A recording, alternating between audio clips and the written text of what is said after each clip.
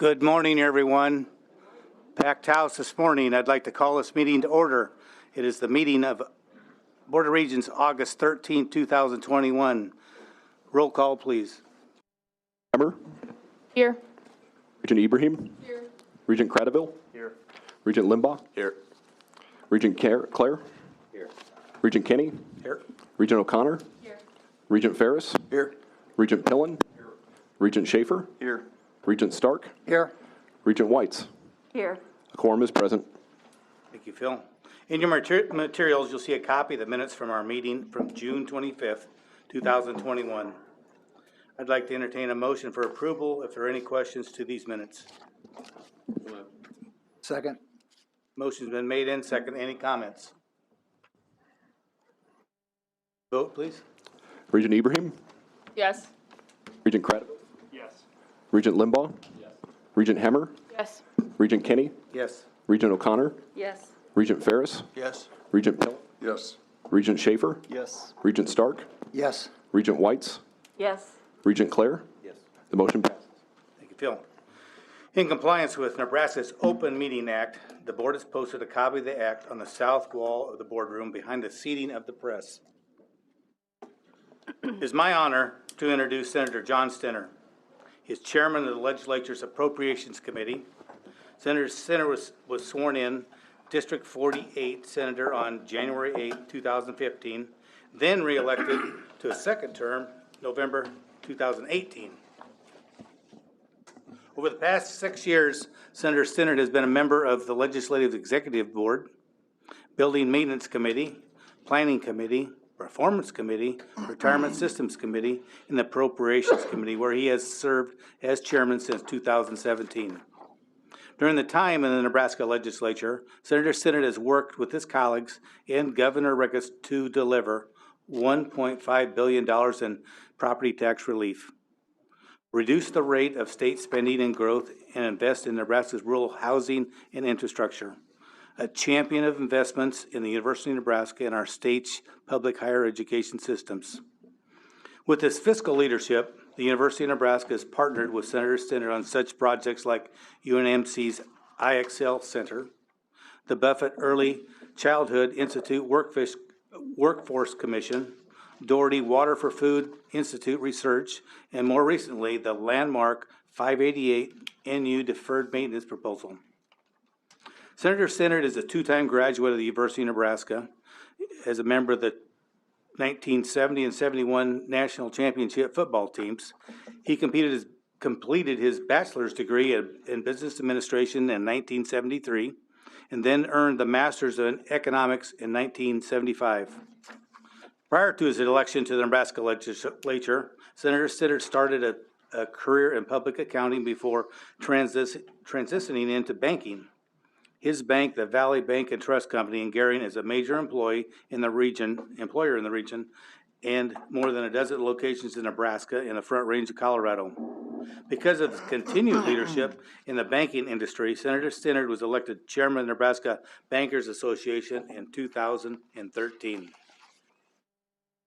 An active in his community, Senator Stinner has served more than 20 different civic organizations, including the Gering Public School Board, Twin Cities Development, and the YMCA.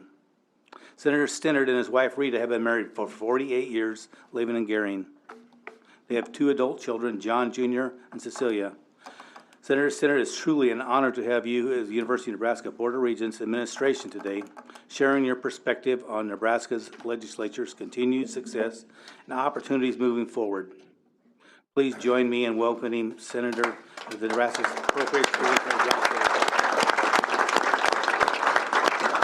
Thank you. I guess I draw quite a crowd, right? The press, everything.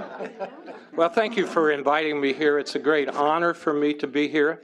You know, yesterday I was thinking in about 10 days, I'll be in Nebraska for 53 years. I came here as a 17-year-old kid out of the streets of Pittsburgh.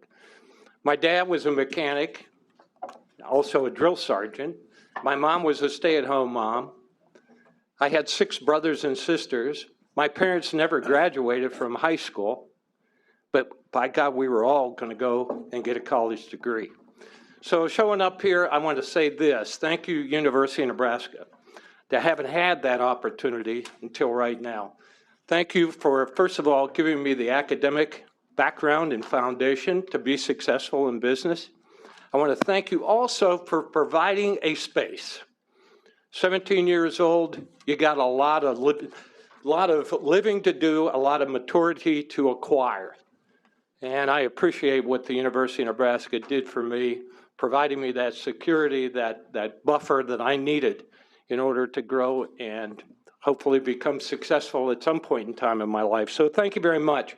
I do want to also thank you, and thanks to Heath Mello and Chris Kavorik. They have been extremely helpful with the appropriations process, with legislation. They're the go-to people that we have in the legislature. And I want to say thank you very much. Chris was incredibly helpful in the 588 project.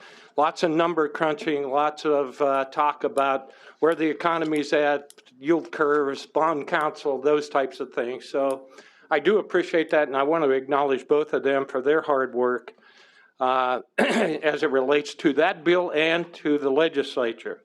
You know, just as an overview of a budget process, historically, this has been a great partnership. A great partnership has been 60-40, 66% funding by the state legislature. And I think there's an acknowledgement by the legislature over our entire history that education is one of the most important things that we can provide. Education's the future. I think President Carter said that last night, and it resonates. It is the future. So 45% of our budget, and maybe even a little bit over it, depending on what year you're looking at, is for education. K through 12, obviously, but higher education as well. The university and the university systems are go-to place. When we're trying to formulate bills, we need data, whether it be on water, whether it be on healthcare, whether it be on mental health and behavioral health. Just up and down the budget as I look, there's research being done by the university, information being provided to us as legislators, data that we need to have to make prudent decisions. I'm going to give you an example. And I think last session you heard about the fact we have a prison overcrowding problem, don't we? 150 to 200 people every year show up in our prisons. We've built 800 beds. Isn't like we haven't done anything, but we haven't solved it. We're still number 2 in the country for overcrowding. And it's a big problem, staffing problem along with overcrowding problem. So the governor early on in the session, matter of fact, first 3-4 days, I sat in a meeting with a joint session with appropriations and judiciary about let's build a new prison. Of course, the press picked it up and it obviously became an issue. But I was also pressed into, let's get this budget out as fast as we can. We got a COVID problem. So I said, okay, I can get it there about a month ahead.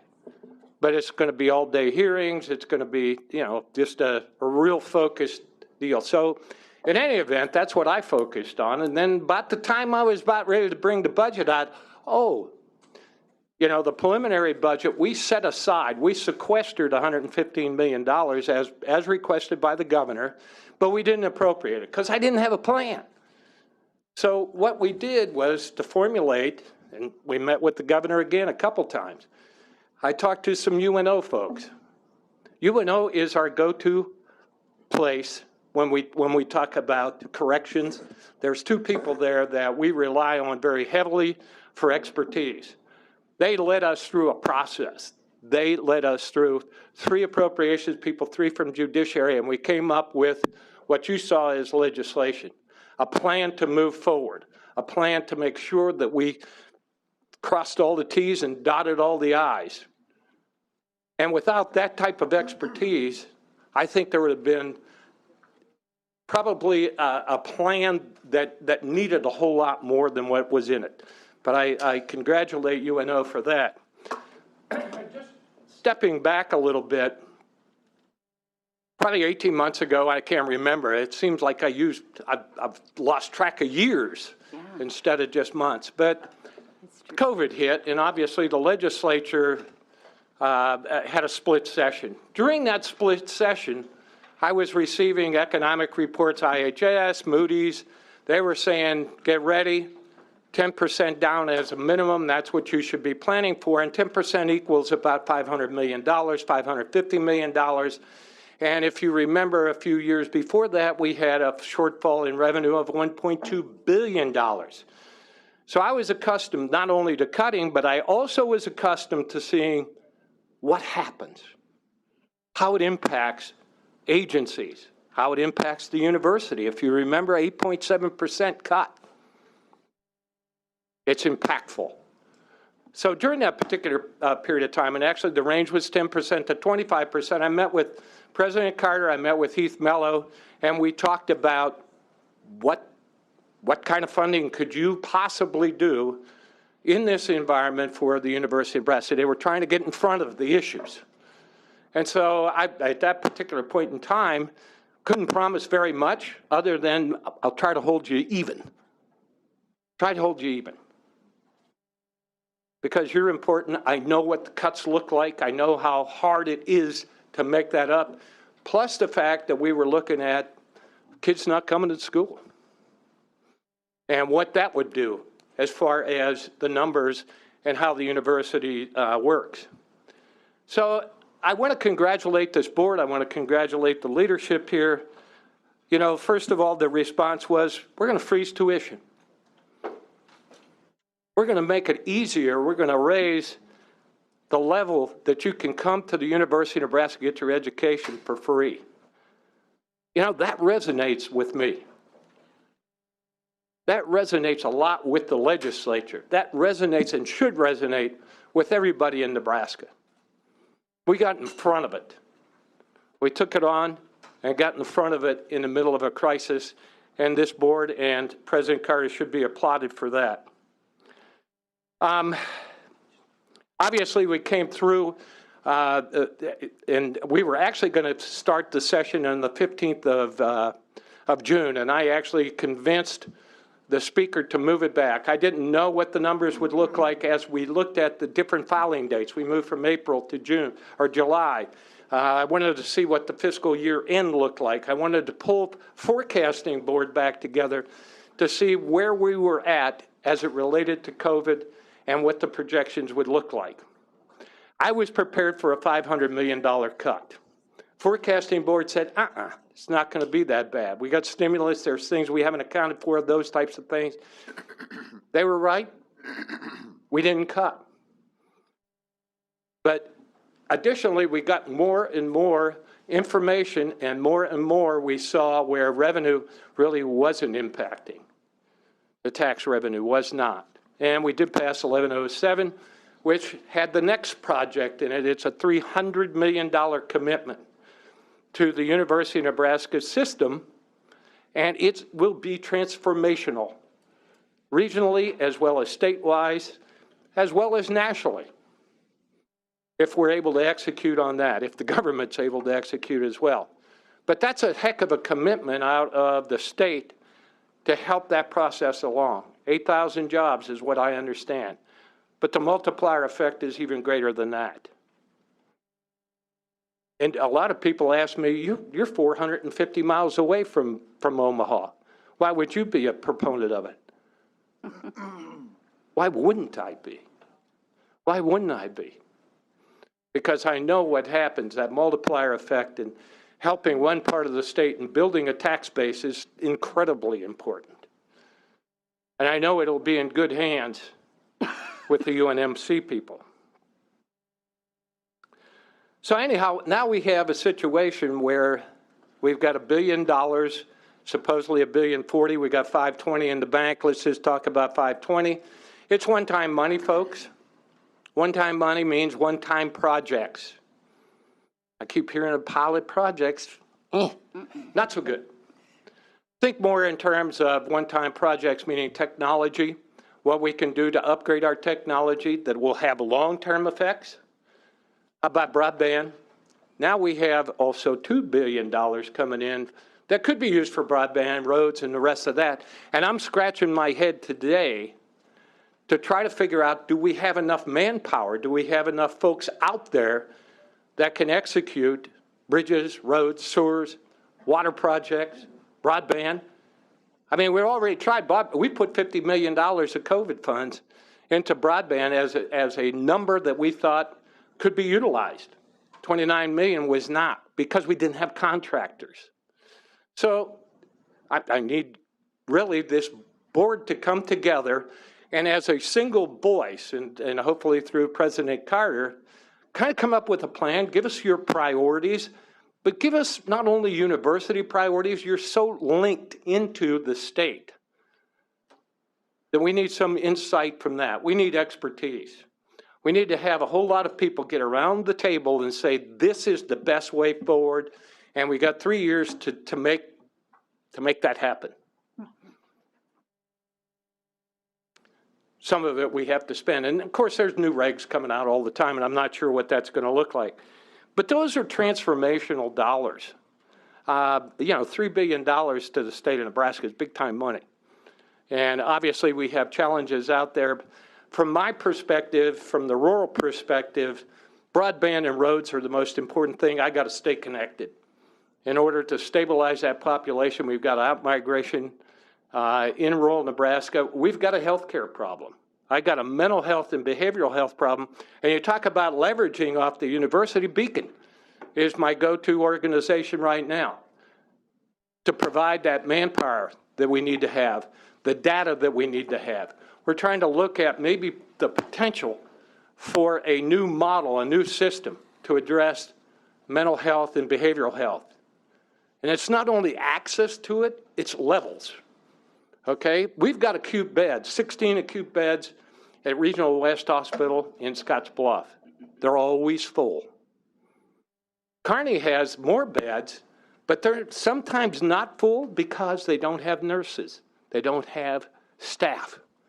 So you got two problems, staffing and capacity. Now we have to figure out, is there a hub and a spoke way of dealing with some of these issues? And I think if you followed Panhandle Beginnings was something I brought to the legislature. We didn't have money, but I went to the Sherwood Foundation. Sherwood Foundation started that, and that is a day clinic for kids that normally would get expelled for behavioral problems. And we got a big problem. And it's supported by all of the Panhandle schools. But what it's able to do is to provide clinical help and also provide the educational component to keep them. So if you pull them out for 90 days of clinical help, they go back into the classroom, they're still up to date. They don't fall behind. That's the type of thinking that we need to have. Those are processes that I think we got this challenge, we got this problem, let's go fix it. That's what the university is about. That's what the legislature is looking to, the university, to address some of these workforce problems. And it's not just workforce. As chairman of appropriations, I have a pretty good bird's eye view of where we spend money, how we spend money, what's important priority-wise. The university and the university system, straight down through, almost everything. We can talk about water. We can talk about food. We can talk about mental health. We can talk about, just about any subject that you want to address. And the university in some way is involved in that.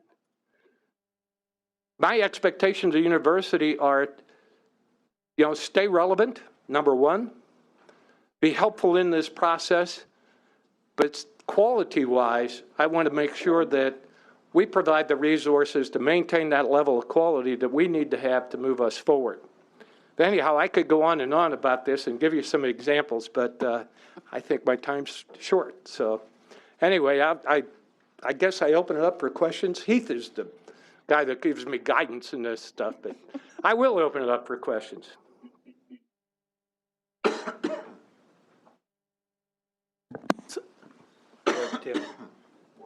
More of a comment. I just want to say thank you. Your leadership in yes, you serve as the chair of appropriations, but you also serve as a partner to the University of Nebraska. And I appreciate you getting down into the weeds and working with us. You make us better, and together we make the state. a better organization, a better place to live, work, and raise a family. So I appreciate your partnership. Thank you. Senator Stinner, on behalf of the chancellors, our 52,000 students, 16,000 faculty and staff, and our entire board, I want to say a most sincere thank you, not only for being here with us today, but for your leadership. Your candor, your approach to how to do business is truly rare. And in my time here, I know of nobody in the legislature that has done more for this university than you. You and your wife, Rita, are true legacy builders for this entire state.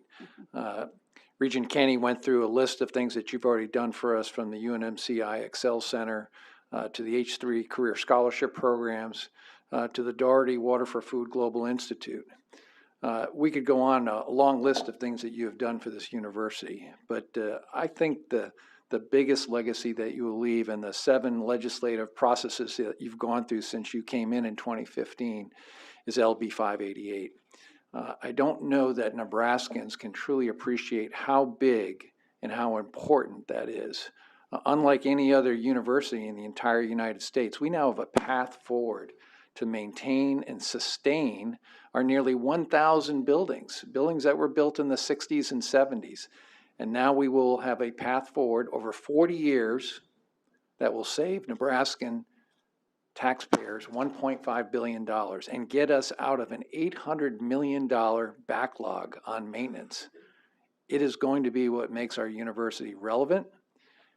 And the best part about it, thanks to you and Chris Gaborik and Heath Mello and others here on this board, the idea of putting in that 2% depreciation on things that we spend money on, while we got a $400 million bond at the lowest interest rates in history, will allow at the end of that 40 years that we will not have to come to the state for money to sustain our buildings. We will be able to do it on our own.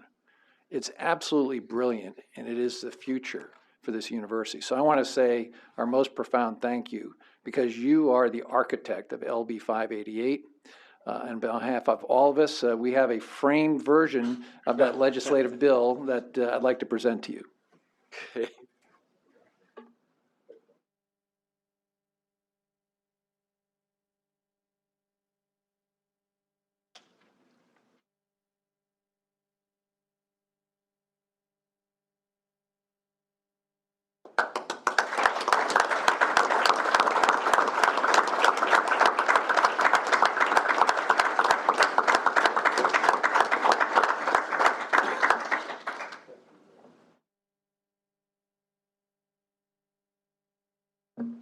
Great.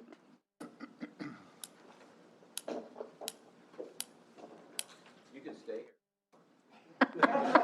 You don't need to leave. Thank you.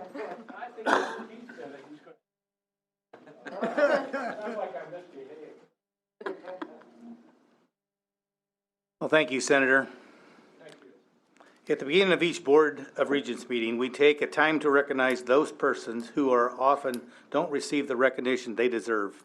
The Board of Regents believes it's vitally important to acknowledge your commitment as well as your contributions to the university. You have been nominated by either a supervisor or a fellow worker is an honor in itself.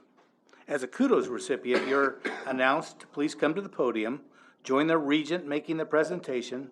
Following each presentation, we'll take a photo and it will appear on our website. The President, the Chancellor, and the recipient's family and supporters will be part of the photo. First Kudos goes to Dick Wardeen, University of Nebraska, Kearney, and the award will be presented by Regent Limbaugh.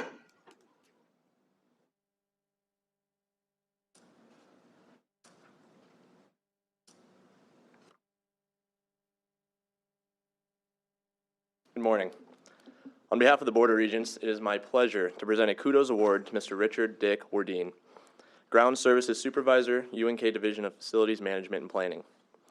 Originally from Litchfield, Nebraska, Dick attended Hastings Tech on a basketball scholarship where he majored in carpentry and masonry construction.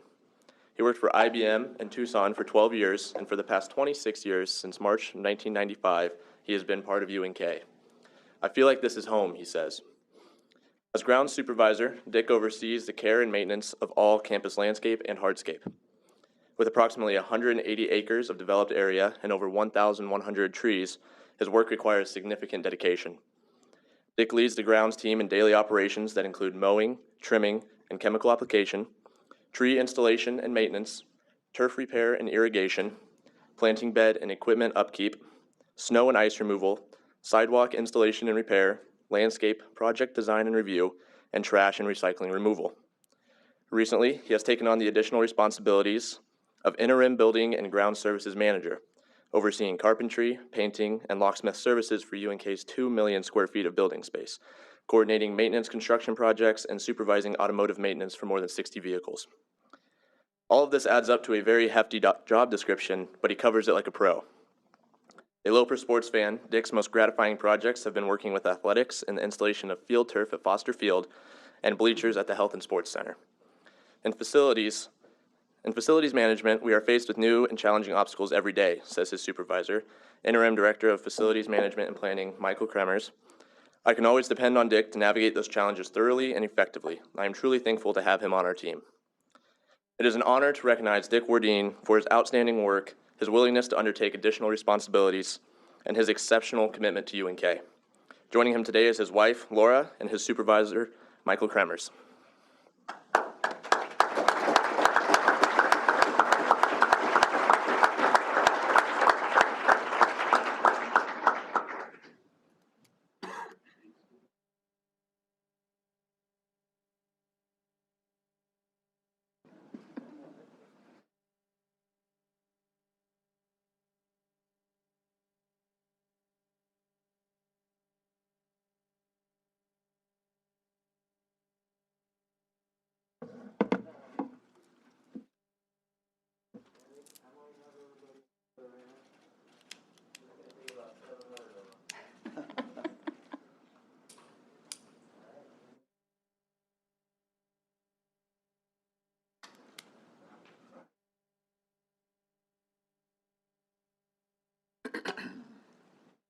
Congratulations, Dick.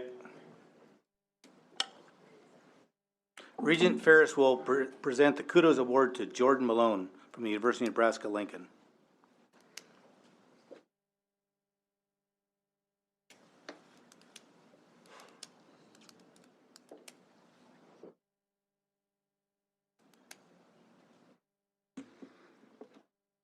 Board of Regents is pleased to present a Kudos Award to Jordan Malone. She's a project manager for UNL Business and Finance.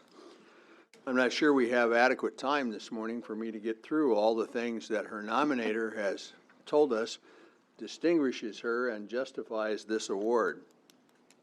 She's a transformative employee who set a new bar for UNL's business and finance organization. She began making notable and meaningful impacts instantly. She's an effective product point person, a multitasker, a problem solver, and keeping the team focused on key priorities while not allowing things to slip through the cracks.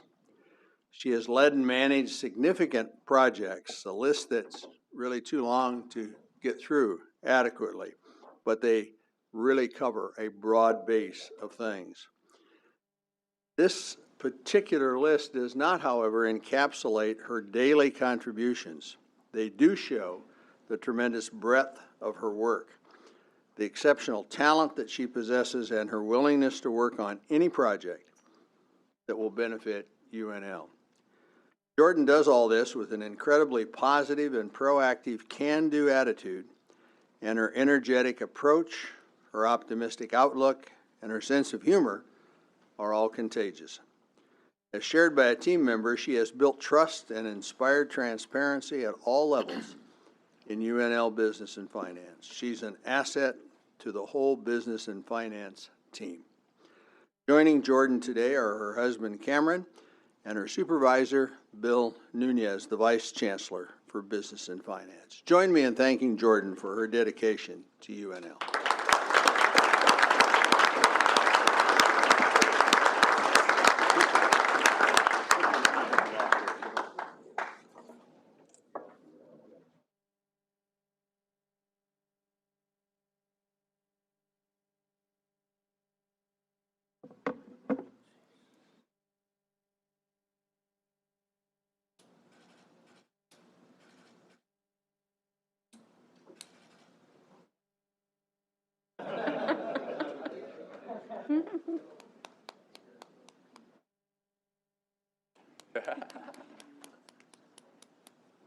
Congratulations, Jordan.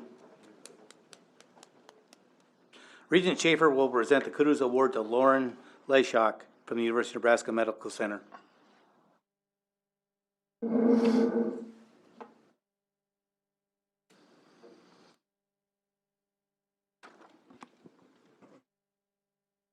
On behalf of the Board of Regents, I am pleased to present a Kudos Award to Lauren Leshock, Administrative Coordinator in the Needfelt Nursing Research Center at the UNMC College of Nursing. As a College of Nursing's grant specialist, Lauren plays a critical role in grant submissions and management. Since joining UNMC in 2015, she has submitted nearly 250 grants on behalf of the nursing facility, the faculty, and its students. Said her nominator, Lauren is the master of her craft and has earned the reputation of being the go-to person for all research-related questions in the College of Nursing. The Needfelt Nursing Research Center could not function without Lauren. Described as a self-starter, Lauren works to identify innovative solutions to improve the efficiency of the grant submission and execution processes. As an example, she reimagined the post-award financial ledger documentation process so principal investigators more easily could view disbursements and balance on the grant funds, and the balances on the grant funds. Lauren's nominator called it a much-needed improvement that has pleased the faculty.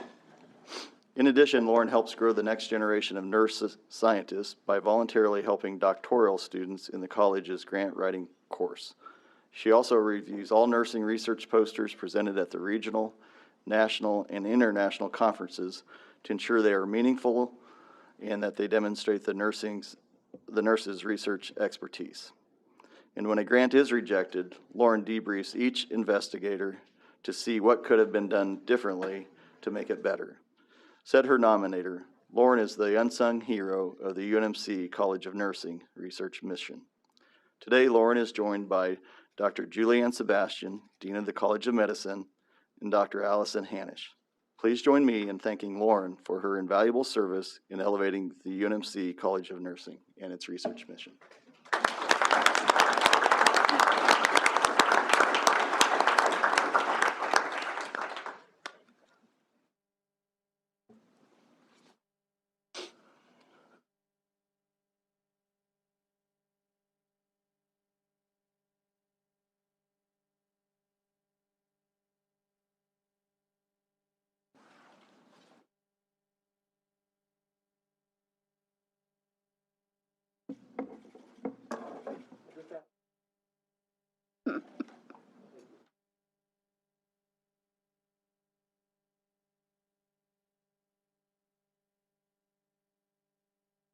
Congratulations, Lauren.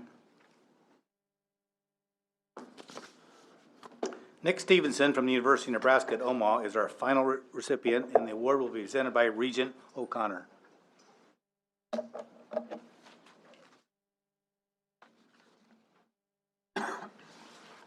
Good morning. The Nebraska Board of Regents is pleased to present a Kudos Award to Nick Stevenson, Research Technician and Program Coordinator for the Nebraska STEM 4U project for the University of Nebraska STEM Trial Center. Going above and beyond the responsibilities of his role, Stevenson has provided significant, impactful leadership for a vital academic center providing STEM education and training for educators and future STEM leaders. As one example of Stevenson's work, he helped recruit a highly diverse group of scholarship applicants funded by a federal grant.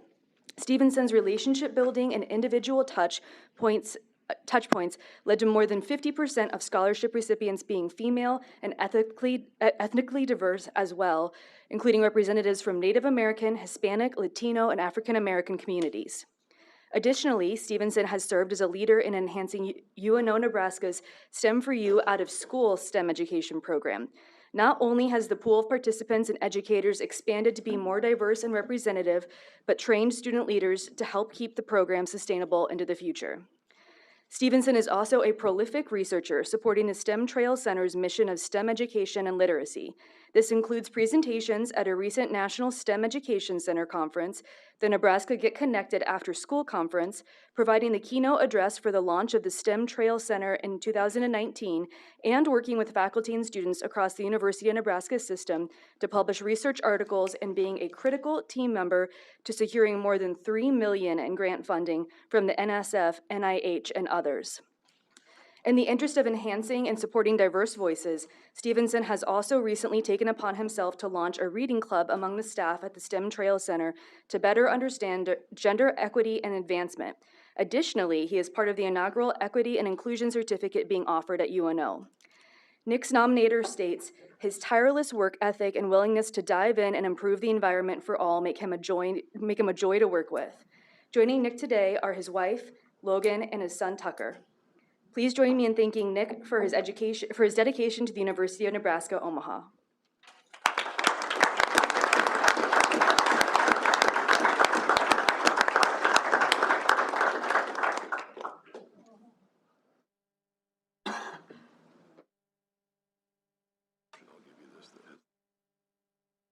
I have to say, he's also the father of a 7-week-old baby.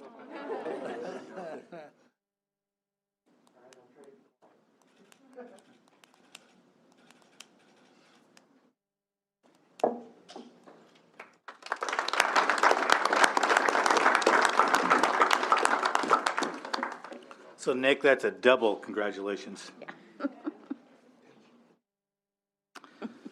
The standing rules of the board provide that any person may appear and address the Board of Regents on an item that is not on the agenda.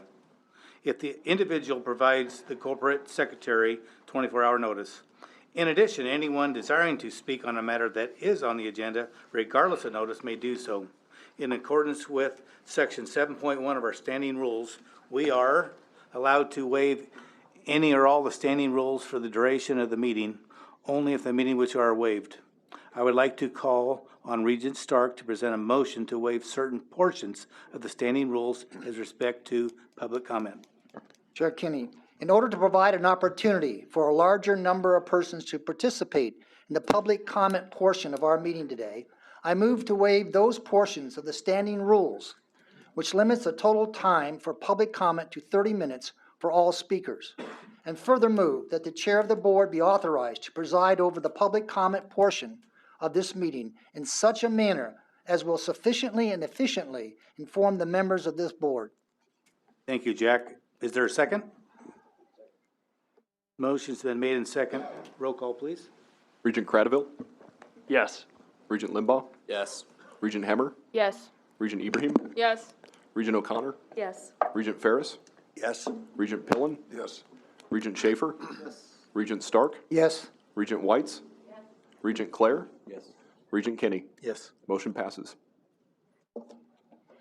I want to review a plan for the public comment portion of the meeting today. We will hear from a number of people today, but we also intend to conduct an efficient and orderly meeting. Given the number of speakers that we have signed up to address the board, each speaker will be limited to 2 minutes. The corporate secretary will keep track of the time, notify the speaker when 1 minute remains, and again when the speaker's time has expired. We have been contacted by 14 individuals who wish to speak on topics that are not on today's agenda. When your name is called, please come forward, identify yourself, and complete the sign-in if you've not yet done so.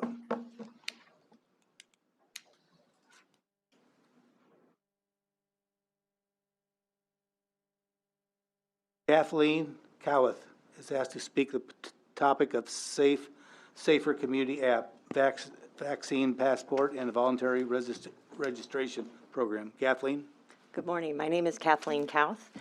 In the fall semester, the university will be using the Safer Communities app again to allow individual access to campus buildings. Shame on you. This Board of Regents, which is made up of a psychologist, a gubernatorial candidate who wants to be responsible for the whole state, and members of the community who should recognize totalitarianism when it is in front of you, has failed if this is allowed to stand. The Safer Community app is nothing less than a vaccine passport. It is a clear violation of our First Amendment rights to freedom of movement, to restrict access based on medical status, not to mention our right of privacy. It is a Trojan horse to a Chinese-style social credit and control system. It renders our liberty a privilege rather than a right, a privilege that must be positively affirmed on demand. No one ever should have to reveal personal health information to get access to a public space. Vaccine passports make us subjects, not citizens. Governor Regents has said Nebraska will not participate in any vaccine passport program. This concept violates two tenets of the American system: freedom of movement and healthcare privacy. Nebraska will take any necessary action to protect the private health information of our citizens and the freedoms we cherish. I'm calling on the governor to stand to his word. For those who say we need to know everyone's status, a passport does nothing to keep a campus safe. People who have already gotten the shot, who are exempt from being tested, can still pass the virus. Mandating weekly testing is a punitive way to coerce people into getting the shots, and they still have to show their papers. College is a time for young adults to become fully responsible for themselves. You rob them of learning by telling them what they must do. It is no one's responsibility to care for your health but you. Only you understand all the nuances of your health needs.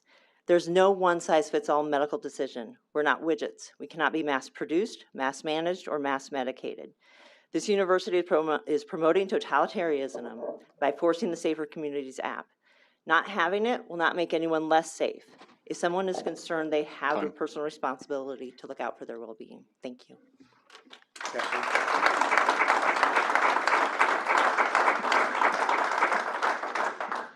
William Beck.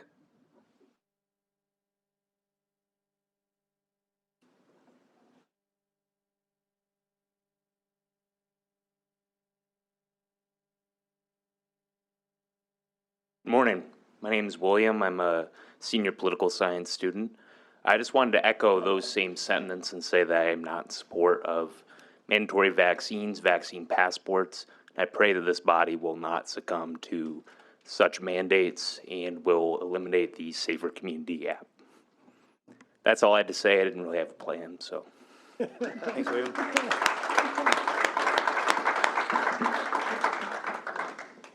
Jeff Friesen.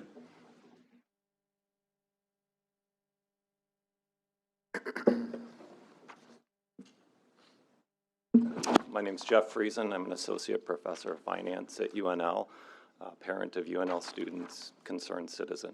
I think the Safer Community app raises some key questions that I don't feel have been answered.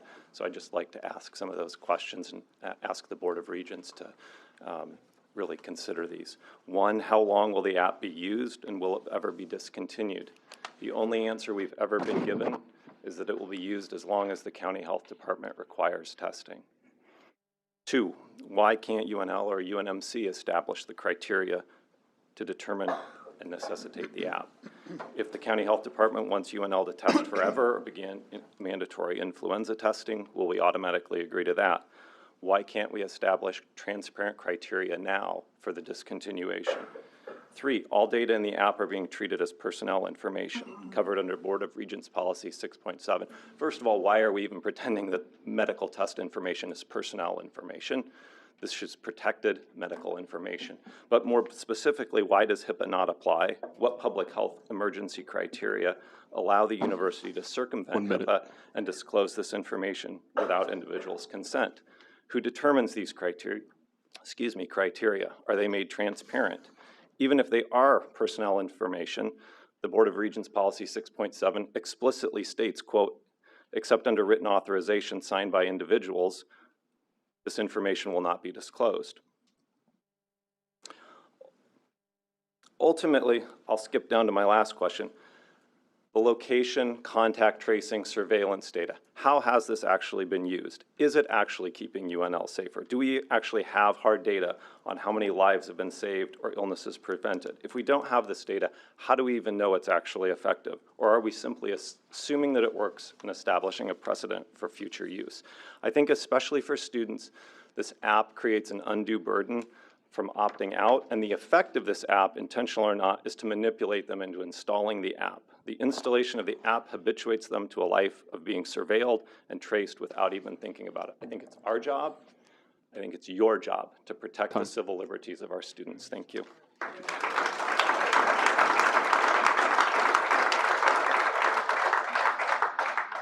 Corbin Hubble.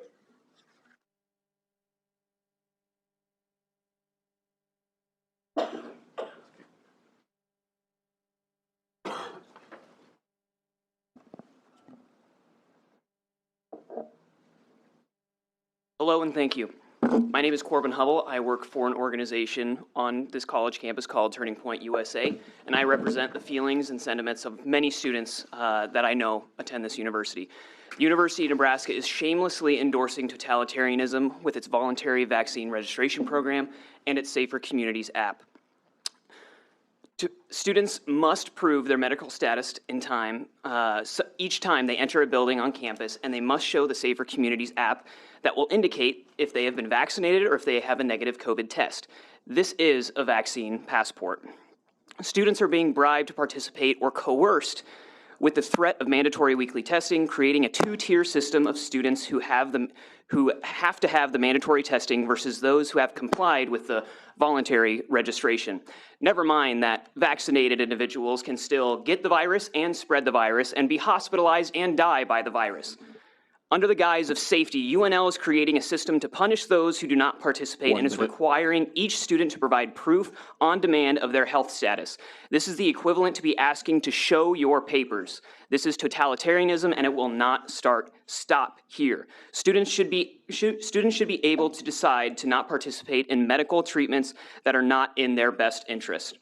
What is happening here and across this country must end, and that will only end when enough people realize that those in power are exploiting this crisis to gain power, and these regulations and applications are unconstitutional, a disservice, and a disgrace to students who wish to practice their academic freedom. I urge this university to forbid the sharing of private medical information and the Safer Communities app. Thank you.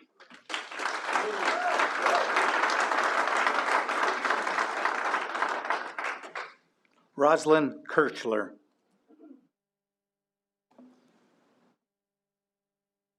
I apologize, but I think I've been miscategorized. I'm here to speak on the critical race theory resolution. This is for open comment. Okay, there wasn't a topic listed on the sign-in sheet, so we categorized you as a topic not on the agenda. If you'd like to go ahead. Would you like me to speak about critical race theory now? So does my time start now? Okay.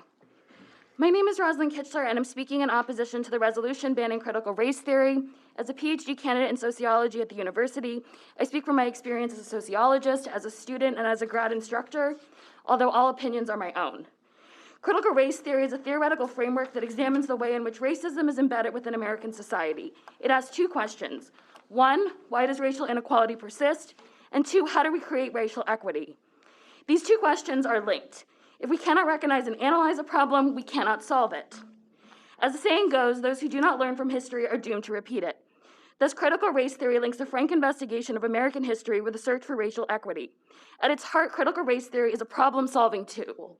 Scholars who draw on critical race theory seek solutions to long-standing racial inequalities. Last summer, UNL took an important step towards solving racial inequalities when it committed to an anti-racism and racial equity journey. Now, the board is considering a resolution to prevent a theoretical framework used to combat racism and encourage racial equity. If the board passes this resolution, UNL will be publicly balking on our commitment. What message do we send to students of color, both those currently at the university and those who consider applying, when we back out on this commitment? What message do we send to faculty of color when we walk away from this promise? This resolution paints critical race theory as un-American and divisive. How can students and faculty of color find belonging at UNL when this resolution suggests any study of their history is un-American?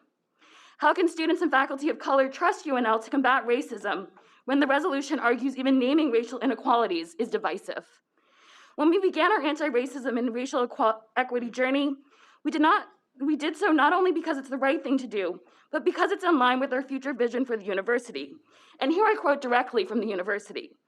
UNL's institutional commitment to anti-racism and racial equity is an extension of the university's strategic aims to emphasize inclusive excellence, enhance the student experience, increase our research. Urge you.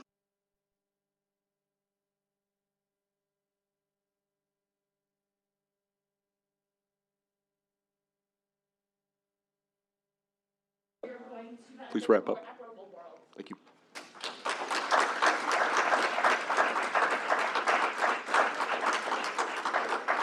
Jean Kelly.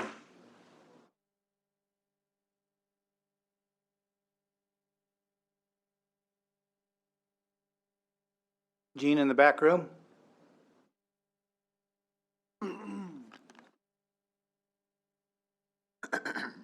Well, we'll hold a spot. Greg Hood.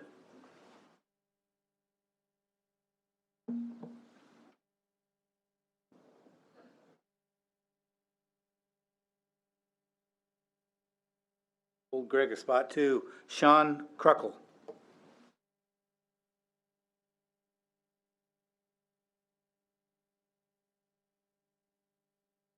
Sean? Yeah. Sean Kruckle? Truck. Excuse me. Good morning. This is Sean Truckee. The use of the SAFER app last school year, I do believe, was a precursor to a vaccine passport. This year, the system is being used to apply different rules to different students and staff, all based on perceived medical status. And what if the policy changes and vaccines are mandated at UNL and the SAFER app becomes a full vaccine passport? Many will lose their job or their opportunity to attend school if they refuse to comply. Do these individuals have the right to decide in consultation with their own doctor what medical treatments they need, or will a top-down, one-size-fits-all approach be forced on them? It is well known that college kids have very little risk of death or serious complication from COVID. And despite what we constantly are told, the vaccines have real and well-documented side effects. I personally know of people that have died, had strokes, and other serious issues shortly after receiving one of the shots.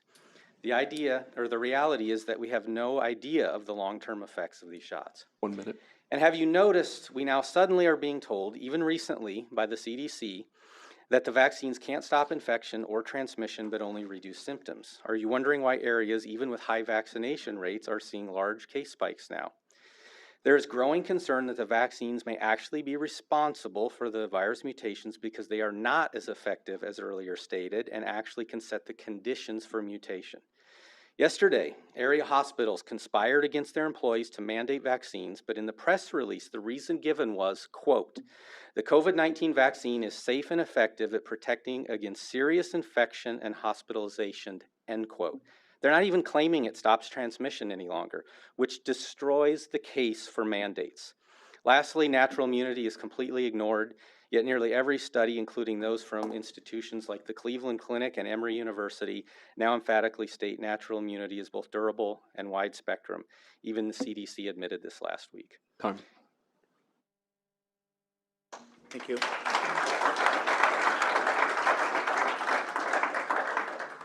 Wayne Smith.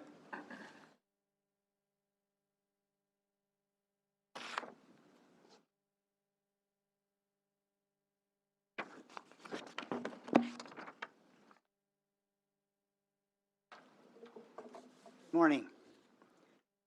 I'm opposed to the Safer Communities app. Many students will get the vaccine not realizing the risks involved. By the end of May, the CDC's Vaccine Adverse Event Reporting System, VARS, indicated that total blood clots and strokes had reached 7,500, while the number of heart attacks numbered nearly 2,000. The number of deaths had reached 5,100, and the CDC admits actual numbers are likely much higher due to underreporting. According to the Association of American Physicians and Surgeons, long-term effects of these novel genetically engineered products cannot possibly be known at this point. They could include autoimmune disorders, antibody-enhanced disease, infertility, cancer, or birth defects. Studies are not scheduled to be complete before the end of 2022. According to Dr. Lee Merritt, vaccines are supposed to prevent disease. By that definition, these agents are not vaccines. They are more properly termed as experimental unapproved genetic agents. They only lessen the symptoms of COVID. They don't prevent transmission.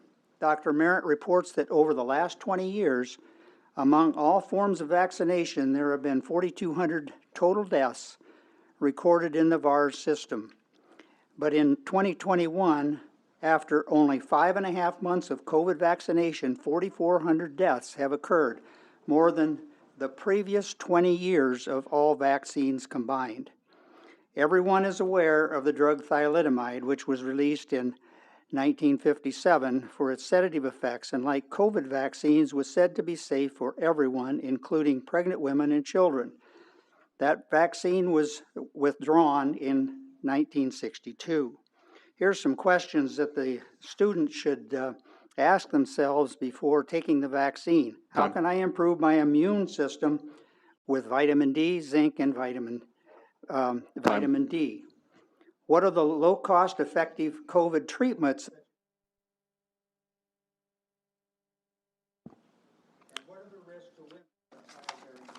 Sir, your time is up.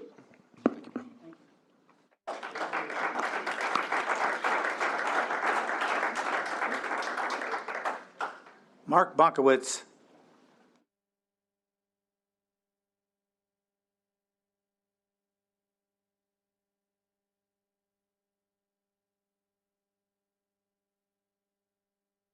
Very good. Dennis Bradshaw. Denise, excuse me. Get my glasses back on. Hello, my name is Denise Bradshaw. I am a graduate of the University of Nebraska-Lincoln. I'm a financial donor to the university, and I'm the mother of a graduate of the Nebraska system. I was not aware of the 2-minute warning, so I will do my best. The Pfizer vaccine, in the month of July, its effectiveness against the COVID virus dropped 34%. Data was just recently released. The vaccine's effectiveness dropped 34% in 1 month. There is absolutely no reason to believe that its downward trajectory will not continue through August and into the fall.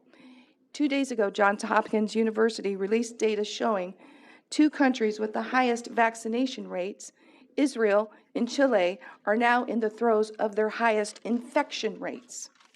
The Lambda variant, which is now working its way up to the United States, has been proven by Japanese studies to be completely impervious to vaccines.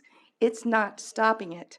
So I do not understand why this August organization, the Board of Regents, is considering any type of tracking, tracing, or passports when the effectiveness of vaccines has been proven to be dropping dramatically. Lastly, I've done research, and according to Black Lives Matter, 70% of our population that is unvaccinated are people of color. They now state that vaccine passports are to be considered an instrument of systemic racism. Why? Because it will be our students of color who are disproportionately impacted by this ruling. It will be the student of color late for class because he forgot to go get tested for COVID and he's supposed to be at former law in 20 minutes for a class. It will be a student of color who misses out on person-to-person education classes because one morning they woke up with the sniffles and a low-grade fever. I cannot believe this organization would be considering such an act of racism against its own students for no discernible benefit. Again, the vaccine effectiveness is dropping dramatically with every single month. Time, please conclude. So I would like to encourage this organization to reject the passports, reject this app, reject any type of contact tracing. There is no discernible benefit for the students, for the university, or for the state of Nebraska. Thank you very much for your time.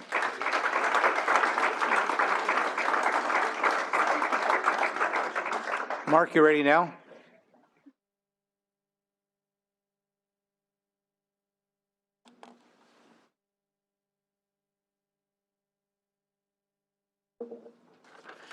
Thank you. I'm Mark Bonkowitz, a former farmer from Sydney.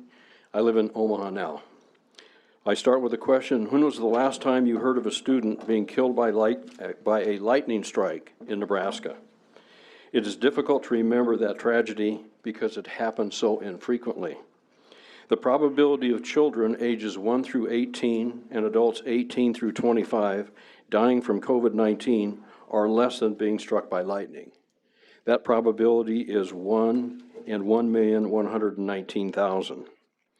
I share these statistics with you because a primary reason for universities and colleges to exist is to teach students how to research, how to draw conclusions, how to think, and take care of ourselves. I earned a Bachelor of Science degree in Biz Ad from UNO in 1973, and it was an excellent tool that has served me well in my 49-year business career. Do you realize that Chancellor Green's vax or mandatory mask plan is a HIPAA violation?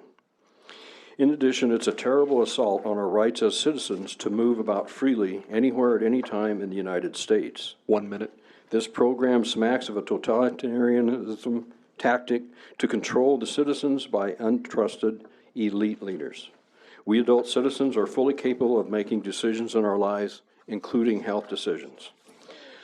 I brought each of you a copy of the United States Constitution so you can use it as a quick reference to verify that there is no permission given to the government in our beloved Constitution to restrict the travel or movement of any American for any reason.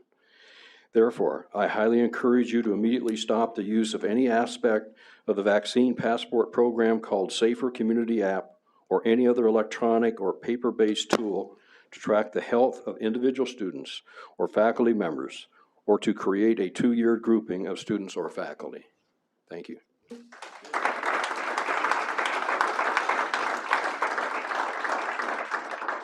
Allie French.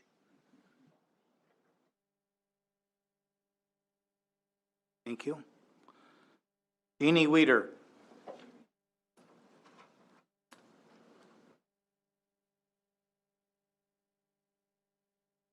Documents for all of you.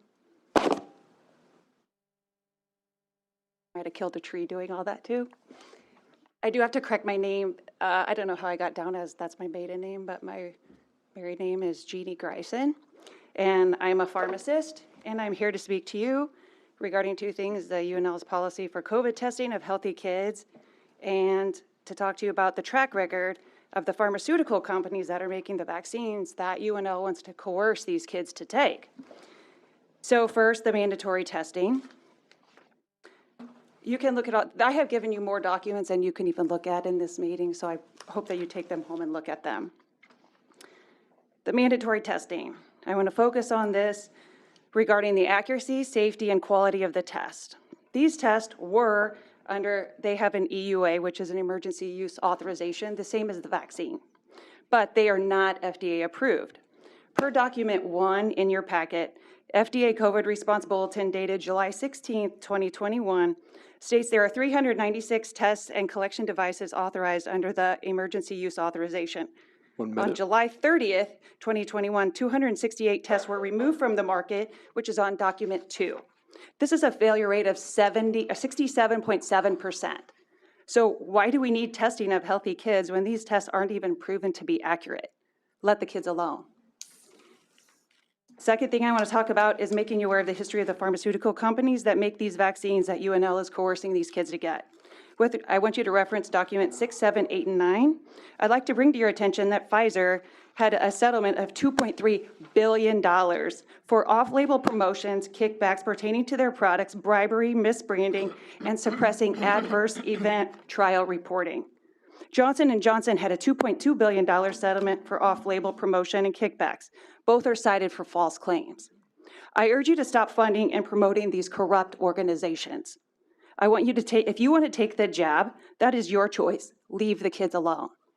Time, please conclude. In conclusion, how about building their immune systems? I've given you a proven regimen on document 4, using vitamin C, vitamin D, zinc, magnesium, and selenium. Encourage the kids on the campus to promote healthy eating, sleeping, exercising, social relationships, stress management, gut health. Talk to the kids about risk factors, obesity, diabetes, chronic stress, unhealthy relationships. Promoting health and freedom is within your reach. I want to end with a quote from Nelson Mandela. Fools multiply when wise men are silent. We can not let the vocal 3% that are pushing this agenda take over the university. I urge you to step up now.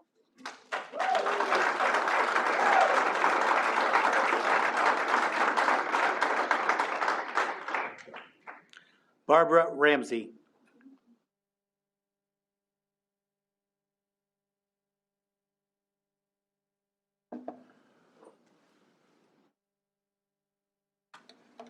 Good morning, everyone. I will be brief. I'm here to talk about the Safer Community Act. Ramsey, and I'm an RN. My degree was from UNMC. Thank you. My master's degree is in hospital administration from the University of Minnesota. So I understand your intentions to protect others from this virus, which is treatable. People recover from this. This is not the bubonic plague, people. Step back, look at the bigger picture. Let's instead protect people's rights and liberty to choose what they do with their bodies. To do otherwise can lead to a slippery slope of danger to us all in the future. Government overreach can be very dangerous. Do the right thing. Do not require students directly or indirectly. Do not require staff directly or indirectly to take this vaccine. The students understand, as well as the teachers. If you give up your freedom for security, you will have neither. Thank you all.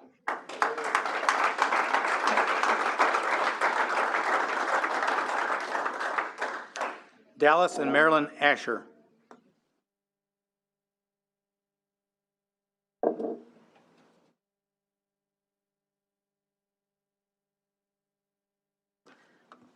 Hello, my name is Marilyn Asher, and I live in Omaha. Thank you for letting me speak today. Governor Andrew Cuomo has been in the news a lot this week. As governor of New York, Mr. Cuomo apparently lost focus on his role as governor. Mr. Cuomo was charged with sexual harassment of 9 of his female employees. A report by Attorney General Letitia James says, quote, "The governor groped women, including one of the state troopers assigned to protect him, and that he'd made a wide range of inappropriate comments to female staff about their sex lives, about his sex life, asking younger staff if they would be open to sex with an older man," end quote. These are just charges, and I'm not personally accusing the governor. But we all know women who have been employed in the situations where they have been asked to put their bodies on the line in order to receive raises or even continued employment. That's what the Me Too movement is about. The staff and students of the University of Nebraska are in a similar position as these women. 1 minute. They are being asked to put their bodies on the line in exchange for permission to enter the halls of learning. My niece is supposed to graduate in 2022 from UNO, but she may have to submit to being vaccinated in order to do so. It should be up to her to decide. It is her body, her choice. I am not arguing pro-vax or anti-vax. I am arguing that individual liberties are being threatened. If the Safer Communities app is put into place, students and staff will be asked by a non-medical government entity, you, the Board of Regents, to unwillingly surrender their personal bodily rights to the state. It is a decision to deny education based on bodily submission. This does not represent a consensual relationship, but a heavy-handed bully forcing his will in a violation of the First Amendment. Instead of date rape, it is state rape. Don't do it.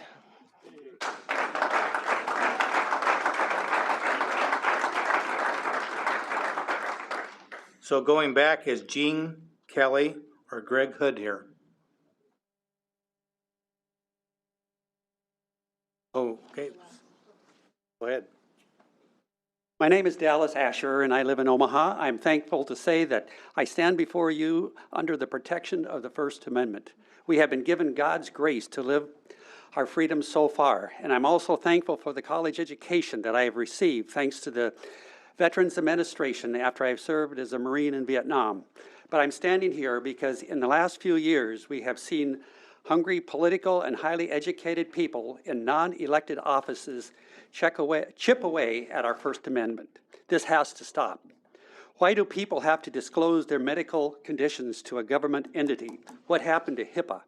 Where do individual rights in relation to health care? Will we be able to have control over our own families? Will we be able to choose what goes into our bodies, or will we be virtually raped by the government? Will you let the CDC enslave us to their standards?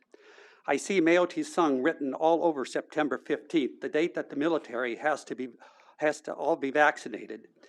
The University of Nebraska is following in their steps. The people of Nebraska cannot take any more Marxism.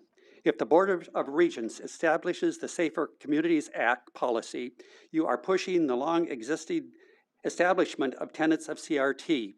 You will be pitting students against each other and even providing bribes in doing so. What in the world are you doing with my grandkids? CRT is an evil in this country. I see its ugly head speaking out of the lecture halls of UNO and UNL. It is the same ideals that sent thousands of Japanese American citizens into internment camps in the 1940s. Educated people with unlimited power makes these decisions. I do not think this would happen in my, I did not think this would happen again in my lifetime, but I believe I am looking at the same well-educated people of our community who are just like those who divided our population into metered classes of freedom in the past. Prove me wrong.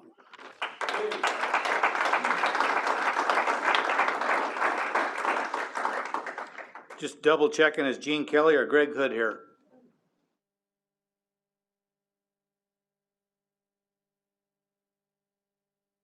Is there anyone else here who is to speak on an item not on today's agenda who gave us 24 hours notice?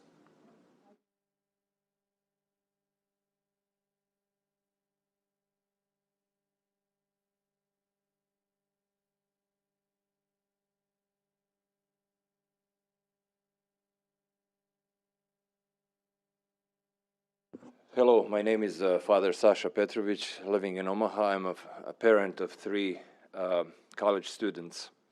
I'm coming from a country originally, Yugoslavia, Serbia, which was occupied by Nazi forces that had the highest reprisals in entire Europe. For one dead German soldier, they would execute 100 people, one wounded 50 people. In the first several months, the German forces executed 60,000 people. We still bear scars of the Nazi occupation. We still remember what German Ausweis is. As a member of the Orthodox Church, I'm proud that we marched together with Dr. Martin Luther King in this country to end the segregation, which is the pivotal victory of the civil rights movement. What you're doing right now, you are actually segregating children. You are putting them and branding them publicly as a second-grade students, second-class students. Do you even realize what kind of mental problems they will have because they will be bullied by their peers? You are introducing division among the students instead of fighting for equality, fighting for equity, like some people mentioned here. You are supposed to be promoting liberty. You're supposed to be promoting real science, not religious science, which is, I think, the greatest threat. I'm a man of religion, but I think science should not become a religion, and we see that it's becoming the religion.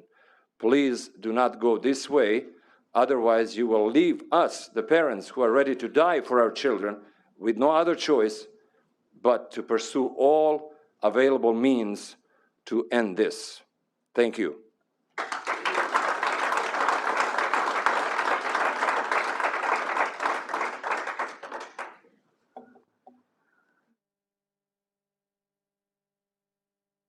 My name is Kathy Holkebor. I live in Bellevue. Ultimately, this debate pits assumed safety against freedom. Assumed safety from COVID versus freedom to go to class in person without being forced to do the current saliva test or give private medical information. According to Forbes.com in January 2021, with around 990 reported deaths nationwide, mainly college employees and not even students, the campus-related death rate of 0.02% remains well below the average death rate of COVID-19, end quote. Contrast that number 90 with the number 1,519. That's the number of alcohol-related deaths. I don't hear of entry to buildings being denied to people with alcohol problems. If we talk about not just death, but potential long-term consequences from COVID, like heart issues, for example, then we should talk about long-term consequences from sexually transmitted infections. I don't hear of entry to buildings being denied to people whose privacy would have to be invaded to know if their medical records show an STI. Those with certain mental health diagnoses could become violent. I don't hear of entry to buildings being denied to people whose privacy would have to be invaded to know if they use psychiatric medication. 1 minute. Though not directly related to entry to buildings, the philosophy of valuing safety from COVID over freedom may be led to the increase in the suicide rate. These hazards far outweigh getting a disease that kills fewer than 2 in 10,000 college-age students.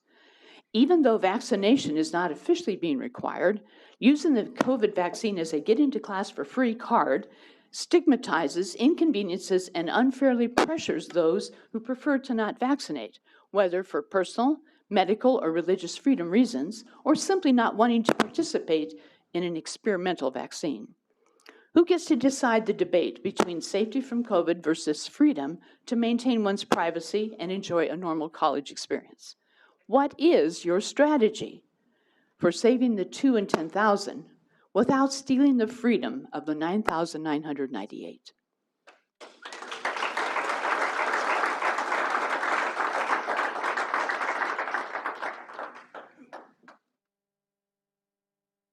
Ivy Harper.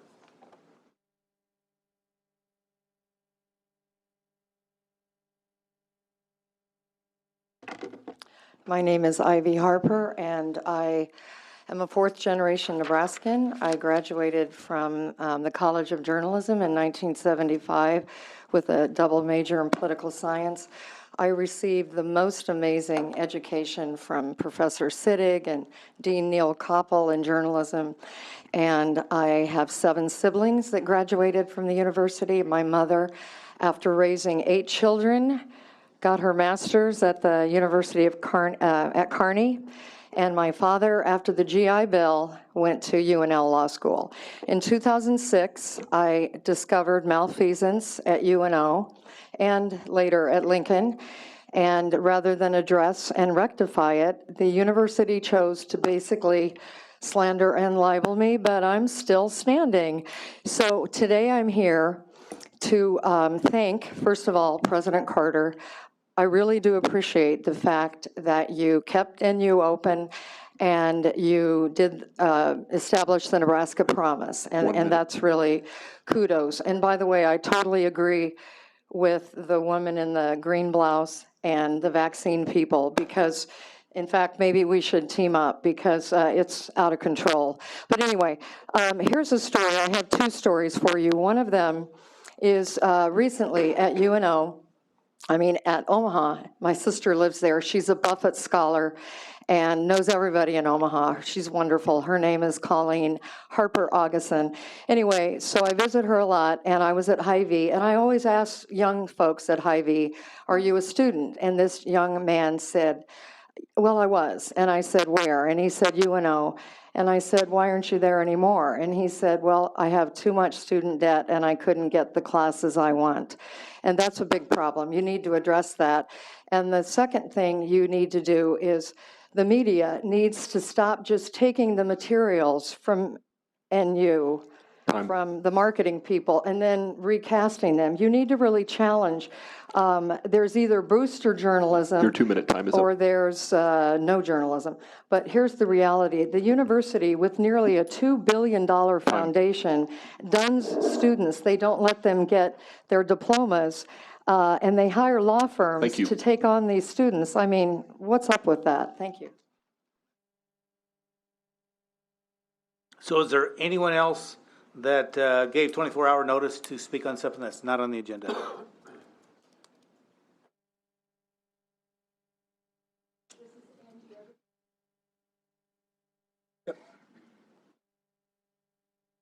Thank you. I should have been on the list. Maybe I got overlooked. My name's Angie Eberspacher. I'm a former public school teacher as well as a retired homeschool teacher. My daughters are now adults and pursuing their careers, and I still have one with 3 months of college left here at UNL. As a new student at new student orientation, my daughter was handed a name tag and told to also include the pronouns with which she identified. In addition, several of her classes have seemed to emphasize cultural and gender sensitivity awareness more than academics. Diversity and inclusion have become core values and beliefs at UNL, but it is confusing to see how these beliefs are being applied. I have deep concerns regarding the tracking app that students must use to access buildings on campus to attend class, and also about the COVID-19 testing for unvaccinated students. The core values listed on your website of diversity and inclusion state that UNL values equity, inclusion, and dignity for all, strives for excellence, and recognizes that our differences make us stronger, takes action when we observe someone being treated unfairly or in a demeaning manner. If UNL truly does embrace these critical race theory values, then one would argue that the voluntary vaccine lottery is based upon discrimination. Only the vaccinated are allowed to enter this lottery. What happened to inclusion for all? 1 Coercing minute. students to get vaccinated by giving away tuition and other prizes, which are bribes, seems to lack the recognition that our differences make us stronger.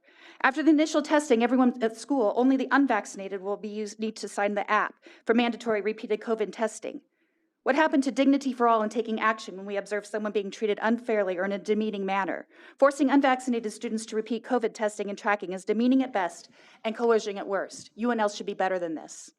Nebraskans are losing trust in our educational systems. Just as the Nebraska Department of Education inserts critical race theory ideals and language throughout their proposed comprehensive sex education standards, yet denies that CRT exists, UNL boasts of diversity and inclusion benefits, yet divides their own students with discrimination. As a board, you have the authority to put a stop to all of these critically racist theories. I urge you to end this vaccine lottery. The subversiveness of coercion to get vaccinated is appalling. The tracking and mandatory COVID testing for healthy students needs to stop. Further, sign today the resolution to remove critical race theory indoctrination from UNL. Return to teaching academics. Students attending UNL want excellence in academics, not social justice. Thank you for your time.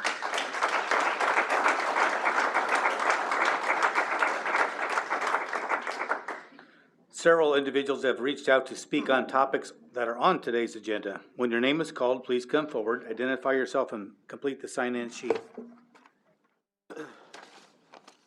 Christy Becker. We have two more people who have signed up for.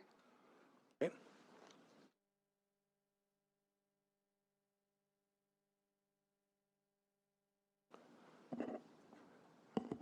This is still the period for items not on today's agenda. Okay, so, sorry.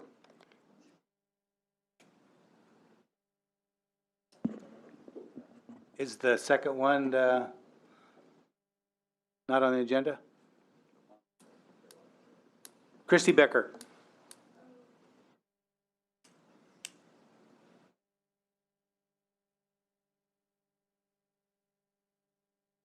Good morning. There was some confusion. I'm Catherine Goodman. I come on behalf of Inclusive Communities, a nonprofit organization whose mission it is to confront prejudice, bigotry, and discrimination. I am a member of the board, and Christy is one of our staff. Inclusive Communities would like to express its great concern and profound opposition to the consideration of a resolution regarding the so-called imposition of critical race theory in the curriculum. The University of Nebraska Board Regents has long executed its duties in the ruling on matters related to the administration and governance of the institution with attention to detail and fair-mindedness.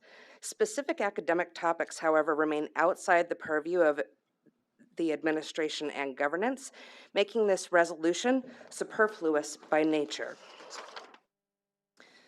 Its introduction presents a gross overstretch of authority that introduces partisanship into our state education system.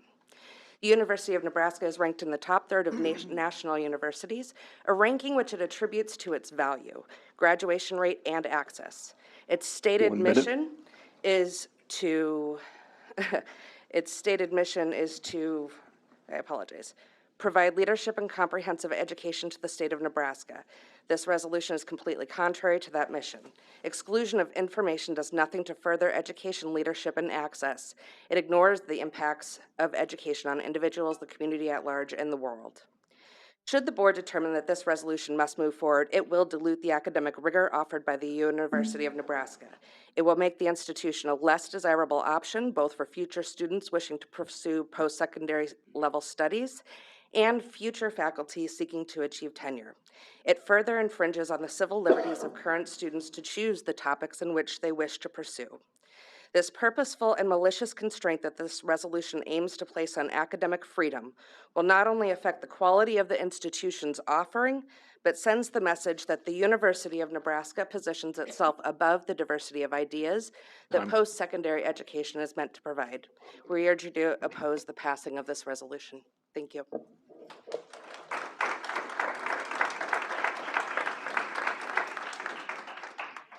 Tess Mayer.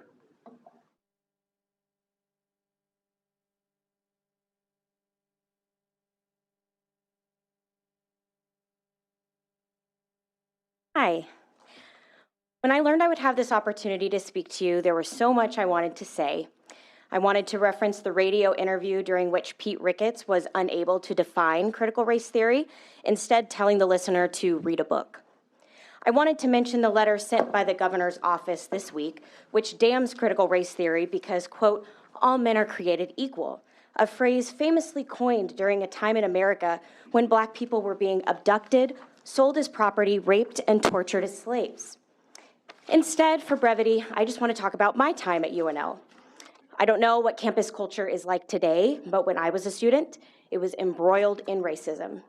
What I've passed out to you is a series of tweets from students at the university during the time that I was a student. They were posted on an anonymous blog called UNL Haters that pointed out the racism on campus. For those of you who don't have a copy, I'll read some of the tweets. Not to be racist, but with as many Asians as there are in Lincoln, you'd think one could open a decent massage parlor. 1 minute. I hate the Asians that go to the rec. 15 Arabs just got on this shuttle bus. The whole shuttle has to be permanently stained with that smell now. In the study abroad office with 2 kids speaking Arabic, both named Mohammed, and a Chinese kid doing math, I just want to go to Paris. The situation became so bad that then Chancellor Harvey Perlman sent out a university-wide email essentially begging students to not be racist. I've included that email in your handout as well. Quote, racial epithets and racial impersonations are not acceptable anywhere, but especially in an institution devoted to education and progress. These acts are not funny. They are not symbolic, they are only cruel. They reflect either malevolence or ignorance. I did not attend UNL in the 19th century. I did not attend UNL in the 1950s. I attended UNL less than 10 years ago, and this is what was happening on campus. We need to be talking about race, not because anyone is better or worse than anyone else, but because it's still so pervasive in our culture today.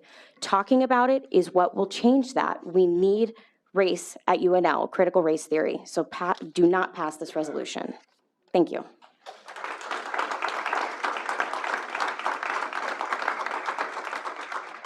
Dr. William Avelis.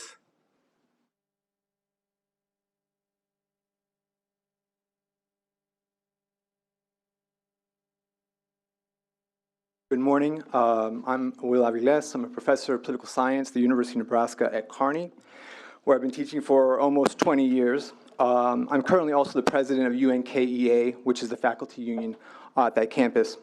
I'm speaking today in opposition to Regent Pillen's critical race theory resolution for the following reasons. 1, because it represents a solution to a non-existent problem. 2, because it disrespects the capacity and thinking abilities of the students that attend the University of Nebraska. And 3, because of the danger it poses to the academic freedom and free speech rights of faculty across the University of Nebraska system. First, CRT was created approximately, as many people know, approximately 4 decades ago by legal scholars as an academic framework for examining how racism is embedded in America's laws and institutions. And many of the ideas associated with CRT have been discussed in academia for well over a century. Yet we are supposed to, according to the conservative political establishment, it is only in 2020 and 2021 that the conservative political establishment has labeled this framework as an existential threat.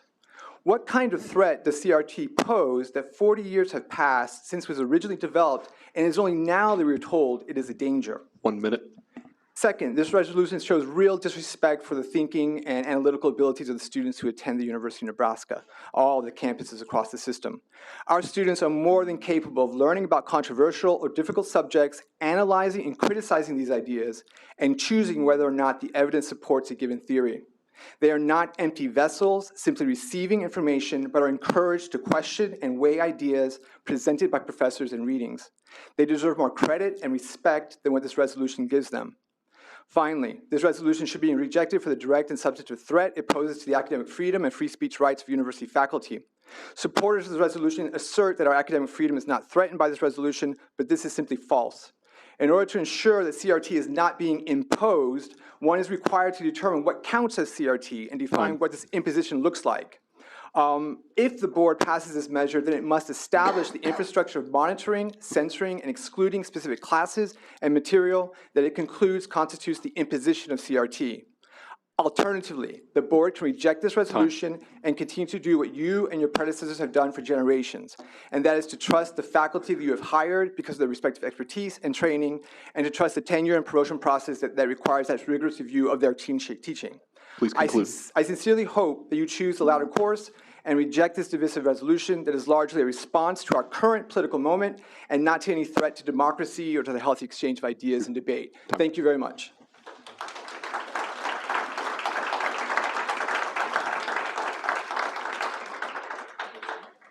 As a reminder, each speaker will be limited to 2 minutes. Erlin, and help me with this, Gutierrez.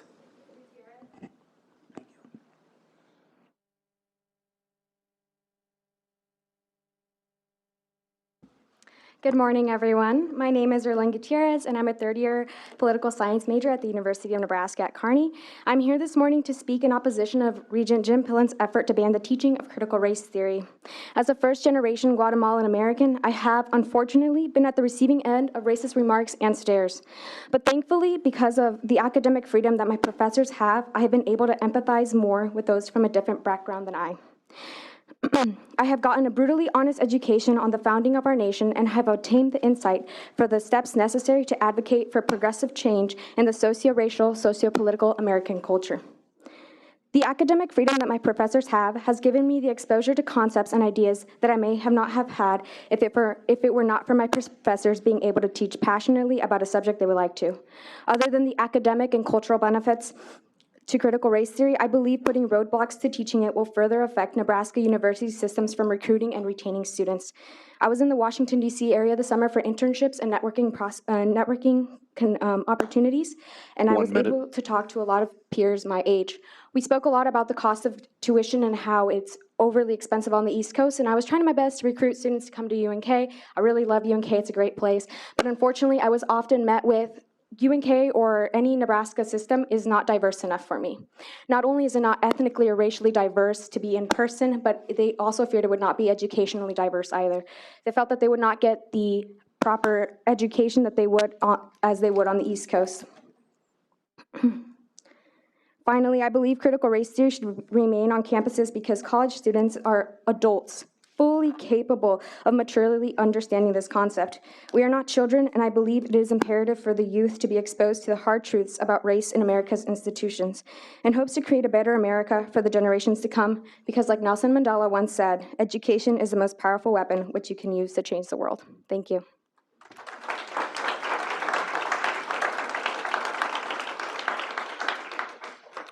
Claudia Taylor.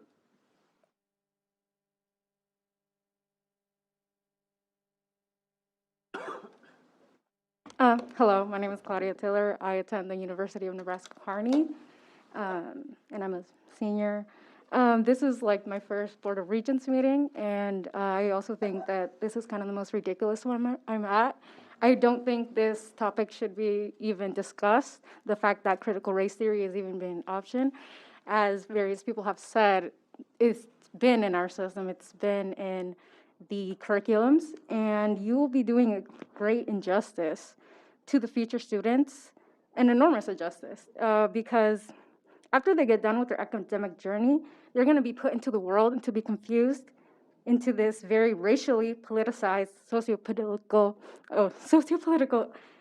economic system that we're currently living in. Because if you haven't been living here in the past year, cities were set on fire, okay, because of this same topic, because we can't get on the same page.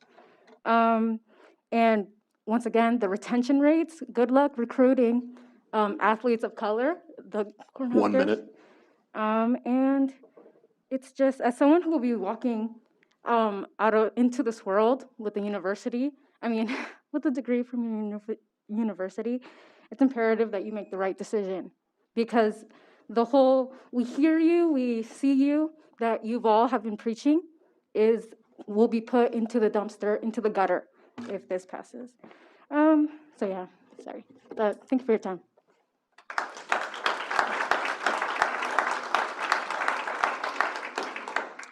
Mary Bill Strand.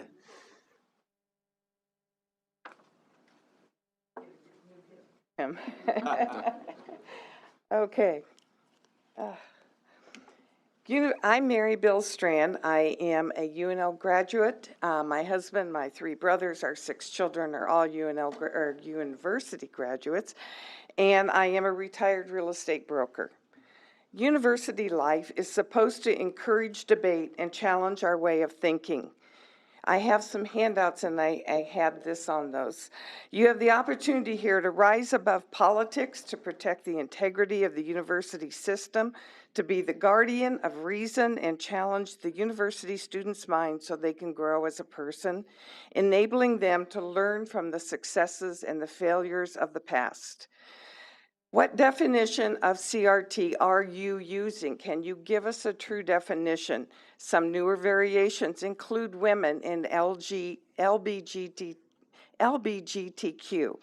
Our Constitution deemed all men are created equal.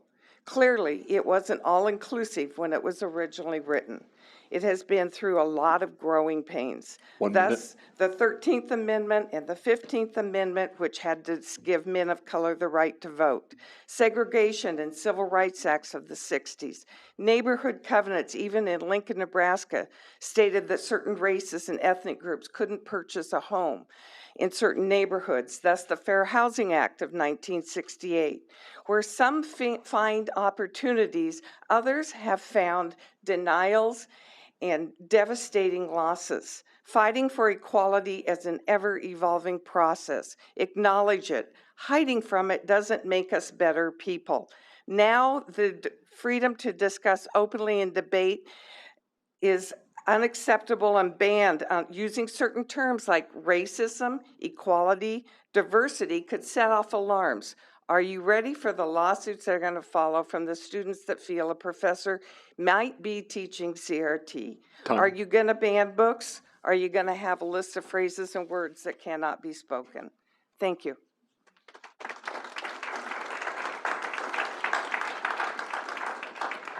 Madison Whitney.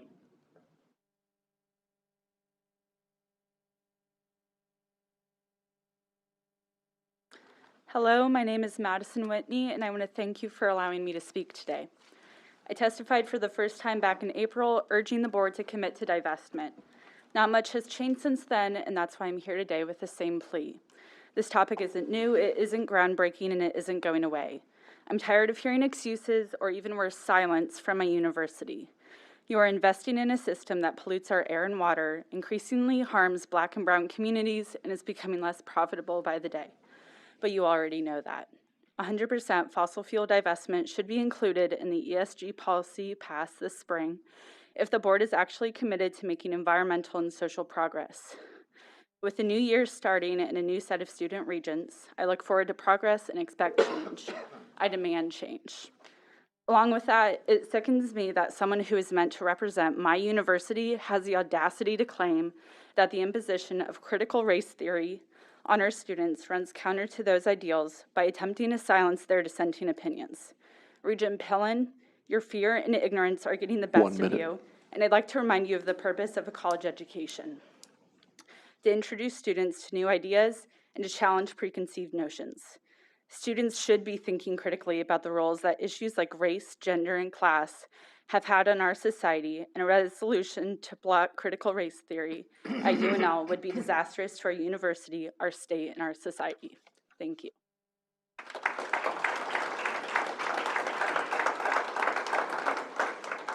Caleb Hendrickson.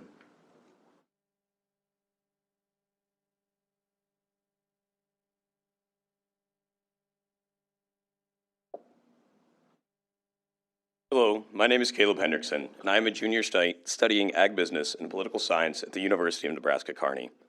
I grew up in Shickley, a town of 341, about 30 minutes south of York. Politically, my views are not important, but I cannot forget the principles that I was raised with in this small town. From kindergarten to senior year, my community worked together to ensure that our school taught us values for success and what it meant to be an American. In Shickley, I took those American freedoms for granted. We read books such as To Kill a Mockingbird, Lord of the Flies, and Fahrenheit 451.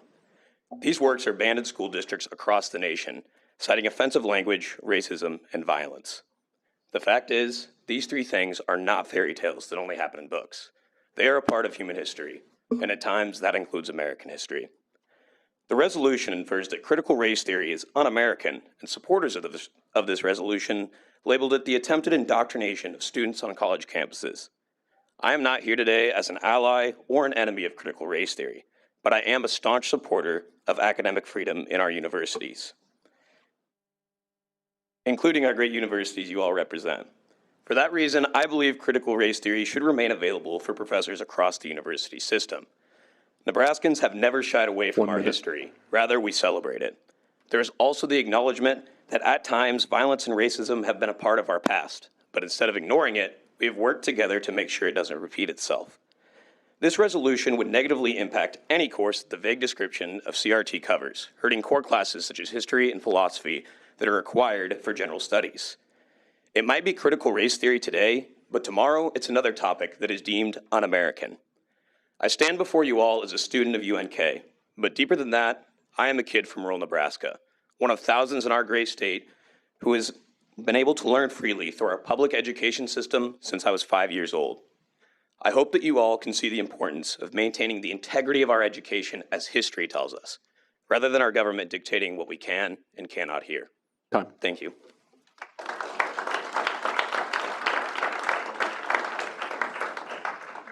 Regina Wareham.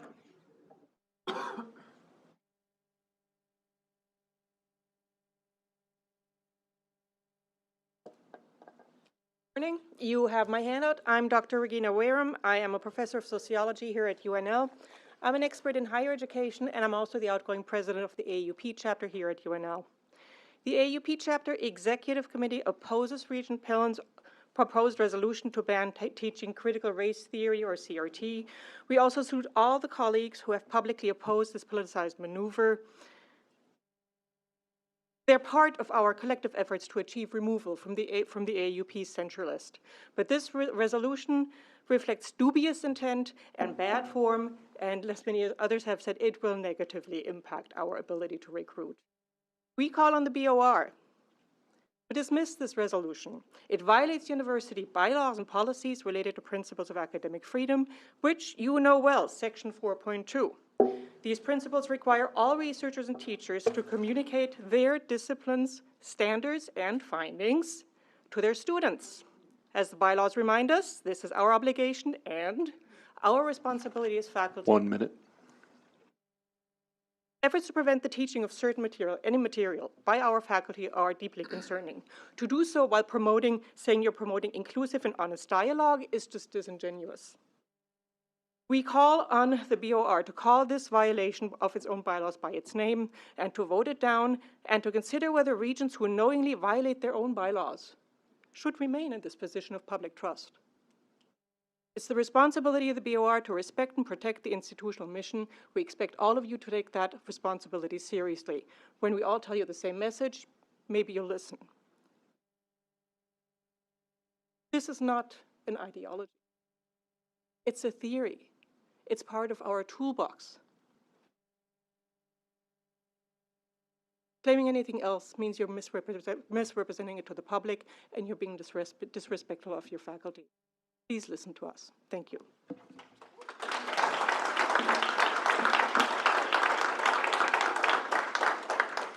Steve Colby.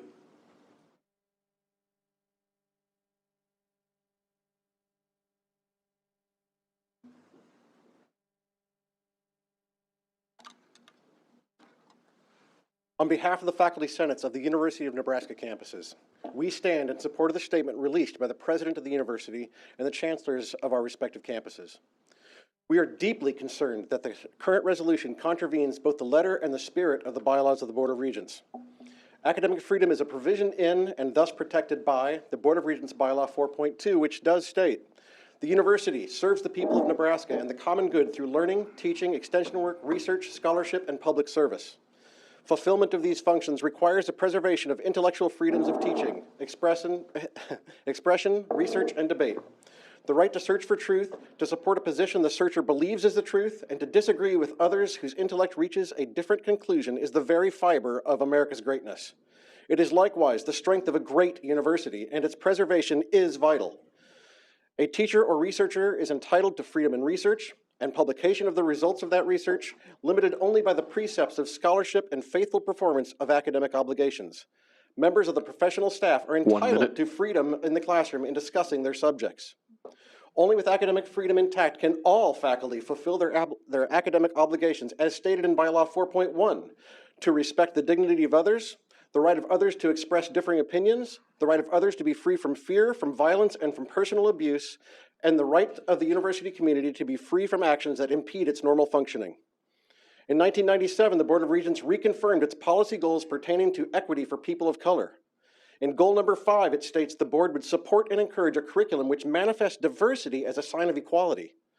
Through action number 2, which states recognizing that not every field of study may lend itself to total integration of diversity, imaginative thought during the teaching process should encourage the consideration of diversity issues.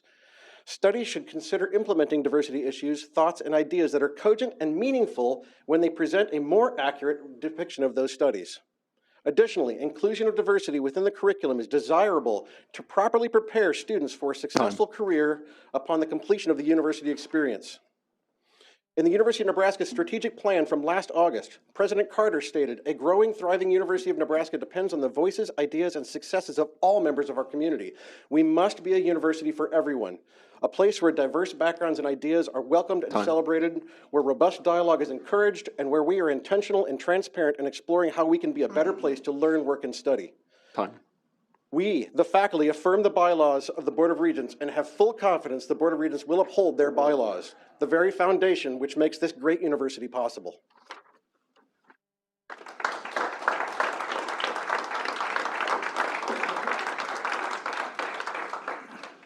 Mark Button.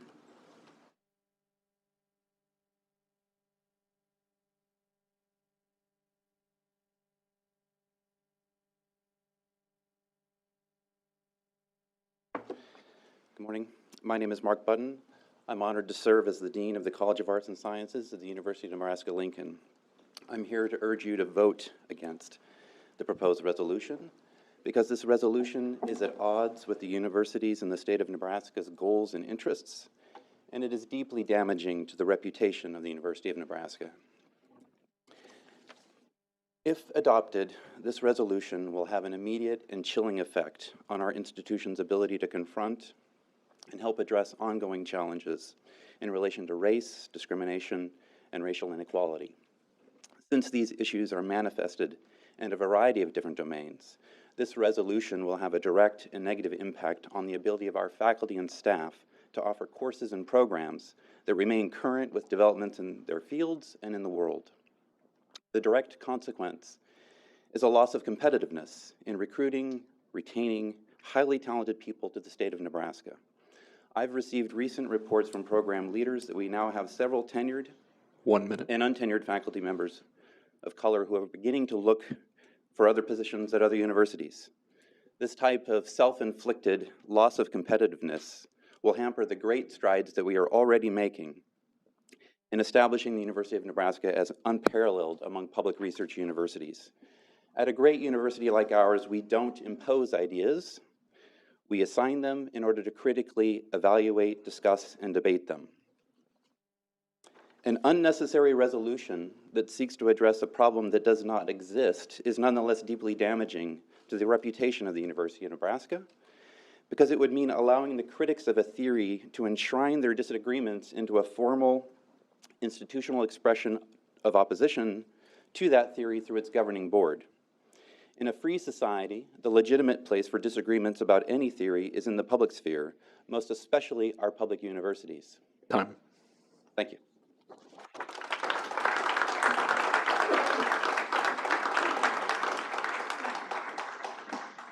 Richard Mowbray.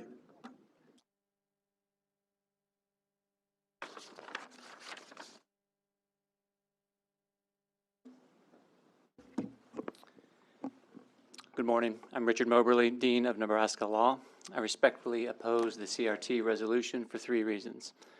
First, it undermines the college mission, which is to develop inclusive leaders who advance justice, solve problems, and serve with integrity. The college has graduated and will graduate leaders who need to ensure that the diverse perspectives of our citizens are considered. For example, sometimes that perspective is that the Constitution should be interpreted in light of the intent of our founders, what some might call the theory of original intent, popular with groups such as the Federalist Society. And sometimes that perspective is that race and our legal system have been intertwined since the founding of our country in ways that still impact society today, what some might call a critical race perspective. There are many others. To lead in the world today, our students must be able to understand these various perspectives, evaluate them, and work respectfully with those who may disagree with them. Second, the resolution chills academic freedom by allowing the Board of Regents to choose sides in an academic debate. I don't have a political axe to grind when I stand up for academic freedom. 2 years ago, when a proposed center to be housed at the College of Law was to receive funding from an organization with conservative funders, I stood up repeatedly and publicly for the academic freedom of the professors in that center. This board would have been rightfully outraged then had critics succeeded in opposing a professor's work because of its viewpoint.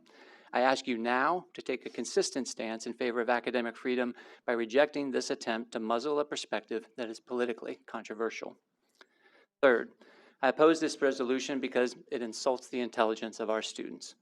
F. Scott Fitzgerald said that the test of a first-rate intelligence is the ability to hold two opposed ideas in mind at the same time and still retain the ability to function.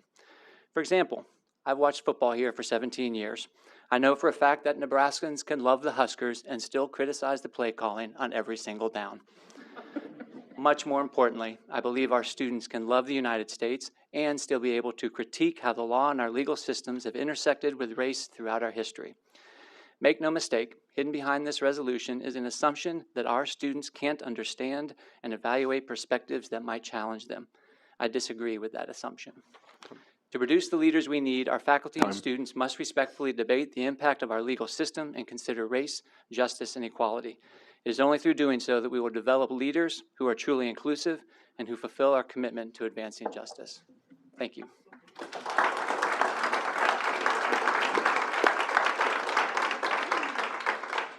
Kate Warner.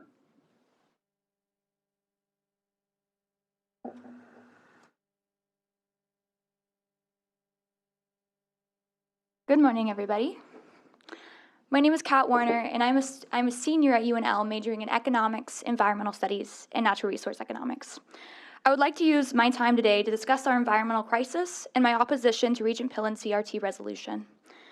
The Intergovernmental Panel on Climate Change, made up of the world's top 200 climate scientists, released a new report less than a week ago. To be short, it says our climate is changing, it's our fault, and we are running out of time to stop the largest parts of it. If you think COVID's bad, you got another thing coming. The ESG policy passed in April was a great first step in addressing the environmental crisis that our generation faces. We need to do more. Climate experts and energy experts agree that fossil fuels are no longer going to be realistic or economically viable. And this is something that I'm learning about every week in my classes. The sooner we stop investing in them, the better, and I'm excited to work with you all in accomplishing that and other environmental initiatives this semester. Lastly, I would like to thank Regent Pillen for introducing this resolution. Like 95% of the other 50,000 students in the university system, I never would have learned about this topic. But I'm very glad I did, because now I have a much better understanding about other perspectives of our country. I sincerely hope that this was worth it for your political campaign for becoming governor. Because if not, that sounds unreasonable. And I wouldn't like that to think that of somebody partly in charge of my education and possibly my state. I'm proud to be part of a student government that opposed this resolution and encourage our regents to do the same. Thank you.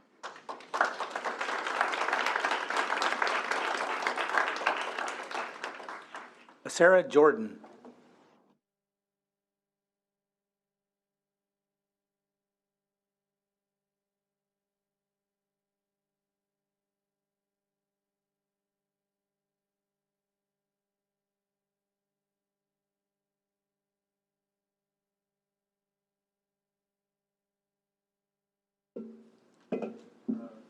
My name is Asaru. Also, yeah, hi. So my name is Asara Jordan, and I'm a concerned international business major and the son of a professor and UNL alumni. Naturally, my major focuses on utilizing cultural differences, both nationally and internationally, to conduct business. And as you can imagine, I was very alarmed and frightened, as many UNL students are, once I read Mr. Pillen's statement regarding critical race theory. Today, I will be breaking down the hypocrisy of such a statement and urging the board to do better. In the very first sentence of Mr. Pillen's critical race theory statement, he correctly points out that UNL is a place of learning, and the proposal to jettison critical race theory is the antithesis of allowing learning, study, research, and honest dialogue. By banning critical race theory, UNL will be sending the message to their students that UNL prioritizes Eurocentric learning instead of culturally diverse study. And this will divide the student body, which I'm proud to say is many different cultures and backgrounds. By banning critical race theory, this will be a direct insult to education and freedom. And the second and third sentence of Mr. Pillen's statement correctly identifies America as the greatest country globally. And as a board of regents, you can agree that achieving the American dream involves higher education opportunities. By denying the truth of racism in America and education nationally, you are actively devaluing education at UNL. And one of the greatest things about our country is the right to free speech. And by denying the voices and experience of people of color in your university, you will be making the most anti-American gesture possible, which would be to silence the voice of your constituents. The fourth sentence of Mr. Pillen's statement correctly points out UNL's mission to create a non-discriminatory and inclusive university for everyone. If you look throughout American history, you will find consistently that inclusivity and freedom follow the inclusion of different experiences.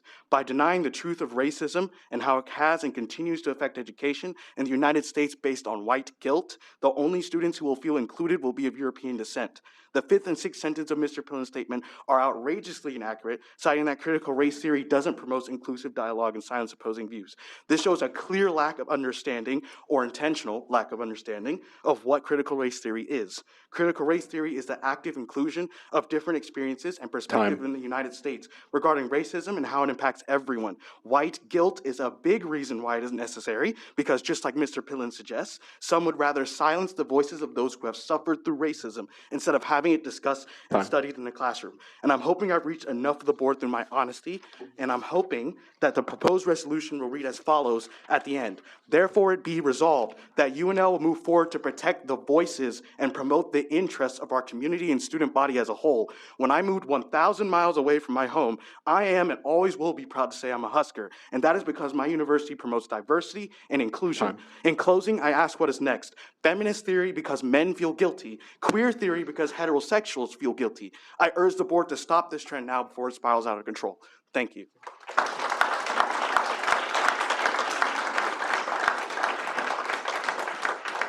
Laurel Heaven Street.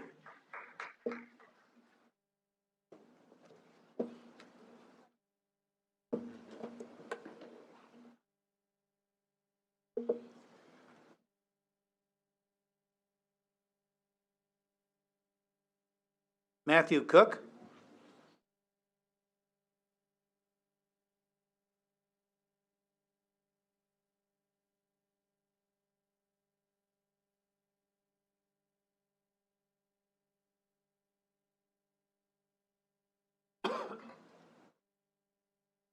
Hi, everybody. I'm Matthew Cook. I'm a senior at UNL with a triple major in history, philosophy, and classics and religious studies. At UNL, students wishing to graduate with distinction are required to write a thesis in the field of their major, and my thesis focuses on the manipulation and distortion of history in the propaganda of the Italian Fascist Party. From my research, I've become very familiar with the perils of government leaders seeking to recast national history as little more than a fable depicting the glory of the nation. Often, universities are among the first targets for these efforts, and it is for that reason that I'm here to oppose Regent Pillen's proposed resolution on so-called critical race theory. With this resolution, Regent Pillen has succumbed to a puzzling national hysteria, which manifests itself in a cowardly unwillingness to honestly consider the past reality and present impact of racism in the U.S. For those caught up in this frenzy, banal claims about the history of slavery or Jim Crow in America are nothing more than a crazy conspiracy. In reality, it's just history. The advocates of this resolution won't say it, but their problem with critical race theory is not based in any reflection on the merits of the theory itself or even its adherents. In fact, as others have mentioned, Governor Ricketts even failed to provide a definition when asked on his radio show. Now, I don't have the answer to all the questions raised by critical race theory, but the motives behind this particular resolution are crystal clear. Regent Pillen is currently campaigning to become Governor Pillen. No doubt this shameful and McCarthyite resolution is meant to boost his profile with voters unwilling to hear the phrase Black Lives Matter or who recoil from any suggestion that racism remains a powerful force in too many aspects of American life. These voters are numerous in Nebraska and in the U.S., and their perspectives, of course, matter. Likewise, the perspectives of the students and people of color in Nebraska and the U.S. also matter. Seeking to silence critical race theory and their voices is an unacceptable way to advance Mr. Pillen's political ambitions, and the University of Nebraska can never be run on the dictates of his Republican primary electorate. Rather, the university has to advocate the principles of free inquiry, academic freedom, and sufficient research necessary for any public research university to ever claim the greatness that we know Nebraska is capable of. Thank you, and oppose this resolution. Thank you very much.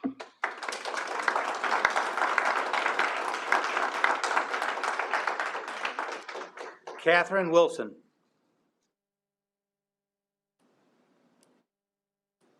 Good morning. My name is Catherine Wilson. I'm an associate professor at the College of Law, and for the last 3 years, I've served as chair of the Chancellor's Commission on the Status of People of Color. Today, I speak on behalf of the 21 members of the Chancellor's Commission on the Status of People of Color. We are a unique organization on campus because our membership includes students, faculty, and staff who work together to address issues of concern to people of color on our campus. Our responsibility as a university is the education of our students and the creation of new knowledge. To do this, we engage in discussions, debate, to understand, to learn, to create. Our written comments to you provide guidance about critical race theory and its use. It was initially used by law professors for deep inquiry on matters related to our nation's laws. While it started in the Legal Academy, CRT presents tools used by academics in many disciplines to understand the context of our social systems. Because of the way I think, it's fun, sometimes frustrating, to think one line of reasoning and then find weaknesses to articulate. Within our academic community, we benefit from all viewpoints when they are shared. Sometimes advances are made when additional information or a different viewpoint is shared at just the right time, under just the right conditions, to reveal a new dimension or approach to knowledge. I want to take this time also to emphasize one piece. UNL is a community of faculty, staff, and students. Together we engage one another in many different ways. And I want to focus on our students, and it's been done already many times in just the last few minutes. They're incredible. And the thoughts that they bring, they are ready to succeed, and we need to build them and enrich them so that they can exceed when they leave our institution. During this past year, the UNL community had many opportunities to share viewpoints and experiences that have been on the sidelines or silent in the past. Yes, we had an opportunity for deeper conversations on our campus, difficult conversations about race, and we began to understand the experiences of our neighbors, our roommates, our colleagues. The Chancellor's Commission on the Status of People of Color urges you to vote against the CRT resolution because we want these conversations to continue in all aspects of campus life. Thank you.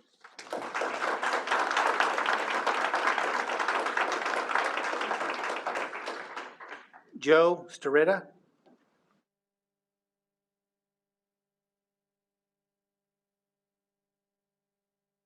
Good morning, and thank you for this opportunity. On the morning of December 29th, 1890, remnants of Custer's 7th Cavalry slaughtered 290 Ogallala Lakota on a creek bank on the Pine Ridge Reservation in South Dakota. According to the U.S. Army report, about 200 of those 290 were women and children.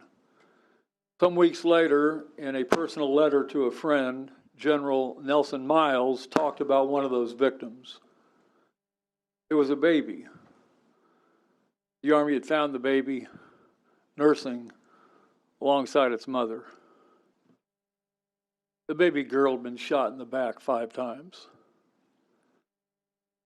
A few months later, the United States Congress awarded medals of honor to 20 of those soldiers for courage and valor on the battlefield, for shooting women and children in the back. 1 minute. Should the Wounded Knee Massacre be something we talk about in our classrooms at the University of Nebraska and in our classrooms in Nebraska? Is there something that we can learn from this? How did this happen? Why did this happen? What can we learn from this by discussion openly that will make us better people? 130 years later, exactly 130 years later, another theory surfaced that former President Donald Trump did not actually lose the election of November 2020, but it had been stolen from him. A cabal of malfunctioning voting machines, unscrupulous state voting personnel, on and on, had conspired to steal the election from him.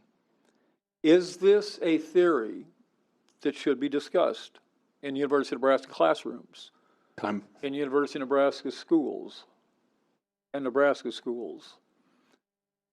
A gentleman by the name of Abraham Lincoln once observed, Time. "Give the people the truth and the country will be safe." Old Abe may have been onto something. Thank you.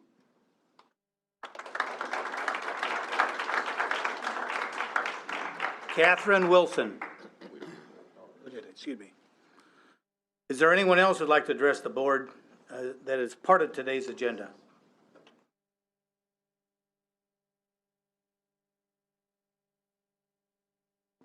Hello, good morning. My name is Danielle Conrad. I'm a lifelong Nebraskan, former state senator, and a proud graduate of the University of Nebraska-Lincoln and the University of Nebraska College of Law. I'm here today on behalf of the ACLU of Nebraska to offer our strong opposition to the resolution that Regent Pillett has introduced that is before you today. This is important because this is about racial justice, and this is also about free speech and free expression. When we look at this resolution, we have to connect the dots and draw a straight line through our history and our jurisprudence. You should look skeptically at this resolution and look at things like the Scopes trial, the Red Scare, and where we are today. This is nothing less than a modern-day book burning. This is government censorship at its worst. This is unlawful viewpoint discrimination. This infringes on academic freedom, free expression, students' rights, and hurts our efforts to foster a culture of belonging in Nebraska for everyone. I urge you to reject this harmful, suspect resolution, and I urge you to start a process of healing our state that is welcoming for all, that has an opportunity for all Nebraskans to live, work, and prosper here. We can do that together. The values and tools that our beloved university taught us will allow us to do this. But we need to put aside this harmful, divisive resolution so that we can move forward. Thank you.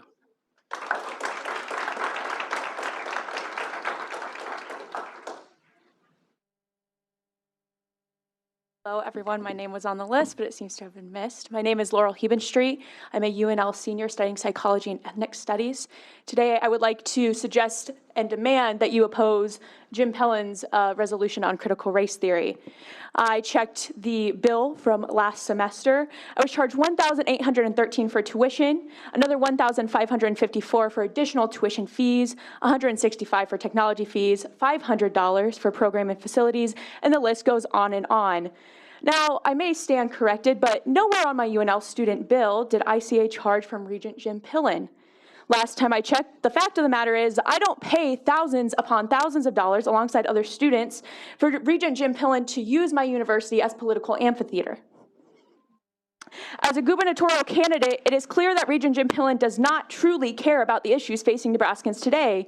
Instead, he has decided to choose the hot button issue of CRT. that he knows will and already has granted him the spotlight he so desperately craves. 1 minute. Jim Pillen has spent a public life exploiting his position as regent, as well as tax-paying Nebraskans, as he now endures a lawsuit for improper worker documentation used to avoid such taxes. All of this to launch his political career and ride the coattails of the issues his party dictates. Today, I ask the Board of Regents to aspire for greater than Regent Jim Pillen's actions. Do not settle. Do not go for the cheap shot. And listen to the student body you are elected to serve. The student body that calls for open inquiry along with the civil liberties many of our vaccine passport speakers talk about, such as freedoms of speech, expression, and education. Just as Senator Stinner put it, education is the future. The passing of this here resolution would make us groundbreaking and beginning the grave of the future of NU systems. I ask you to oppose the resolution. Thank you.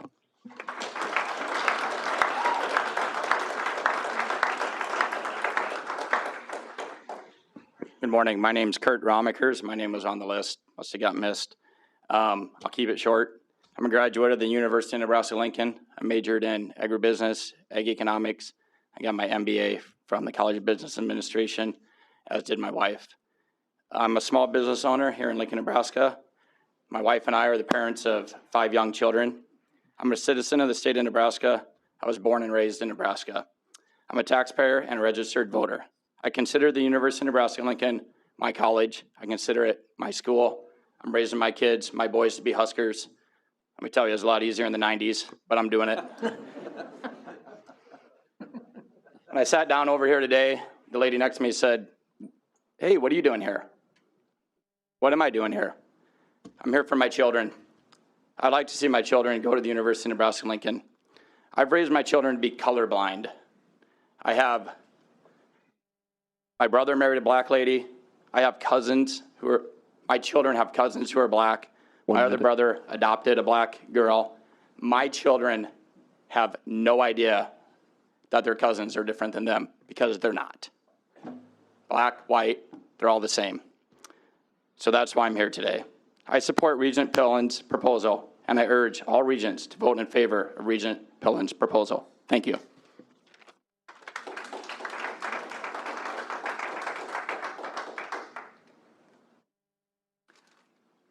Good morning. My name is Dr. Jeanette Eileen Jones. I'm an associate professor of history and ethnic studies at the University of Nebraska-Lincoln. I would like to thank Regent Ibrahim for her leadership and my Chancellor, Ronnie Green, for his leadership. I'm here today to talk about my training and why I oppose Regent Pillen's resolution. First, I am born and bred in New York City, Queens, and raised in Long Island. Yes, we have a disgraced governor, but we won't talk about him. What I will say is that I was educated at Hofstra University. I have a BA in history with a minor or 2 minors in philosophy and political science, and then I earned my master's and PhD from the University at Buffalo or SUNY Buffalo. Throughout all those years, I have read critically around race, the history of ideas, which includes racism, ethnocentrism, and all of the things that we have talked about today. I want to thank you all for having this open forum. And what I want to say, outside of a lot of things that people have quoted me, is that, quoted me as saying, is that this really speaks to how we understand the history of the United States. And not just the United States. We have other scholars in my department who talk about race, particularly in the history of the Third Reich, who also talk about race in the history of colonialism and imperialism. So it's not just a US thing to talk about race. To say that we are dividing individuals to talk, and when we talk about race and we talk about the seriousness of racism and how it has divided the world, is very disingenuous. What I want us to understand is that we are not teaching propaganda, as one of our history students said. We are not in the business of teaching lies about the history of the United States or any other country in this world. What we want is to empower our students to critically think about history. And one of the things that we have to talk about is the history of ideas, race, gender, sexuality, whatever ideas have come into our political thinking, our intellectual history, have to be debated. Time. If we don't debate those things, we are treating our students as if they're infants and children. So please do not support this resolution. Thank you.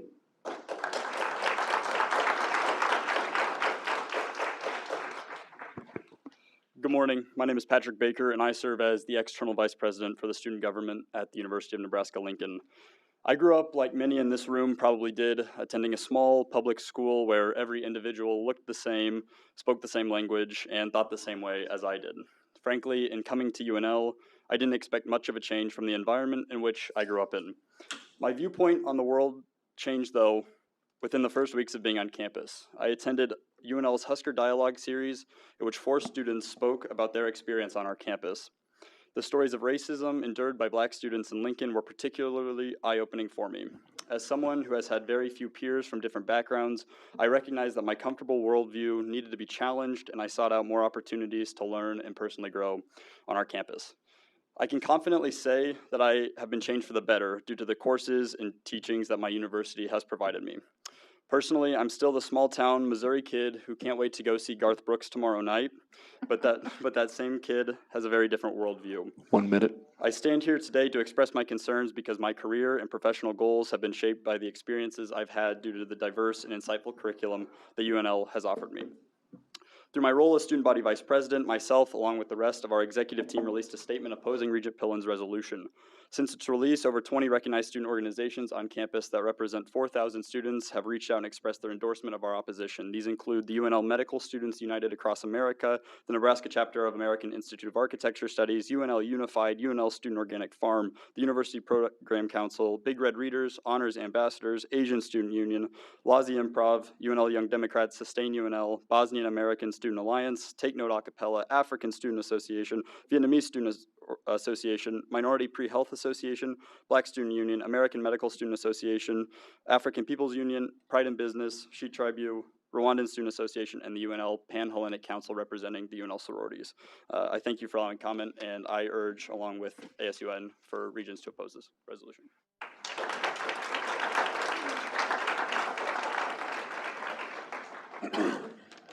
Hello, my name is Emmett Storr. I'm on the written list, and I'm here to speak about CRT. I'm a former graduate of University of Nebraska-Lincoln, class of 2020, and I'm currently founder of a company called Platform Cattle. I grew up on a ranch in western Nebraska where I hope one day I'll be able to be the 5th generation of my family to steward the land. I went to high school in a small town, went on to play basketball at Central Community College, and then finished my bachelor's degree here at the University of Nebraska-Lincoln. Like many, I didn't know where my journey was going to take me after high school, and for most college students, including myself, choosing college was challenging, stressful, and exciting all at the same time. It was exciting to think about the next step, but challenging in that you didn't know what to look for, and stressful thinking about the impact of your decision. I remember being told, you'll know it's the right fit for you once you walk around the campus and feel the atmosphere. Today I'm testifying in opposition of critical race theory in support of Pillen's proposal. Because critical race theory lacks a proactive resolution to discrimination, and it embodies the structure of a toxic culture. Critical race theory does not promote the collaboration of cultures and understanding of others. 1 minute. It rather teaches us to categorize each other by the color of our skin and claims that our value is predetermined by the actions of our ancestors and not the actions of ourselves. It is in my belief that ethnicity does not claim to be authenticity. If we teach others to view one another primarily by race, we are subject to oversee the value in others and the value we can provide to others. According to the teachings of critical race theory, I should be identified as a white male, but that's not all I am. I'm a brother to my siblings. I'm a leader in my company. I'm a friend. I'm a Nebraskan. I'm a Christian. I'm someone people can talk to. Just like everyone in this room, we are so much more than what critical race theory claims that we are. That's the beautiful thing about all of us. We all have God-given values, and all those values should not be camouflaged by our skin color. And shouldn't it not be a college's goal to enable the growth of individuals, to encourage uniqueness, and to help young adults find meaningful purpose to carry out into society? That's what the University of Nebraska did for me. Like I said, I didn't know where my journey was going to go after high school. But since then, I've played ball with, worked with, and did business with several people from several cultures. Thank you.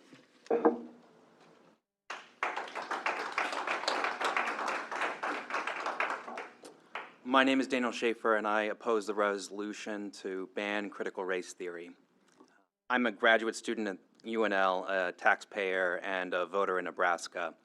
I also work for the university as a researcher with funding from the federal government. As a social scientist, I cannot perform my research without the insights found in critical race theory. I cannot publish papers in my field without citing critical race theorists, and I cannot teach courses in my field without teaching some critical race theory. I specialize in the field of intergroup conflict, and critical race theory provides a powerful, evidence-based framework for understanding conflict as it relates to race and ethnicity. I'm opposed to the proposal to ban critical race theory because it will make my job impossible, and it will do the same for many other graduate students, faculty, and staff. Setting aside Mr. Pillen's gubernatorial campaign, there aren't any tangible benefits to this policy.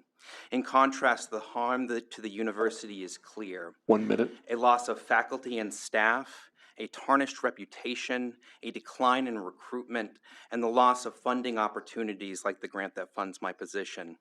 I implore the members of the Board of Regents to vote no on this resolution. Thank you.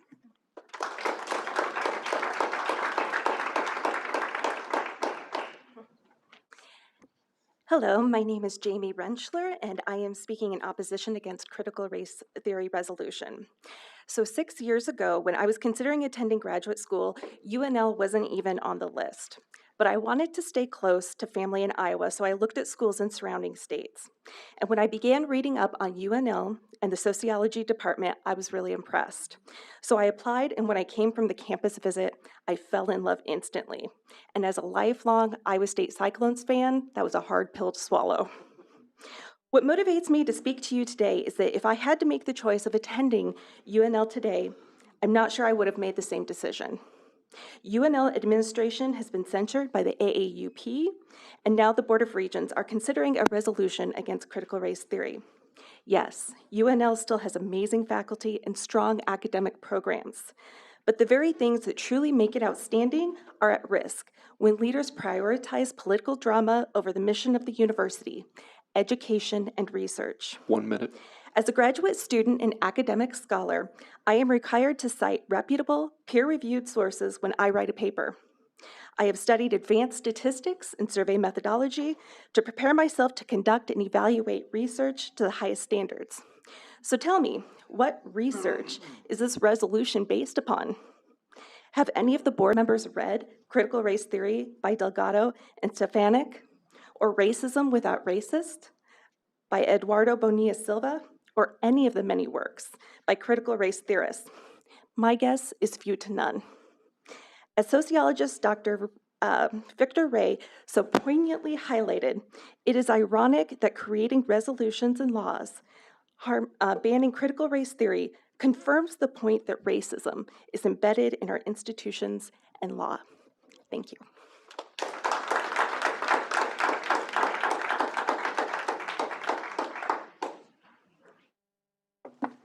Thank you. My name is Vicki Wood. I am a librarian, and I'm also a proud graduate of the University of Nebraska at Lincoln. I'm here speaking today for the Academic Freedom Coalition of Nebraska, or AFCON.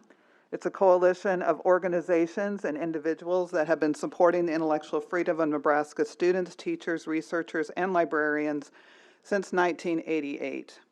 We were dismayed when we noticed that Governor Pete Ricketts recently posted a tweet referring to and including Jim Pillen's proposed resolution that concludes, "Be it resolved that the Regents of the University of Nebraska oppose any imposition of critical race theory in curriculum." Jim Pillen retweeted this post, thereby verifying that the proposal comes from him and that the wording is correct, or at least a draft of that proposed resolution. The proposed resolution, if adopted, would violate the principles of academic freedom and the Board of Regents' own bylaws. Section 4.2 of the Regents' bylaws states in part that the work of the university, quote, requires the preservation of intellectual freedoms of teaching, expression, research, and debate. The right to search for truth, to support a position the searcher believes is the truth, And to disagree with others whose intellect reaches a different conclusion is the fiber of American greatness. It is likewise the strength of a great university, and its preservation is vital. For a member of the Board of Regents to oppose the teaching of certain materials by NU faculty and thereby seek to limit intellectual freedom is therefore deeply concerning, and to do so in the name of promoting, quote, inclusive and honest dialogue in education, end quote, makes this resolution even more troubling. We therefore call on the Board of Regents to reject this proposed violation of its own bylaws and to empathetically reaffirm academic freedom. Thank you for your time.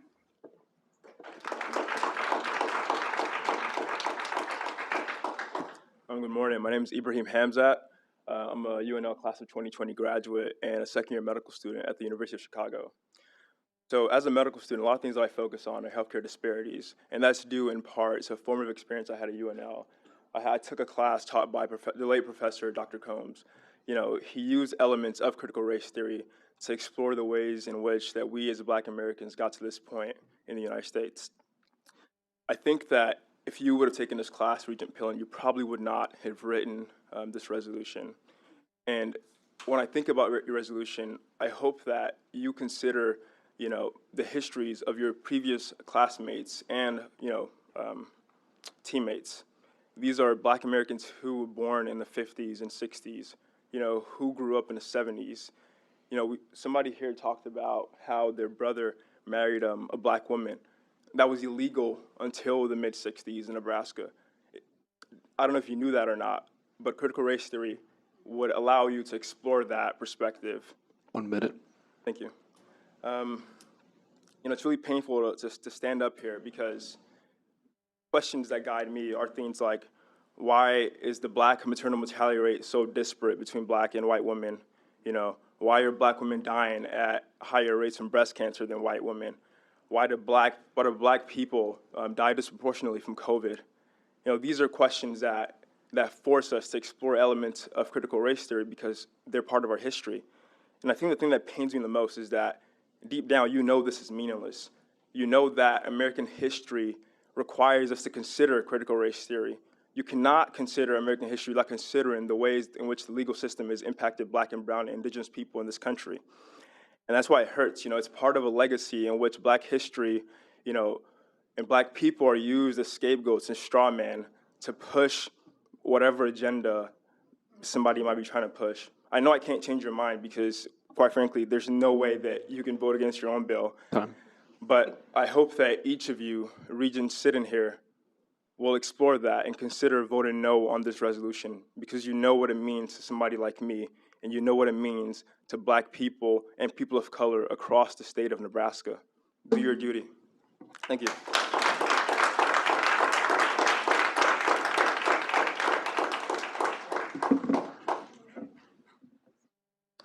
Hello, and thank you for having us all here today. My name is Darwin Archie Pettis. I was a student here at the University of Nebraska-Lincoln. I am currently a master's student in education administration here, and I'm also an employee as a staff member in the College of Education Human Sciences as a career coach. As a student here, I never felt that my voice was heard. And now as a staff, I feel like it's my obligation and my duty to not only ensure that my voice is heard, but everyone who's a part of this institution. This resolution shows the reason why, as it shows it doesn't want to hear the voices of the faculty, staff, or the students. I oppose this resolution. It's clear that Regent Pillen is not one that is committed to progress. A vote that aligns with this view shows that you do not care for the integrative thought or critical thinking, but instead you want censorship into assimilated thought in which you help control. If this passes, it shows our university system said commitment to diversity, equity, and inclusion, thank you, or inclusive excellence is a bold-faced lie, and instead a tool in place to satisfy just enough to keep us all silent from an illusion of positive change. It is a failure to the academic freedoms that the board has said they stand by. We will then know that the board, not only not you as individuals, but as a whole, have no respect for or integrity for which you stand. Thank you.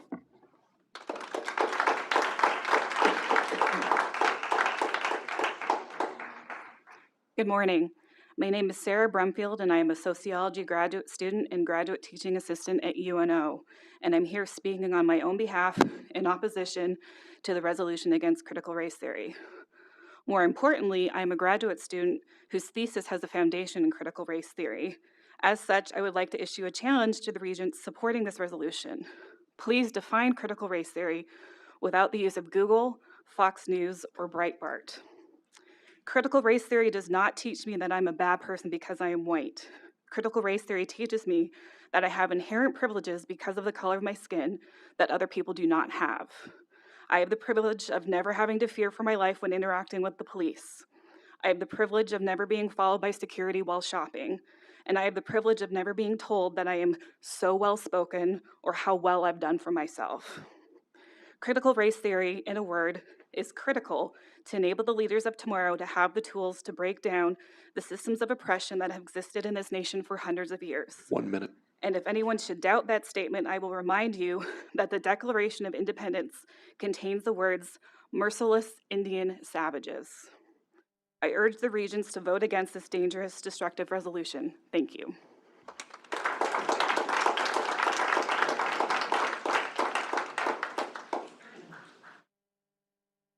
Good morning. My name is Vanessa Chavez Jurado, and I'm a student at the University of Nebraska at Omaha. I'll be reading a letter in opposition of Regent Pillen's resolution on CRT, and it is in collaboration with 3 student organizations at UNO. If I can't get through the whole letter, I hope you get a chance to read it yourself. I believe it's been distributed to each of you. When choosing a university to attend, Nebraskans have a plethora of options both in-state and out. Yet the University of Nebraska is always a top choice, both for recent high school graduates and non-traditional students, because of the prominent campus culture, world-class faculty, and nationally recognized academics. These aspects of our university stand strong because they are established away from political buzzwords and trending tags. Regent Pillen's critical race theory threatens our university's integrity by allowing the Board of Regents to overreach their roles and inject politics into the classroom. Critical race theory, contrary to Regent Pillen's implications, is about bringing students together to understand how each person experiences our world differently. The true divisiveness our university faces is in the censorship of academia and discrediting the lived experiences of Black, Indigenous, and students of color. This open letter is in collaborative effort between UNO's Teacher Education Diversity Organization, Asian Student Union, and Sustain UNO groups, taking a strong stance against the proposed resolution in the interest of academic integrity. As aspiring educators and members of the Teacher Education Diversity Organization, we strongly oppose the resolution. Regent Pillen has said he does not believe in teaching children to judge each other on the basis of their skin color, but the fact of the matter is that critical race theory does no such thing. In fact, according to Education Week, at the center of critical race theory is the idea that race is a social construct and that racism is not merely a product of individual bias or prejudice, but also something embedded in legal systems and policies. Thinking critically about our nation's history and the systems and policies that impact members of our community, particularly Black, Indigenous, and people of color, is necessary for us to work towards a better, more inclusive future and avoid repeating history. This resolution only adds to misinformation and divisiveness that follows discussion relating to critical race theory. It is also important to note that this resolution blurs the role of academic freedom in the college classroom. The Board of Regents' policy goals, as outlined on the University of Nebraska website, include supporting and encouraging faculty's right to teach in an honest, challenging, and progressive way. This resolution does everything but support faculty. Time's concluded. Thank you. Thank you.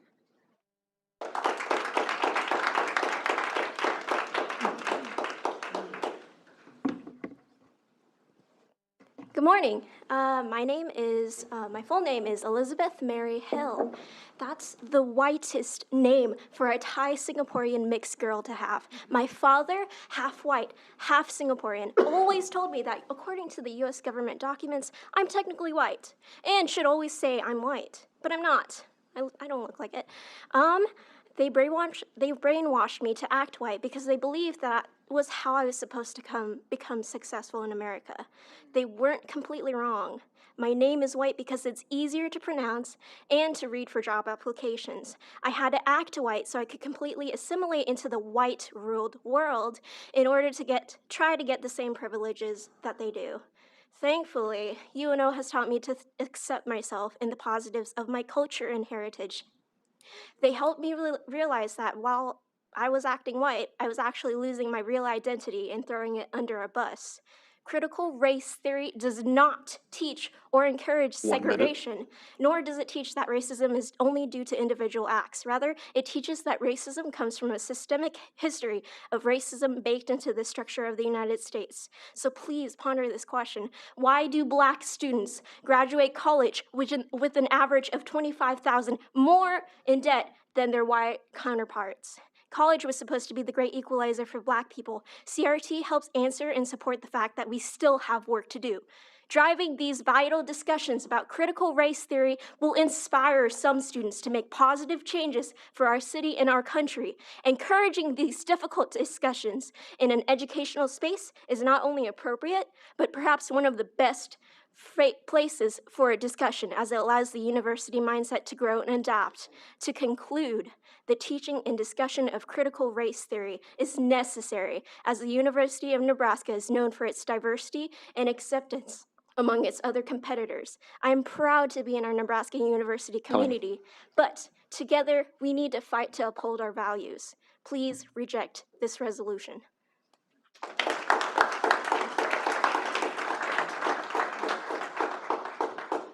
Hello, my name is Kim. I'm a sophomore student in Omaha, Nebraska, and I'm here today to use my freedom of speech to advocate for the morally correct stance regarding critical race theory. I believe it is a subject of importance to our education and life, not just as students, but as individuals worthy of respect and kindness.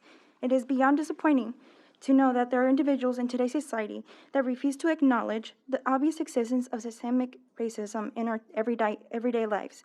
Being Latinx, Hispanic, I have faced discrimination and inequality since childhood, even now, in schools, in healthcare, and even at the grocery store.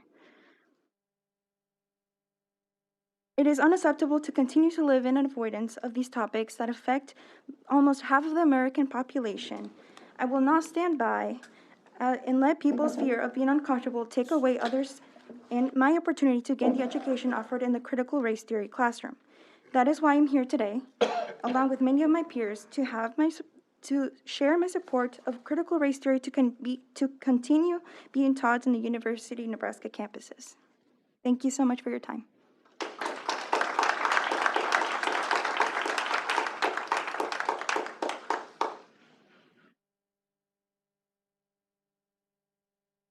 Hello, my name is Gabrielle Goodwin, and I'm a student at the University of Nebraska, Omaha, and I'm a rising sophomore.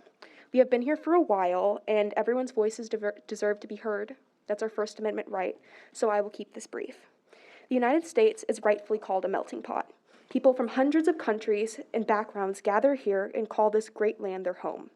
It's truly beautiful how many people from around the globe are scattered throughout this one country. There are many different cultures and ethnicities, but many of them are othered because they are outside of the norm of the majority.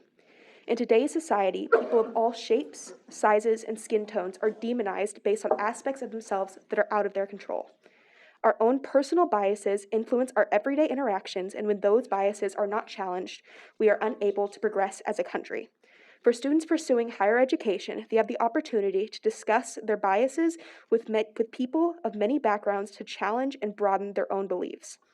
Critical race theory is a vital resource for students to not only get to know themselves, but to better understand the many shades and colors of people who also live in this melting pot. Critical race theory does not vilify people based on their skin tone. The goal of critical race theory is to bridge the gaps between people of different races, backgrounds, and ethnicities. I urge you to all vote against the resolution banning critical race theory and give students the freedom to choose whether or not they enroll in these courses that teach critical race theory. Please let it be their choice. Thank you.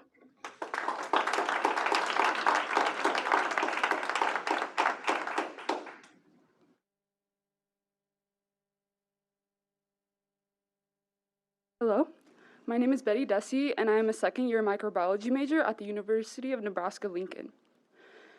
Today I'll be discussing Regent Jim Pillen's resolution to oppose the teaching of critical race theory within the University of Nebraska.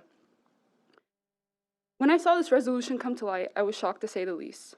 It's 2021. Why is something as fundamental as critical race theory being challenged. As students, we should have the liberty to learn what we want to learn. This resolution does the opposite of that and is an act of censorship on our education. You expect us to be the future leaders of Nebraska, but how can we do so if our academic freedom is stripped? The classroom is a safe space where you should be able to study any area of interest. It is designated for difficult conversations and the protection of open and honest dialogue. This includes CRT, and banning it fails to recognize our country's history of structural racism and how it creates inequalities for people of color. As a person of color, I believe that getting rid of CRT within our curriculum discredits the struggles I and other students of color face on a day-to-day basis. Furthermore, as a pre-dental student, I understand the impact of CRT and structural racism in relation to disparities in healthcare. I fear for my peers who wish to pursue healthcare when they fail to learn the theoretical framework that is critical race theory. 1 minute. People of color are dying at a much more disproportionate rate as a result of these structures marginalizing them and creating a failed healthcare system. We must do better to prepare students to be successful in their respective fields. It is not the job of the Board of Regents to tell us what we can and cannot learn in the classroom. That is the responsibility of our university and our educators, as they know what will lead us to success in the real world. If this resolution passes, it will be detrimental to the University of Nebraska. It could be all the difference as to why a student, especially a student of color, decides not to attend the University of Nebraska. You wonder why students are leaving Nebraska. Well, this resolution will definitely cause our student retention rate to decline. I urge the Board of Regents to vote in opposition of Pillen's resolution. Keep politics out of the classroom, and thank you for allowing me to speak.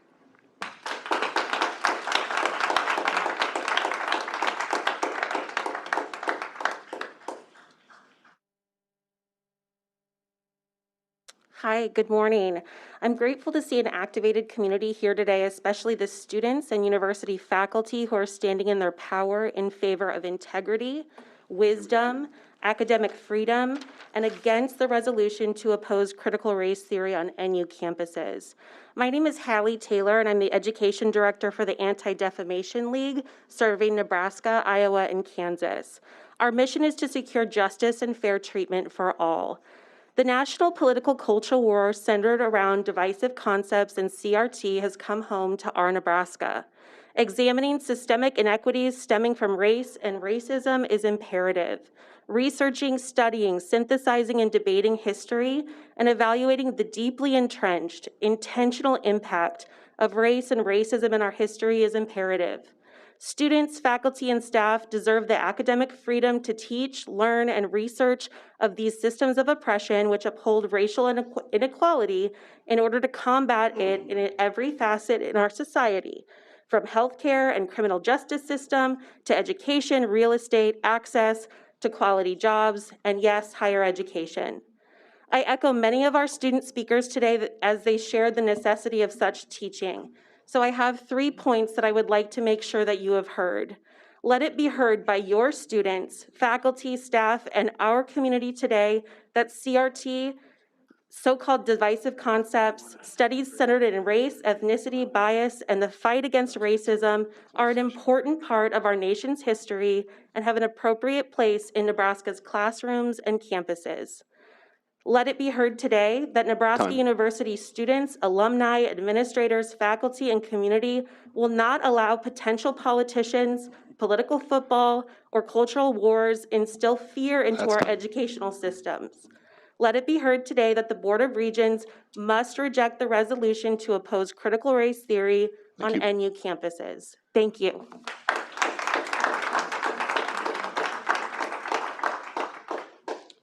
Good morning. My name is Jaden Perkins. I am a grassroots community organizer and local political operative from Omaha. I'm here today to oppose Regent Jim Pillen's proposed resolution to ban critical race theory in the state of Nebraska. In 2020, during a pandemic, we saw the masses, young and old, Black, brown, and indigenous, gay, lesbian, trans, and straight, religious and atheist, rise up against the gross atrocity that is systemic racism. And our bold grassroots movement has not and will not be stopped. That's why the community is here today to stand up for true academic justice. Critical race theory is a body of legal scholarship and an academic movement of civil rights scholars and activists in the United States who seek to critically examine the intersection of race and U.S. law to challenge mainstream American liberal approaches to racial justice. And it's also a common sense approach that allows honest discussion about the true history of how the United States came to be and where we have yet to go. To ban discussion on this important topic is to participate in straight-up fascism. In case anyone forgot what fascism is a form of far-right authoritarian ultranationalism characterized by dictatorial power and forcible suppression of opposition. Those are the same white supremacist tendencies that this amendment seeks to perpetuate, and those tendencies are what seems to be the drive of Jim Pillen's campaign to be the next governor of Nebraska. When considering voting on this resolution, you will have to make a choice between going forward with honest, free speech and expression, or going backwards with fascistic retrenchment. Resolutions are moral statements, and they show an elected official's character. And if you vote on this resolution, or for this resolution, you have no morality or empathy for the struggles of hardworking Black, brown, and Indigenous students across this state. Let me be very clear. Encouraging more vaccinations to prevent COVID spread is not racist or oppressive. Banning critical race theory is.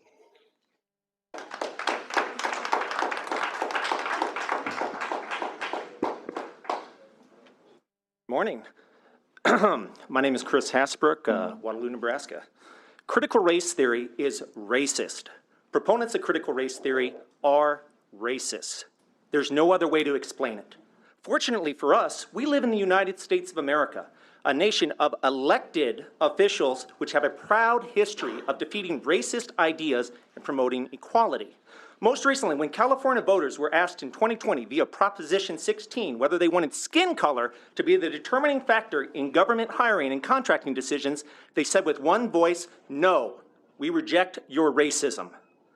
The proposition was defeated. This is just one example from last year, and it's not an outlier. Let's go down the list of all the times elected officials took a stand against racist dogma. The Voting Rights Act of 1965 states no voting qualification or prerequisite to voting or standard practice or procedure shall be imposed or applied by any state by political subdivision to deny or abridge the right of any citizen of the United States to vote on the account of race or color.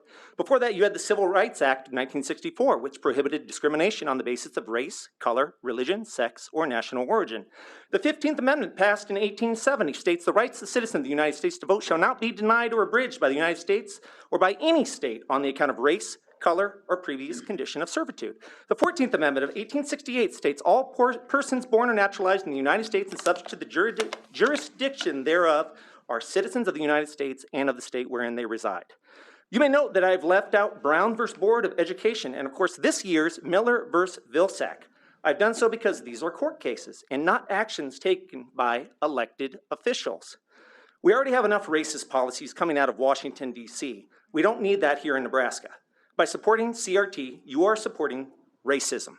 I urge you to throw out this racist ideology, put it on the trash heap of history where it belongs. Thank you.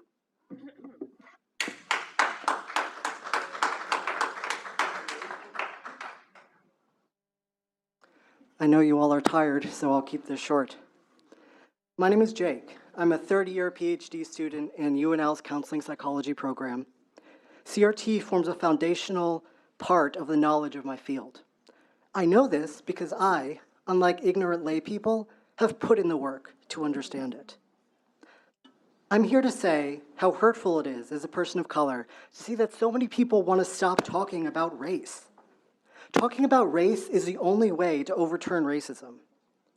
I also want to ask all the white people on the board and all the white people in this room who oppose teaching CRT to explain to me precisely why they believe that understanding my oppression is not only unnecessary, but undesirable.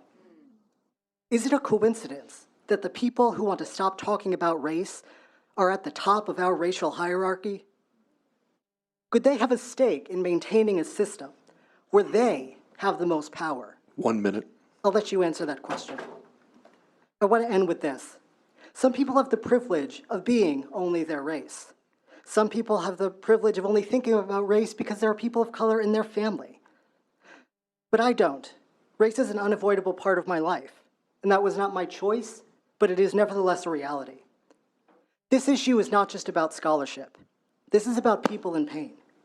So you may not remember my words, you may not remember my name, you may not remember my face, but I ask that you remember the pain that I have shared. Thank you.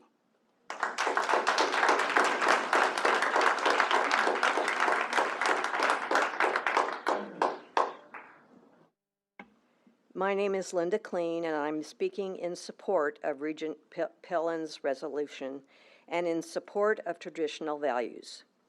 As has been stated, CRT has been in the system for a long time. Has the problem gone away, or has it even gotten better? Trying to teach or mandate acceptance of one another is futile. It only accentuates our differences. Thank you.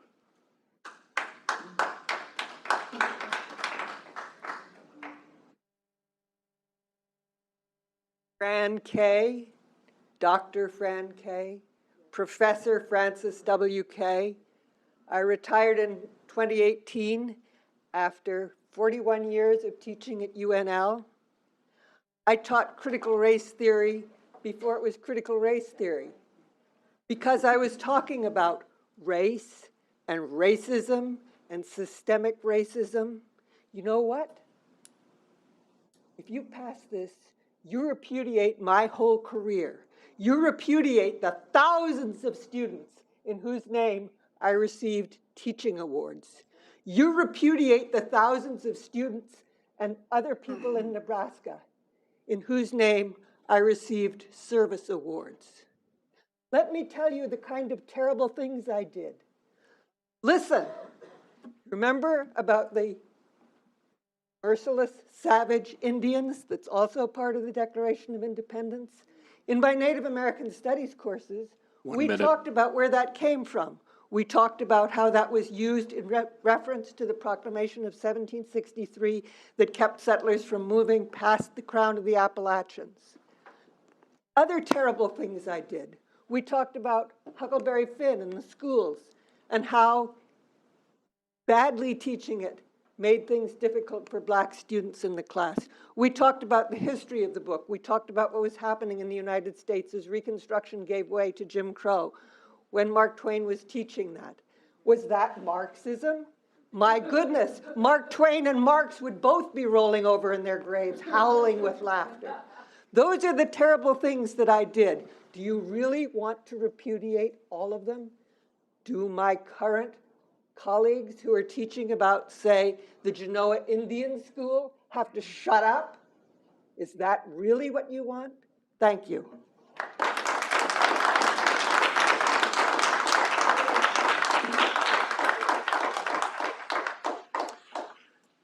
Thank you. I would add that with that many people speaking today, they've been very gracious and informative. But at this time, with a large agenda to do and a graduation, I would declare the opportunity for public comment closed.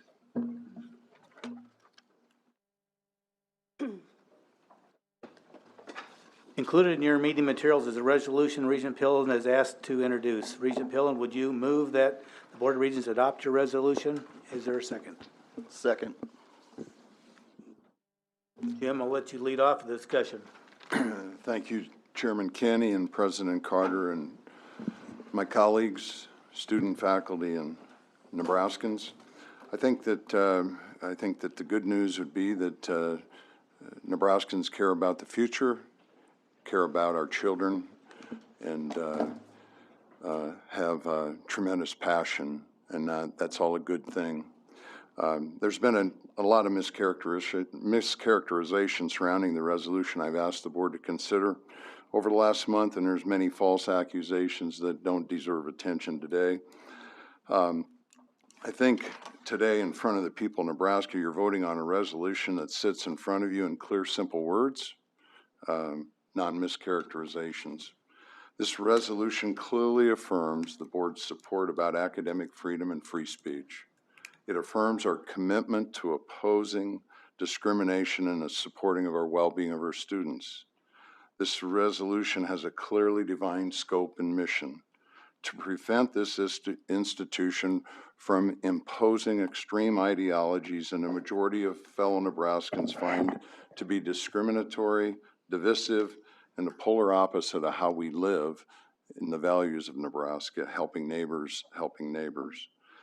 My resolution does not violate academic freedom, and it does not ban the dialogue of CRT for students that seek it out on an elective basis.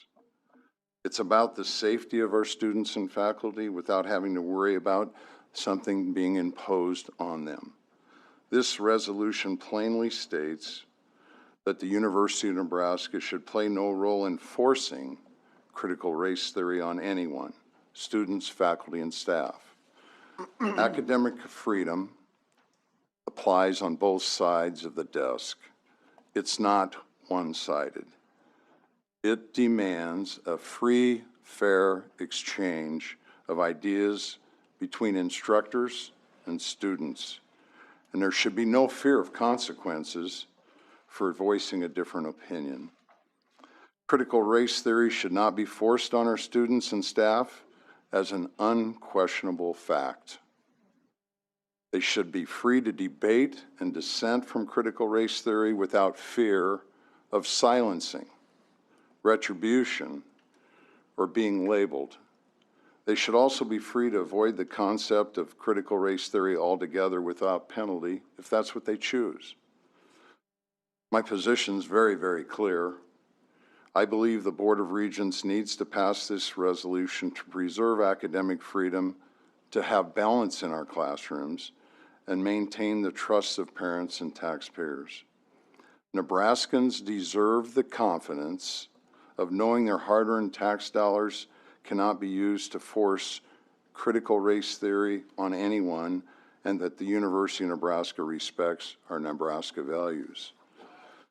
So with that being said, I'd like to move the resolution, whereas all campuses and facilities of the University of Nebraska system are places for open reflection, discussion, study, research, and learning, and whereas America is the best country in the world and anyone can achieve the American dream, and whereas education, free speech, and sound learning are the keys to freedom and opportunity in our country, whereas we oppose discrimination in any form in the classroom, on campus, and in our communities, and we support the safety and well-being of all students, faculty, and staff, and whereas critical race theory does not promote inclusive and honest dialogue and education on campus, and whereas critical race theory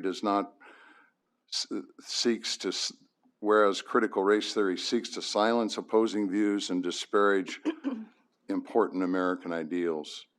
Now therefore be resolved by the Board of Regents of the University of Nebraska that the Regents of the University of Nebraska oppose critical race theory being imposed in curriculum, training, and program. Thank you, Chairman Kenny. Any other comments? Please. Frankly, I'm not sure that a lot of those comments made sense. I asked in committee for certain terms in this resolution to be clarified because I felt it was too vague to make sense, but I suppose that was the point. It left just enough space to be able to defend itself. I prepared remarks describing what critical race theory is, but I don't think I can do better than many of our public comment speakers. Thank you for coming. As a regent, I'm humbled by how many Nebraskans came to our meeting to make their voices heard. This isn't a hard vote for me. I don't think it should be for any of us. Our president, chancellors, faculty senates, student governments have all been unified in opposing this resolution. They want academic freedom. In our role as regents, we are obligated to protect academic freedom.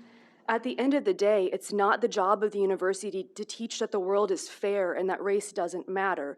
It's the job of the university to teach about the world the way that it actually is and how race has shaped our history as a nation. Please do the right thing.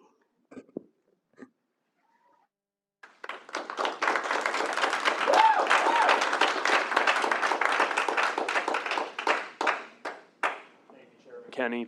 And I know that we'll have each of the 4 student regents making some comments today, and I'll pass the mic over to them after I'm finished. But the first thing I do want to mention is how much I appreciate the public comments coming forward.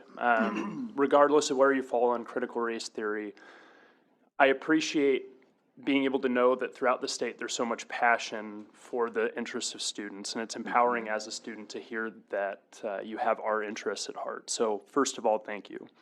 I want to just for a moment have you set aside the idea of critical race theory because it's become polarized throughout our discourse and on a national level as well. And take you to when I was an undergrad. We had a core curriculum course in philosophy, and we discussed Plato's theories of forms. And I don't think I could do it justice after we had a student come forward that was a triple major in philosophy. So I'll leave it short, but the idea is discussing the universals amongst us and having the universals of cats or the universals entrenched within flowers, and that there would be a light cast behind these forms. And what we're seeing in the real world is just the shadows that are being cast by the forms. Now, I don't necessarily ascribe myself to Plato's theory of forms, but what it did grant me in having discussions around Plato is granting me a frame of mind and a frame of reference to view the world. And I think that's what's valuable about having discussions about critical race theory. The word imposition in Regent Pillen's resolution is what has me concerned, because if we limit discussions of critical race theory, that not only silences the proponents of critical race theory, but also those that have reservations. And I think having that common discussion and dialogue is what is really important, and that's at the core of academic freedom and why I'm so passionate about my education at the University of Nebraska. I'm at the University of Nebraska Medical Center, and we discuss social determinants of health and how your zip code can dictate your healthcare access. And that's a really important frame of mind for future healthcare professionals.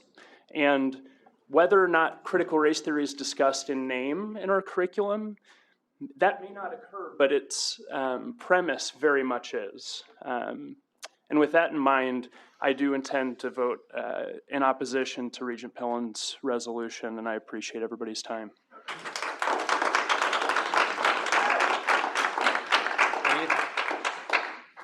So I want to join my colleagues in thanking everybody who came and spoke. Special shout out to my Mavericks.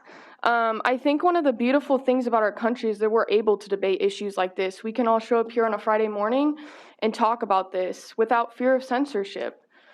I think many people spoke brilliantly to the need for censorship to stay out of our university and for academic freedom to be upheld as a pillar of our university.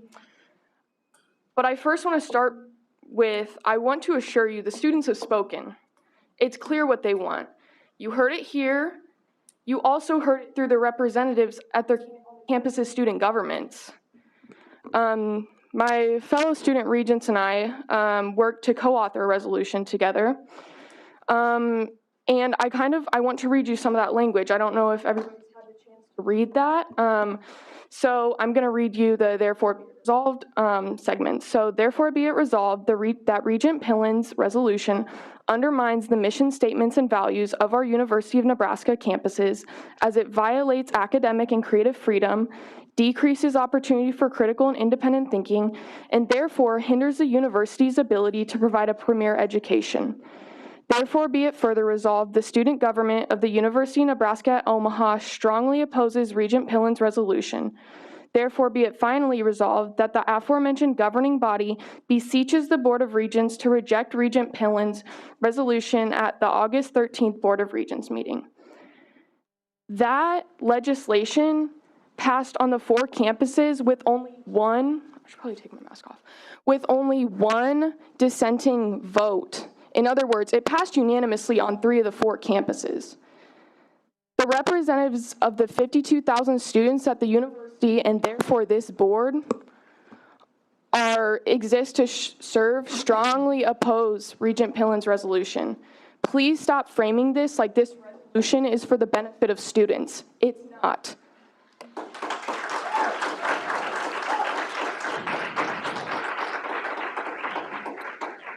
After our campus student governments passed these resolutions, I had many people tell me they were proud of us, they're happy the students spoke out. Being proud does not keep people in our state. Actions that support, empower, and make an inclusive environment keep young people in Nebraska. Regent Pillen understands that keeping young people in Nebraska is a real challenge. He was just quoted in the Grand Island Independent as saying that Nebraskans are getting our tails whipped by all of our neighbors when speaking about our ability to recruit and retain young people. I can tell you that I don't hear young people talk about property taxes. What I do hear them talk about is equity, racial justice, and education. I can guarantee that the passage of this resolution will intensify the way that Nebraskans get our tails whipped.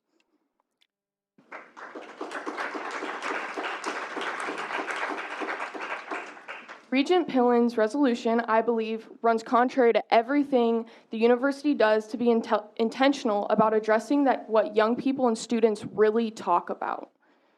In fact, let me share a comment that I received from a student. If this were to be passed, there would be several thousand students, including myself, who will no longer feel supported or welcomed at UNO. If we really want to address the brain drain in our state, making a statement that disavows a portion of our population is not in our best interest.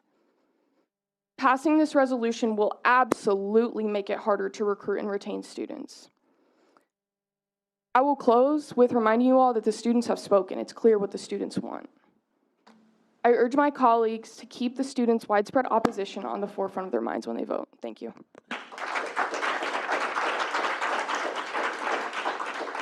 Thank you, Regent Kenny. I once again want to thank everybody who made it out to Varner Hall today, anybody who sent emails, letters, any form of communication, reaching out to the board. Regardless of your side on the conversation, it is much appreciated, and we've all taken it into heavy consideration. Regent O'Connor, Regent Cradaville, Regent Hemmer, I want to echo what you all have said. I have things written down on all the points you all just poetically and powerfully put out on the table. So I don't want to repeat too much, but I do think some of these points are very important, and I do want to reiterate some aspects. Going back to Regent Cradaville's statement, I do believe that the University of Nebraska, especially in the past several years, has been on the cutting edge of academics in the nation. I believe that a big factor of this is our ability to debate, our ability to open-mindedness, and our ability to come together as a community and put our political visions aside and have a core mission of pushing education. And quite frankly, if we ban theories, if we get rid of other ideologies and we encapsulate people in just one train of thought and we don't allow them to think outside of that, we are not progressing. We are not moving the frontier of education that we have done so in the past. Touching on Regent Hemmer's statement, brain drain is one of, if not the biggest issues that the state of Nebraska has faced in the past decade. A very large majority of people that leave the state are age 20 to 29. All four of us student regents fall within that, and outside of post-traditional students at the university, a large majority of the 52,000 students in our student body fall in that position as well. Now, I don't have an answer to the brain drain. I'm not claiming to. If anybody does, please let us know. We're all looking for it. But I promise you that this resolution will be detrimental to the brain drain issue that our state faces. Finally, I want to state the message that this sends to our faculty. A lot of supporters of this resolution claim that if this resolution passes, that it is actually in favor of academic freedom. I would argue that that puts out a message of distrust in our faculty. Critical race theory is claimed to be divisive, is claimed to pit people against each other, and quite frankly, maybe that is true, but you can say that about any theory and just about anything if in the wrong hands. I believe that if CRT is taught in the curriculum here at the University of Nebraska, that it will be constructive. It will be a tool used to engage students in debate and engagement, and as stated earlier, push the frontier of education that Nebraska should be doing. I have the utmost faith in our faculty, and I believe you should too. Thank you.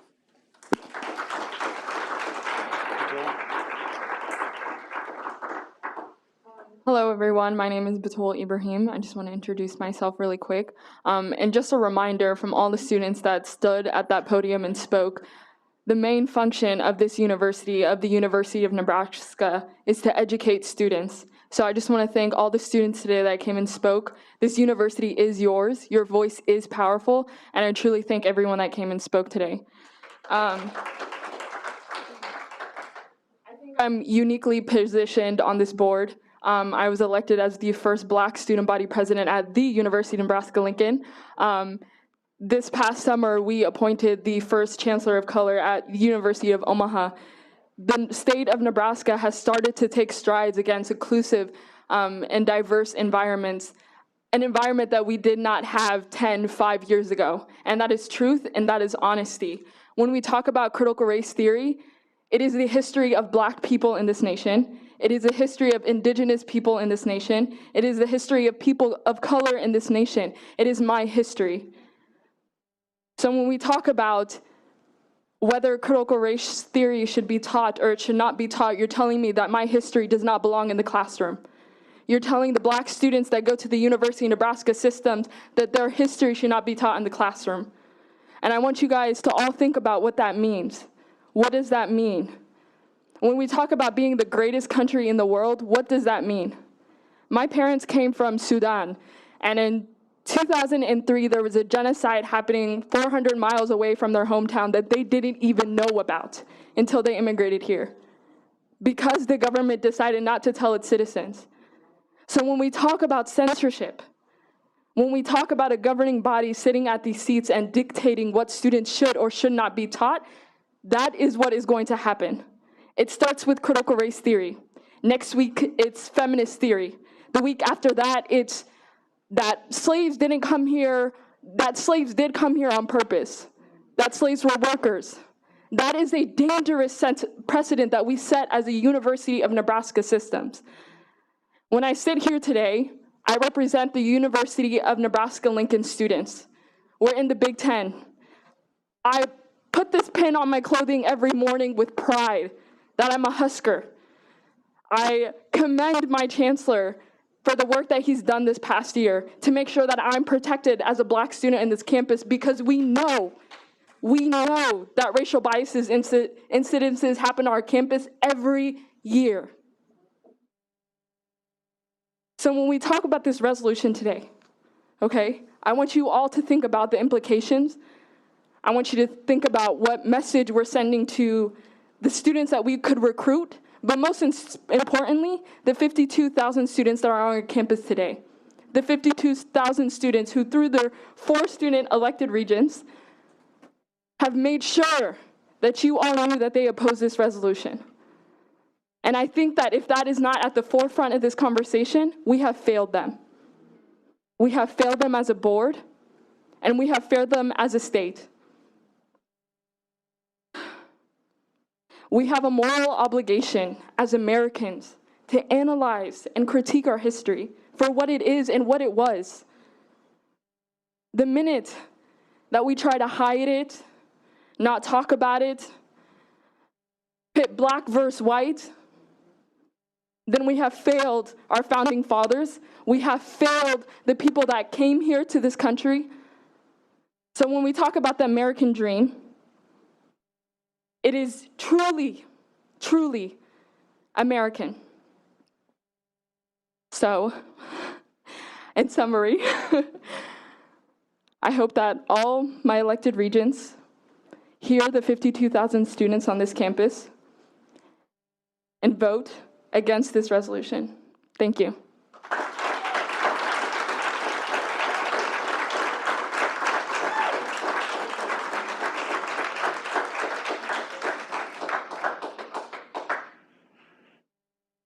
Anyone else?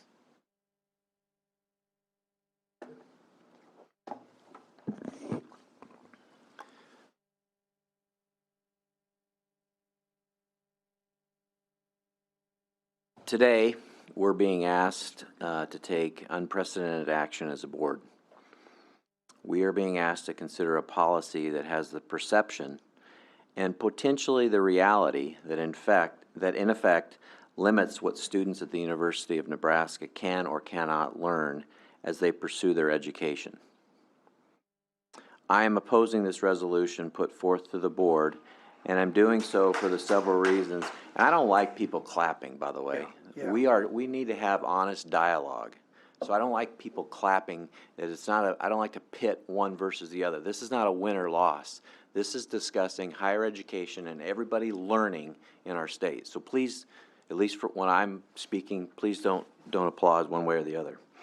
I'm opposing the resolution put forth to the board, and I'm doing so for several reasons. One, the proposal does not align with the bylaws of the Board of Regents. Two, the proposal does not reflect the values of an institution of higher education. And three, we need to be able to have robust and fair debate in our society, and as I see it, this policy does not further that aim.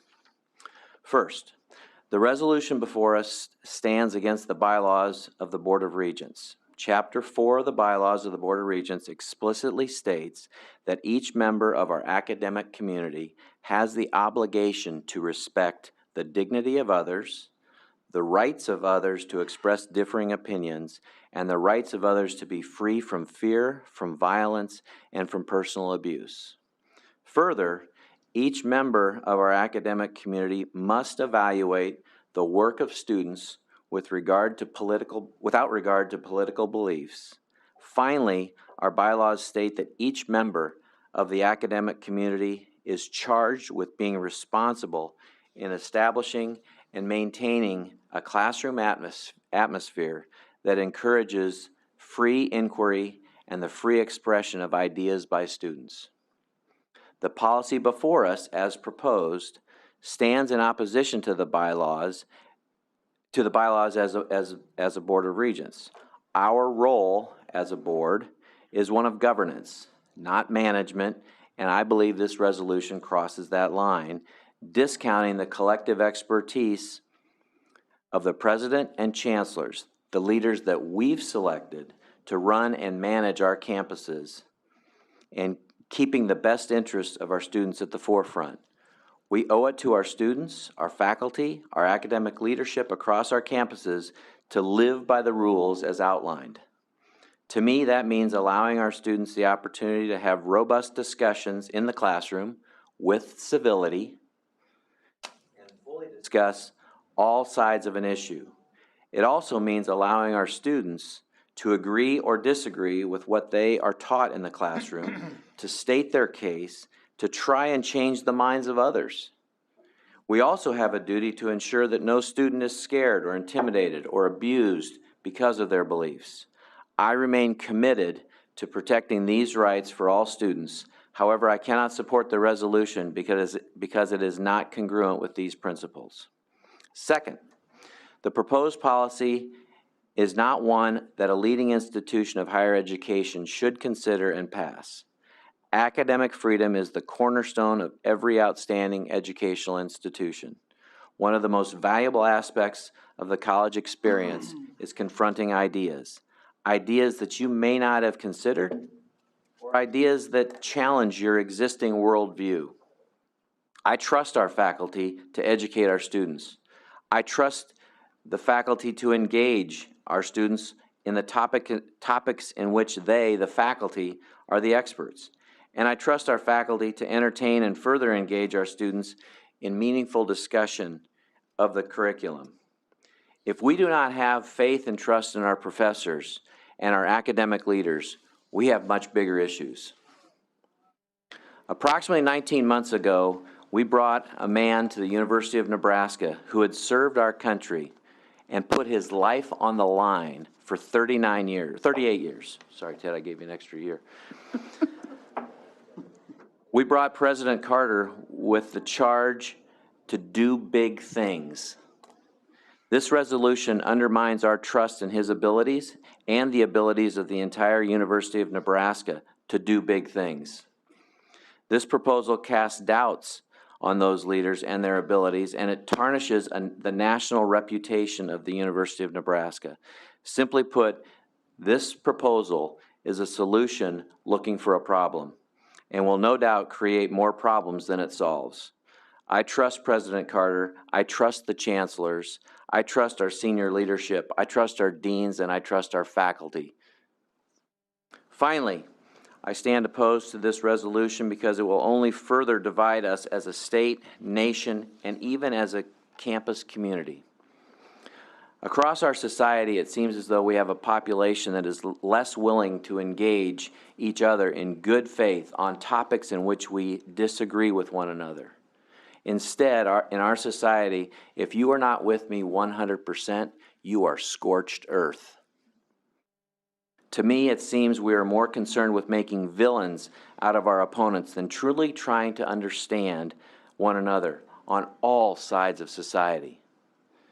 There is little opportunity in our society to establish a relationship and earn the respect of those who may disagree with our point of view.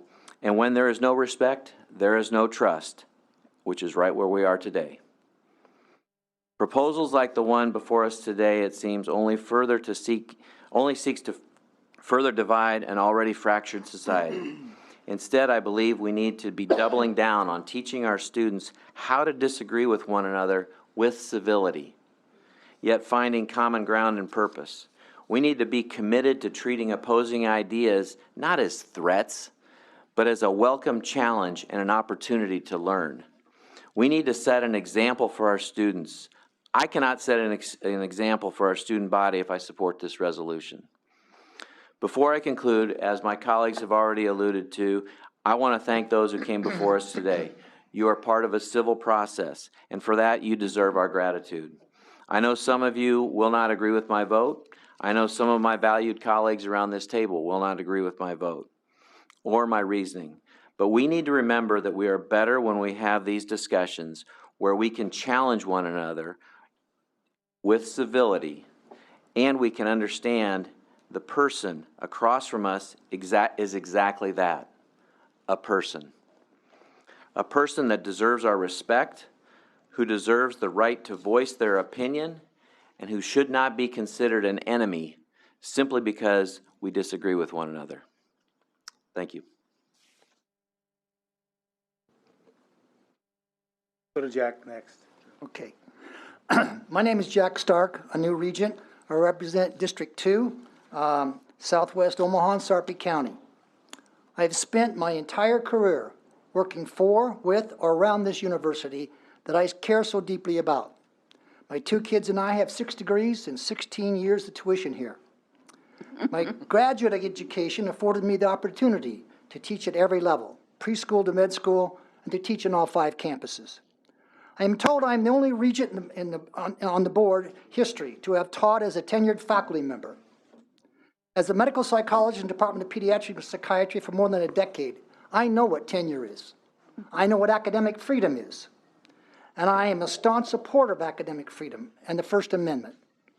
I was also fortunate enough to donate 30 hours a week for the last 35 years to my student athletes, mostly in this system. I am blessed to have 500 sons and daughters who still look to me as a mentor and perhaps a father figure, the best experience of my life. 70% of them are persons of color. Their voices need to be heard. But I also was elected by 100,000 taxpayers who will expect me to represent their voices. They are part of the taxpayers who contribute $640 million a year to this university system. They have loudly voiced their concerns about CRT. I've received 550 comments. 400 of them were in favor of Dr. Pillen's resolution, 150 against.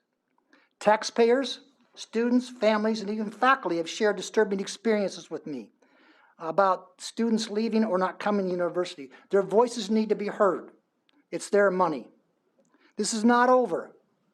We need action and dialogue. There are too many misperceptions. We need to explain to the taxpayers and students what we teach, if it is imposed, if it is required, if alternative classes are available, and what we don't teach. That's on me. That's on us as regents. We've got to do a better job. Every single student needs to feel they are part of an inclusive culture. My vote is based on the trust of our chancellors and particularly our president, the best president I think we've had in 30 years. They have assured me that processes and procedures are or will be in place where all voices are heard and acted upon. I trust they will execute the board's directives. Finally, I would ask everyone to be careful with your words. Emotions are raw. I get it. Maya Angelou said it best. People may forget what you said. They may even forget how you said it, but they will never, ever forget how you made them feel. Dr. Pillen, I have known you for 25 years. You're a friend. I respect you deeply. I have watched your character. I have observed your character in mission work and community work. However, it is with all due respect, and I mean all due respect, that I vote against this resolution.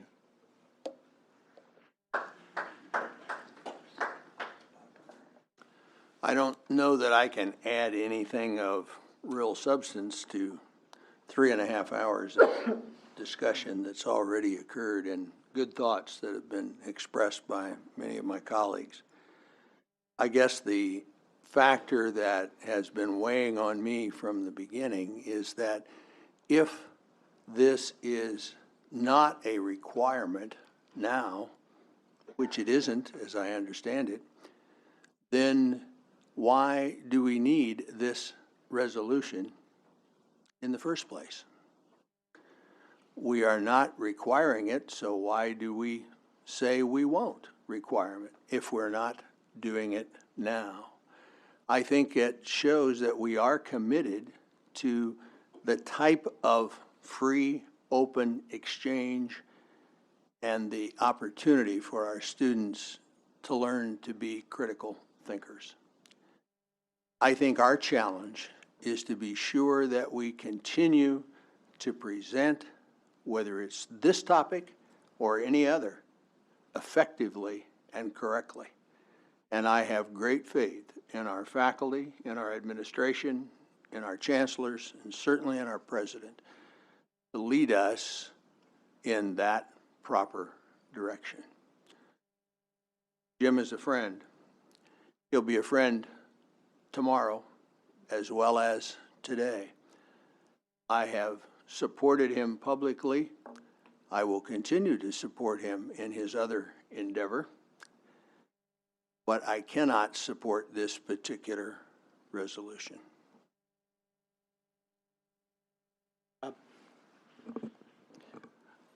This has just been a textbook illustration of democracy and how our processes here in Nebraska and the United States should work, and should really be an example for many places far and near around the globe as to how we settle our differences and work through tough issues. So just let me start by saying thank you how everybody's conducted themselves regardless of the issue and the outcome. I think sometimes we forget to realize that we're all united in one main purpose, and that's to make the University of Nebraska, our state, and the United States a great place to live, work, play, and raise our families. And so as Regent Ferris and Regent Claire mentioned, this isn't an us against them or them against us. At the end of the day, we all are here for the same goal, and that's to make this place, the best university, the best public university possible, and a great place to send our kids. And so, you know, this has been a good process. I know at times people are uncomfortable with being uncomfortable, and it's difficult. But at the same time, nobody should ever be afraid to come forward and state what it is that they're thinking or what they're experiencing, regardless of whether it's for critical race theory or against it.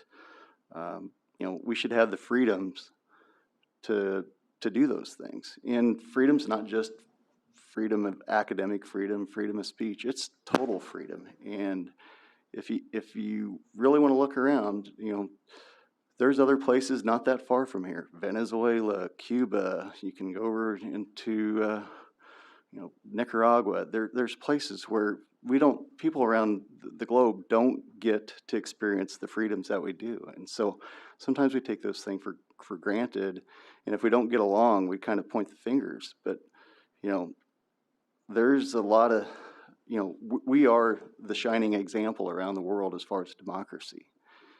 There's other places where there's socialism and communism, and, you know, those things are things that sometimes people get pulled into. Sometimes they vote themselves into those things, but typically they have to shoot their way out of those things. And, you know, those folks that are living in some of those worlds or countries, they don't have the luxury of doing what we just experienced this morning. And so keep that in mind. There are no villains here. Jim Pillen's a good person. He's not a villain. And we have to remember that when we don't agree, we need to go after the reason, the argument, but not the person presenting it. Regent Pillen's been very gracious and generous with his time and his resources that he's given to the university. And so, as Regent Claire mentioned, let's talk about the ideas. Let's not make these things personal. At the end of the day, I think the key word when you look at this resolution is it's in the now therefore be it resolved, and that is that critical race theory not be imposed. The definition of imposed is not to be forced upon someone, not to be thrust upon them against their will. Nowhere in the resolution does it say anything about precluding it as far as being talked about or preventing it from being discussed in the classroom. In fact, classrooms should be a free marketplace of the exchange of ideas and thoughts. And this university is exactly what somebody mentioned earlier. It's a melting pot, and we should all be able to come forward and exchange those ideas on this. But at the same time, nothing should be thrust or forced upon someone. And I think that's the purpose of the resolution, at least in my understanding. And so I don't know. I think to some extent this has gotten spun up and way out of control, where if there would have been a little more discussion about it as far as the why beforehand, I don't know that we'd be here experiencing the past 3.5 hours that we have. But at the end of the day, I'm going to support the resolution because it's just simply stating that it's not going to be forced upon anybody, and it shouldn't be. And so in contrast to Regent Ferris, maybe he comes to the table saying, well, it's not an issue now. Well, let's make sure it's not an issue in the future. And because of that, I'm going to vote for Regent Pillen's resolution.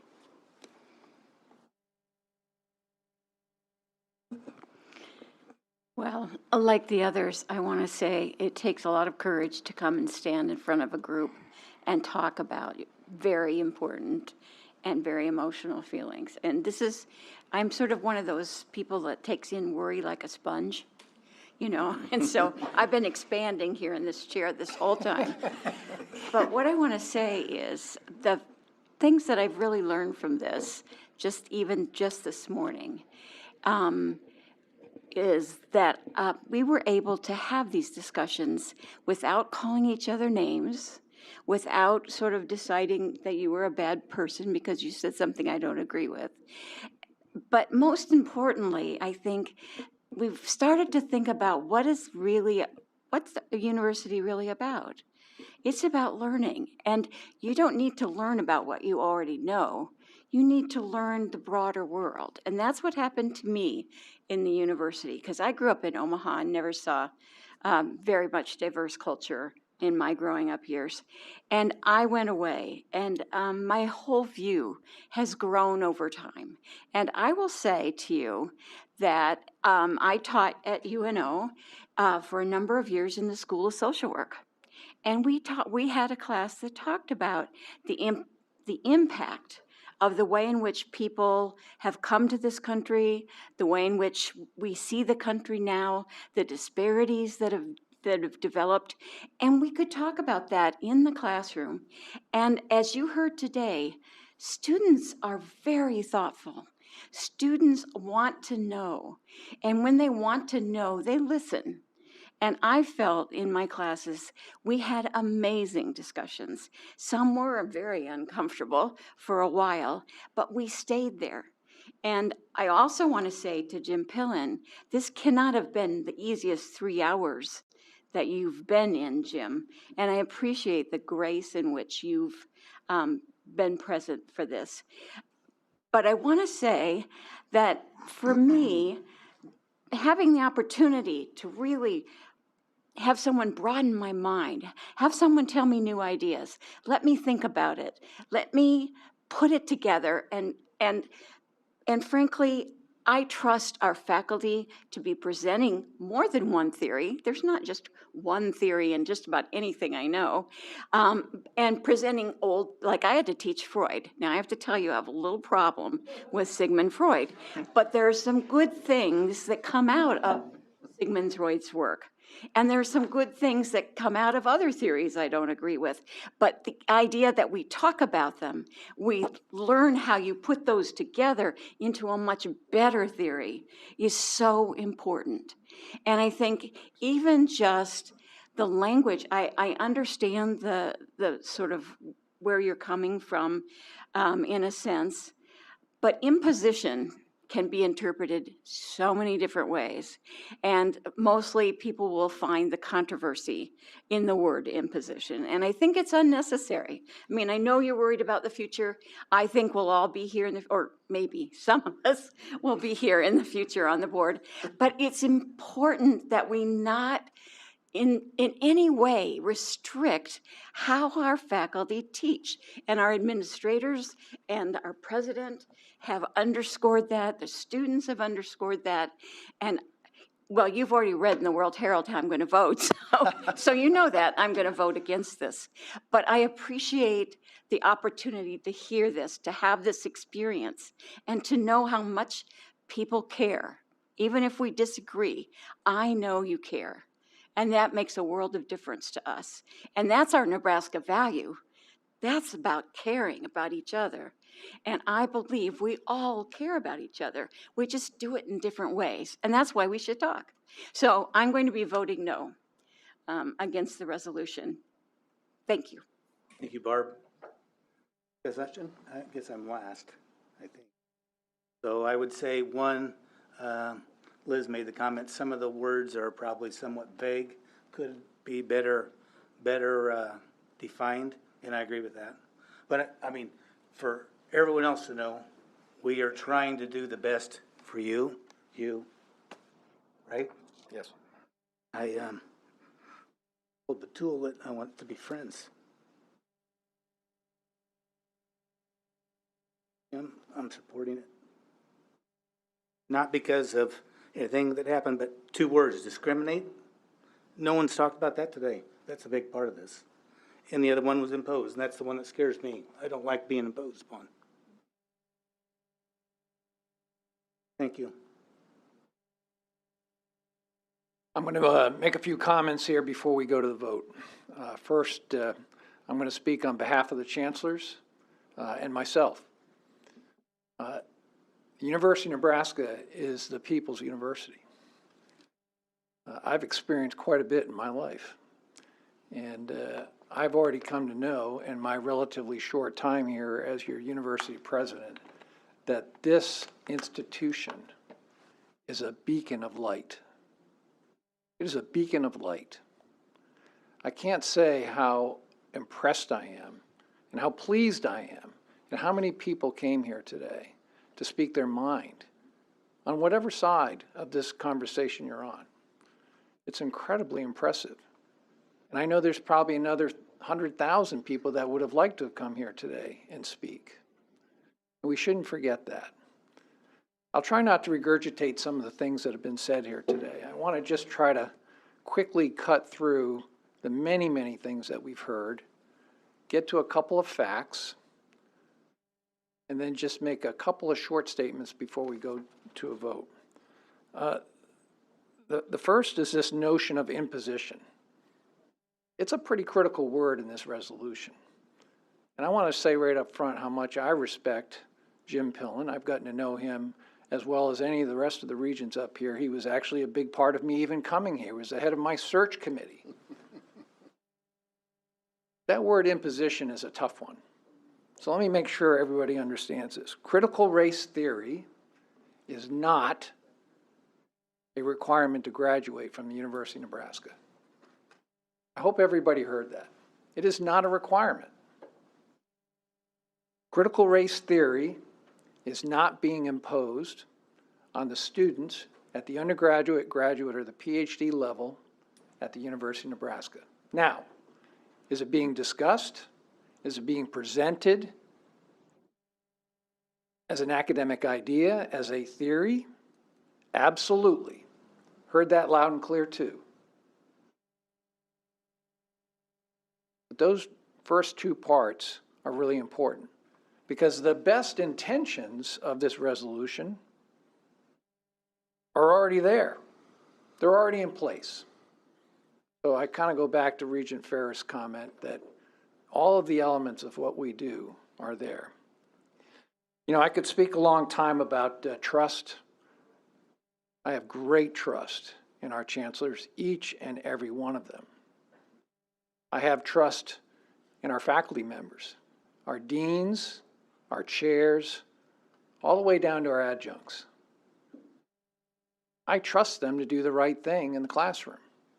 I trust them to bring up topics that are germane to the topics that they're teaching, because that's part of our policy. Also, how we regulate and make sure that we are doing the right things. This resolution, gives the perception that we don't trust our faculty because we're insinuating that we're imposing something.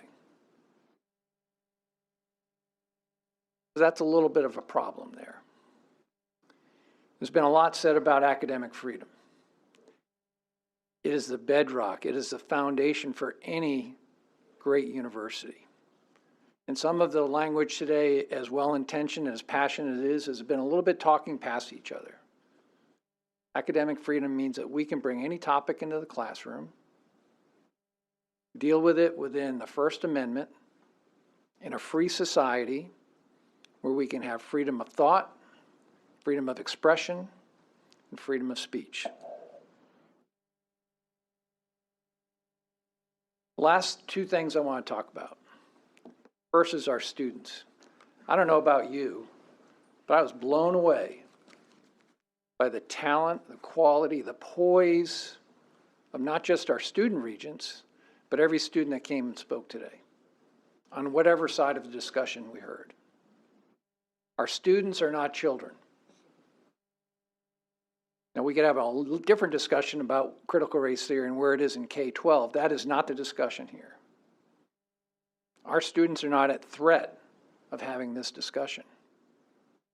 They're there to think for themselves, and they are the future of not only Nebraska, but our nation and our world. So I'm very excited about the future. I'm very excited about what I heard today. And I don't think anything in the history, the 152-year history of this university has ever moved forward without the support of our students. When I came to this job, I said my number one goal was to support our students. They're the reason we exist. They're the ones that get to make the choices.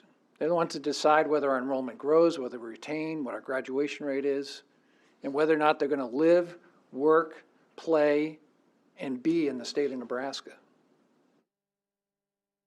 So I don't want it to be lost on anybody that I have nothing but respect for our students that came and spoke today and for our student regents. This is a great day for our university. And lastly, I just want to give my own personal view. As Regent Claire said, I served 38 years on active duty. I had the privilege of wearing the cloth of our nation. I wore the cloth of the nation for 42 years. I include my 4 years as a Naval Academy midshipman. I took my first oath of office on 7 July of 1977. I still remember every single word of that oath: to support and defend the Constitution of the United States against all enemies, foreign and domestic, to bear true faith and allegiance to the same. I'm very proud of the service that I had. I led hundreds of thousands of sailors, airmen, Marines, combat operations, training, education. I considered it some of the highest calling of my life. But then Nebraska called me, and I came here. And I feel every day that I'm here, this is the highest calling of my life.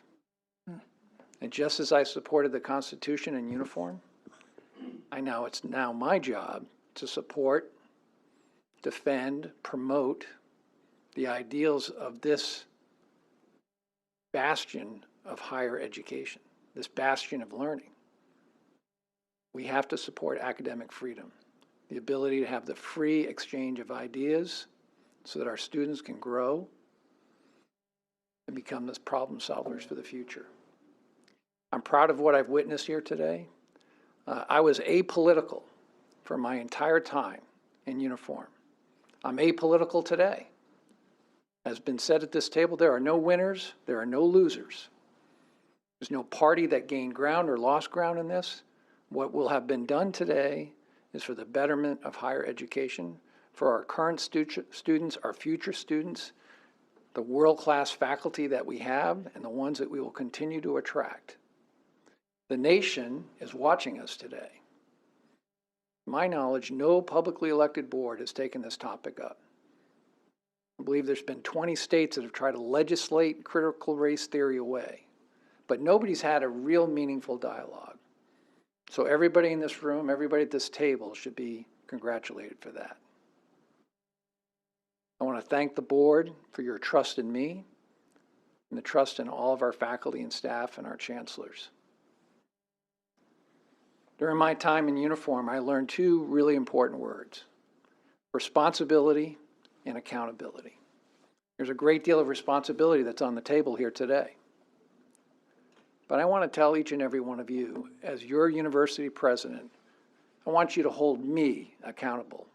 If we're doing something wrong, or something's not right within the policies, the bylaws, the procedures that we have, I'll take that accountability. And if something actually is being imposed on our students and it's wrong, we'll fix it. But I'll take that accountability. Thank you for your support, and thank you for your trust. I was just going to add one other comment. And Jim, I appreciate you bringing this. We learned a lot. But I'd be remiss if I didn't tell you that I love you, man. Call the roll. Regent Limbaugh, No. Regent Hemmer, No. Regent Ibrahim, No. Regent Cradaville, No. Regent Ferris, No. Regent Pillen, Yes. Regent Schaefer, Yes. Regent Stark, No. Regent Whites, No. Regent Clare, No. Regent Kenny, Yes. Regent O'Connor. No. The motion fails. Thank you. Our bylaws require that we hold a hearing whenever an amendment to the bylaws or standing rules is proposed. I now declare the hearing open for respect for the amendments to the standing rules. The proposed amendments related to Section 2 and the ability to conduct virtual meetings as permitted as the recently amended Open Meetings Act. In accordance to our rules, the amendment to the section, number 2, was included in information from our June 25th meeting agenda. It is now proposed for approval today's agenda on item 11C1. Is there anyone present that would like to be heard on this matter? If so, come forward.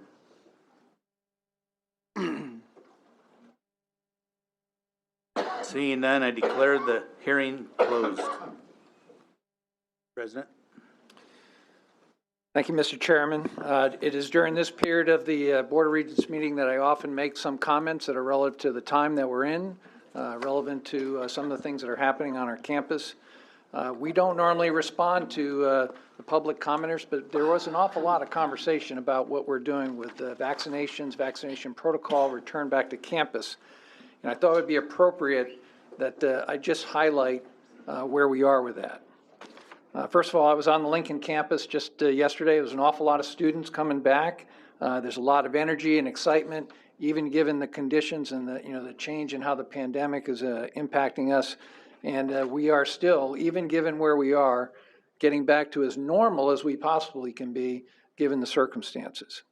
I want to give a shout out to our chancellors across all 4 of our campuses and even here in Varner Hall for their leadership and tireless work in getting this done. Sometimes we lose sight of the fact that we have lived through maybe some of the worst of the pandemic, and we've been able to do it while staying open and taking care of our faculty, staff, and students. That being said, I think we all want to agree that the pandemic is over, but it's really not, and we know that. And we've been given a little bit of a head fake on this Delta variant and whatever variants are going to be coming around the corner. We're going to need to be vigilant. We still need to make wise choices, and we still need to take care of ourselves and each other. And I believe the end of the pandemic is in sight with the right actions, but I think it's still going to be up to us to do our part. If you were to take a quick look at our protocols, and again, maybe some of this can clear up some of the comments that were made publicly today because not all of it was alignment with what we're actually doing. And of course, we have to hold and reserve a small asterisk that we may have to change the protocols depending on what the pandemic is doing to us. And I know that's frustrating for everybody, but we do have a responsibility for taking care of our students, faculty, and staff's health. So overarching priorities that are guiding our decisions. First, the health and well-being of every member of our community, both of our campus communities and the larger communities of which we are a part. We have a commitment to in-person, on-campus learning, which our students have told us they want, and it's a major benefit to our overall growth. The flexibility, we've said that from the start, that the chancellors need to be empowered. They're in different geographic areas where the variants are not always the same, and they are empowered to make the decisions that are best for their campus based on the collaboration with local health departments. That approach has worked for us, and it continues to serve us well. So let me just go over some of the broad protocols, and again, these are the facts. The first is vaccines. We're not mandating vaccines. We still have an emergency use authorization for Pfizer, Moderna, and the Johnson & Johnson. But I also want to be clear that I, along with the chancellors, along with, I think I speak for the whole board here, we encourage vaccines. I will say for myself, I got the vaccine as soon as I was able to get it. And I haven't had any problems, and I don't know anybody in my family or in my sphere of many, many, many friends that have had any problem. But at this time, there is no system-wide vaccine mandate. Now, I want you to know that we are aware that the FDA may likely make these vaccines no longer emergency use. And we will be not caught flat-footed when that time comes. We're not ready to make any decisions or make any statements. But we do need to think about what this vaccine will mean once it's approved. I had 17 shots before I got commissioned in the United States military. I never had the thought of mind to ask what any of that stuff was. I probably should have. We require vaccines that are approved by the FDA through all of our K-12, all of our campuses, MMR, mumps, measles, rubella. And I don't know what the future of these vaccines will be, but there will come a time where I can tell you that this vaccine will be put in that category. It's just a matter of when that timing will be. So there is no system-wide mandate at this time. There's no mandate to disclose vaccine status.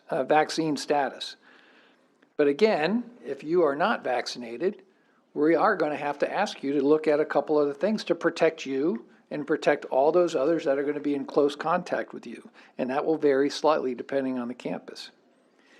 Masks. We are following CDC guidance. If you're not vaccinated, you should wear a mask. If you are vaccinated, we are strongly recommending that you wear a mask. However, we will not mandate it, at least at this time. And again, that is subject to change depending on the conditions.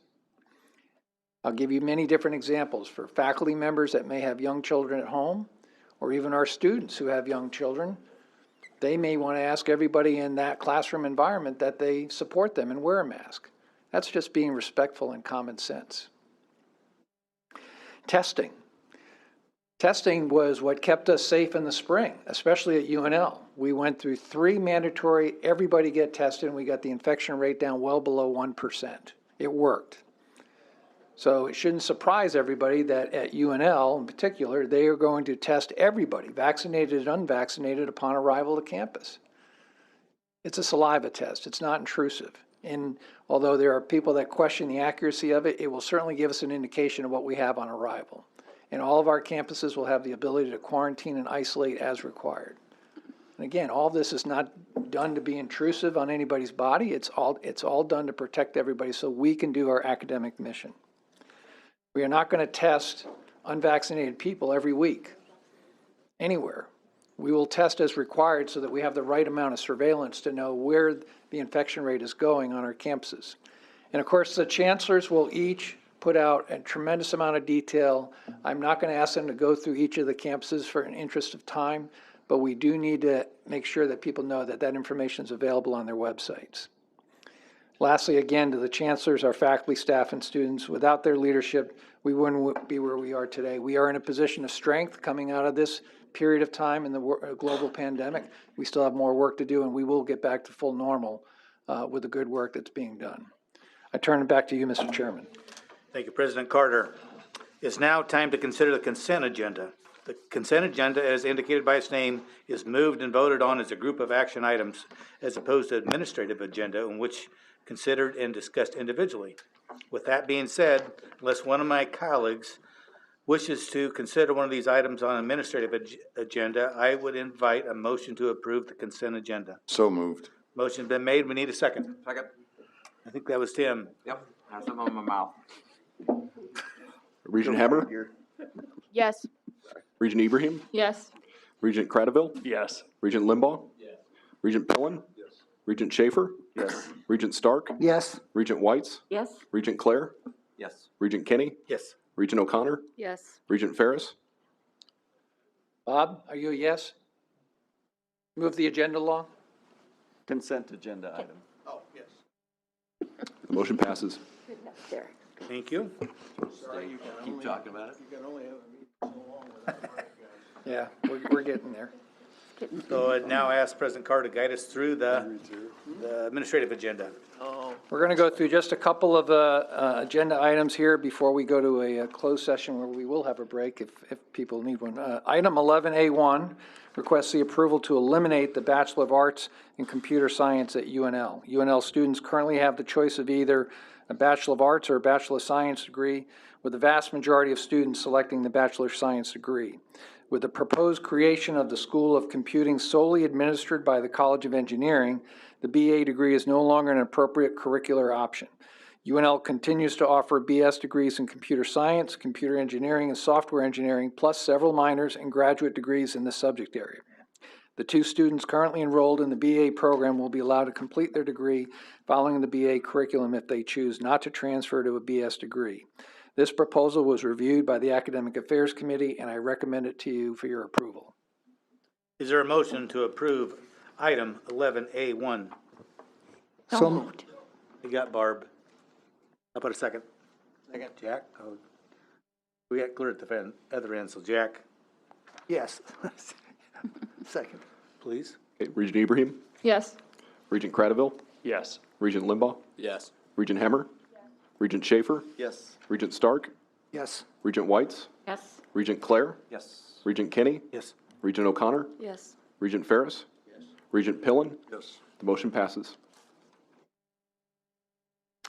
Item 11A2 requests approval to create a Bachelor of Science in Environmental Engineering at UNL. This proposed degree will provide students to develop engineering solutions for topics ranging from water and air pollution control and treatment, drinking water supply, wastewater management, public health, water source management, and sustainable design.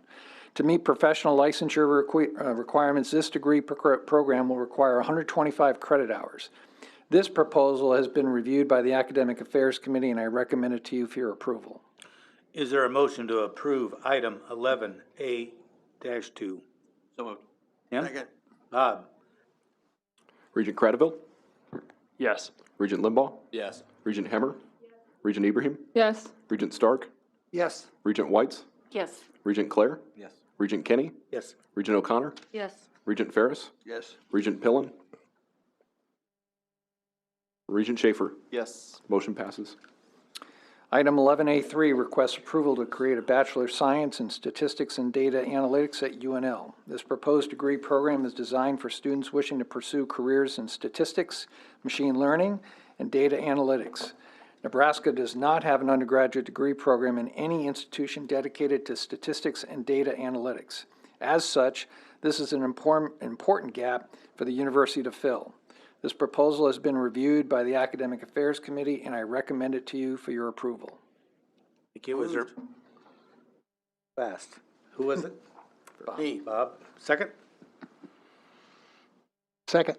Jack, roll call, please. Regent Limbaugh. Regent Hemmer. Yes. Regent Ibrahim. Yes. Regent Credeville. Yes. Regent Whites.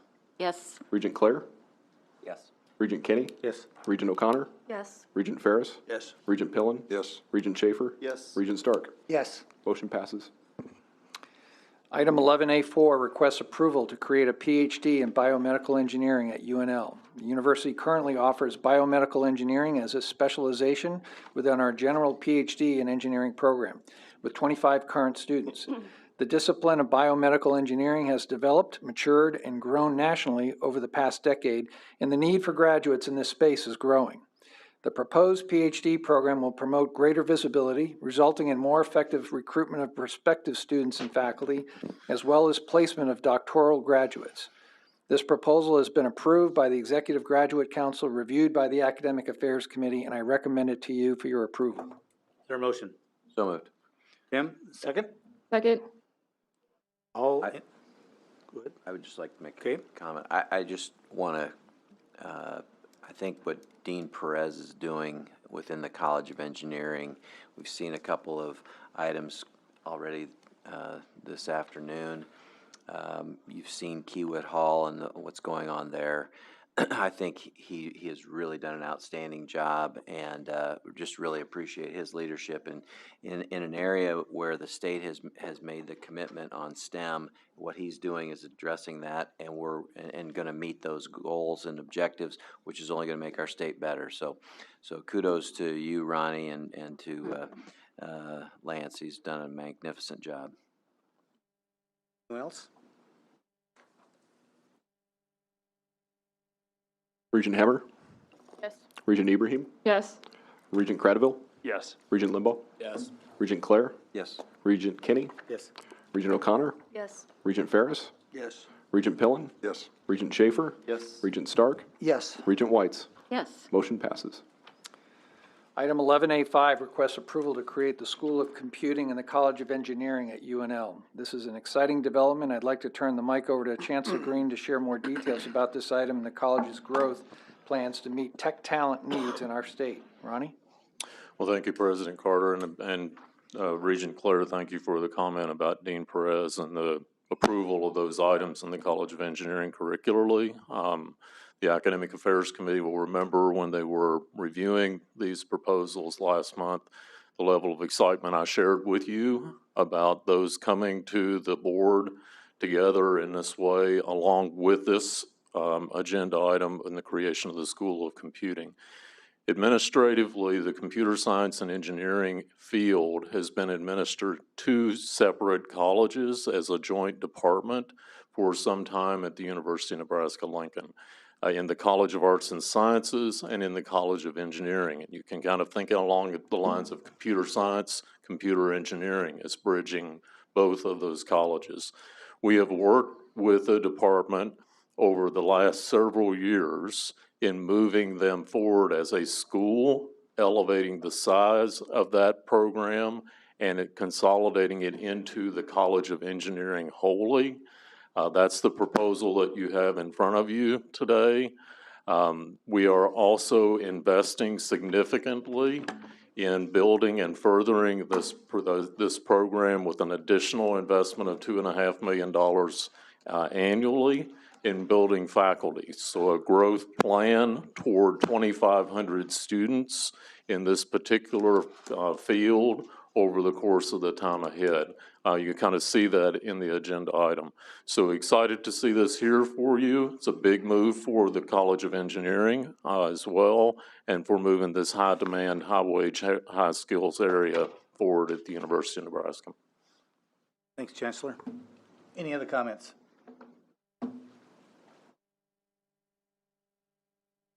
Yep. Is there a motion? So moved. Barb, is there a second? Second. Cool. Regent Ibrahim. Yes. Regent Credeville. Yes. Regent Limbaugh. Yes. Regent Hemmer. Yes. Regent Kenny. Yes. Regent O'Connor. Yes. Regent Ferris. Yes. Regent Pillen. Yes. Regent Schaefer. Yes. Regent Stark. Yes. Regent Whites. Yes. Regent Clare. Yes. Motion passes. Item 11A6 requests approval to create the Master of Respiratory Care at UNMC. The new entry-level health professions master's degree would train respiratory therapists in diagnostic studies, patient education, and the provision of long-term care for patients with chronic illnesses. This proposed degree is designed to meet new accreditation standards from the Commission on Accreditation for Respiratory Care. Of note, this would be the first respiratory care post-bachelor's program in Nebraska. This proposal has been reviewed by the Academic Affairs Committee, and I recommend it to you for your approval. So moved. Is there a second? Second. Those, any comments? Bill? Regent Kenny, if you don't Yeah, mind. Sure. I'll be brief, but I'm just very impressed by the motion that Dean Kyle Meyer is making in the College of Allied Health Professions. The growth of College of Allied Health Professions is very impressive and is a jewel at UNMC. And being able to respond to the way that the landscape in the medical field and having post-bachelor degree requirements and being able to facilitate that for the state of Nebraska and our healthcare system is incredibly important. So very much in support of this. Thank you. Anyone else? Regent Cradaville? Yes. Regent Limbaugh? Yes. Regent Hemmer? Regent Ibrahim? Yes. Regent O'Connor? Yes. Regent Ferris? Yes. Regent Pillen? Yes. Regent Schaefer? Yes. Regent Stark? Yes. Regent Whites? Yes. Regent Clare? Yes. Regent Kenny? Yes. Motion passes. Item 11A7 requests approval to establish the Genome Editing and Education Center for Nebraska at UNMC. The proposed center will transform UNMC's existing mouse genome engineering core facility into a larger multidisciplinary research center. UNMC's current facility is used to create genetically engineered mouse models for researchers working to treat neurological and immunological dysfunctions, HIV and other viruses, hearing and eye diseases, and various cancers. Further, the proposed center will better position UNMC to scale its scientific services to 2 to 4 times the number of researchers locally and globally. One objective of the new center will be to obtain a National Institutes of Health-focused knockout mouse phenotyping center designation, which will provide additional funding and identify the university as a primary resource for improving human and animal health in the Midwest and beyond. This proposal was reviewed by the Academic Affairs Committee, and I recommend it to you for your approval. Thank you. Is there a motion? So moved. Barb, second? Second. There's another one. Any comments? Jeff? Sure, thank you. Just to translate some of those long words into more. Thank you, Regent Jeff. Pillen, I was going to ask if Regent Pillen can give us an example. He could, I'm sure of that. But Well, I was going to say it's one heck of a mouse house. it's one heck of I wasn't going to go there, sir. But what this really is creating a facility to allow the research scientists and actually the clinicians to test new models of diagnostic and therapeutic interventions without having to go into clinical trials. So we think of it as if you're trying to treat a unique type of breast cancer or a unique treatment for Parkinson's or HIV. Normally you would have to, after you've done some very basic experimentation, go into a human model of testing. This would allow to change the genome of a mouse, a laboratory animal, so that you could then do that testing in that model and have a much, much higher degree of assurance before you ever go into a clinical trial. This will really catapult the Med Center ahead as a core research laboratory. Thank you, Jeff. Anyone else? Regent Limbaugh? Yes. Regent Hemmer? Yes. Regent Ibrahim? Yes. Regent Cradaville? Yes. Regent Ferris? Yes. Regent Pillen? Yes. Regent Schaefer? Yes. Regent Stark? Yes. Regent Whites? Yes. Regent Clare? Regent Kenny? Yes. Regent O'Connor? Yes. Motion passes. Thank you. Do we have a motion to go into closed session? Board of Regents go into closed session as authorized by Section 84-1410 of the Revised Statutes of Nebraska for the protection of the public interest and to prevent needless injury to the reputation of persons who have not requested a public hearing for the purposes of holding a discussion limited to the following subjects: honorary degrees and awards, and personnel matters involving members of university staff. Is there a second? Second. Bill? Regent Hemmer? Yes. Regent Ibrahim? Yes. Regent Cradaville? Yes. Regent Limbaugh? Yes. Regent Pillen? Yes. Regent Schaefer? Oh, he left the room. Regent Stark? Yes. Regent Whites? Yes. Regent Clare? Yes. Regent Kenny? Yes. Regent O'Connor? Point of order, do we still have a few things left on the agenda? Yeah, we do. We're going to come back. This will be a very short closed Then session. yes. Regent Ferris? Yes. The motion passes. So we could do the closed session in about 3 minutes if we can just clear the room with just the regents and the chancellor staying behind in the room, please.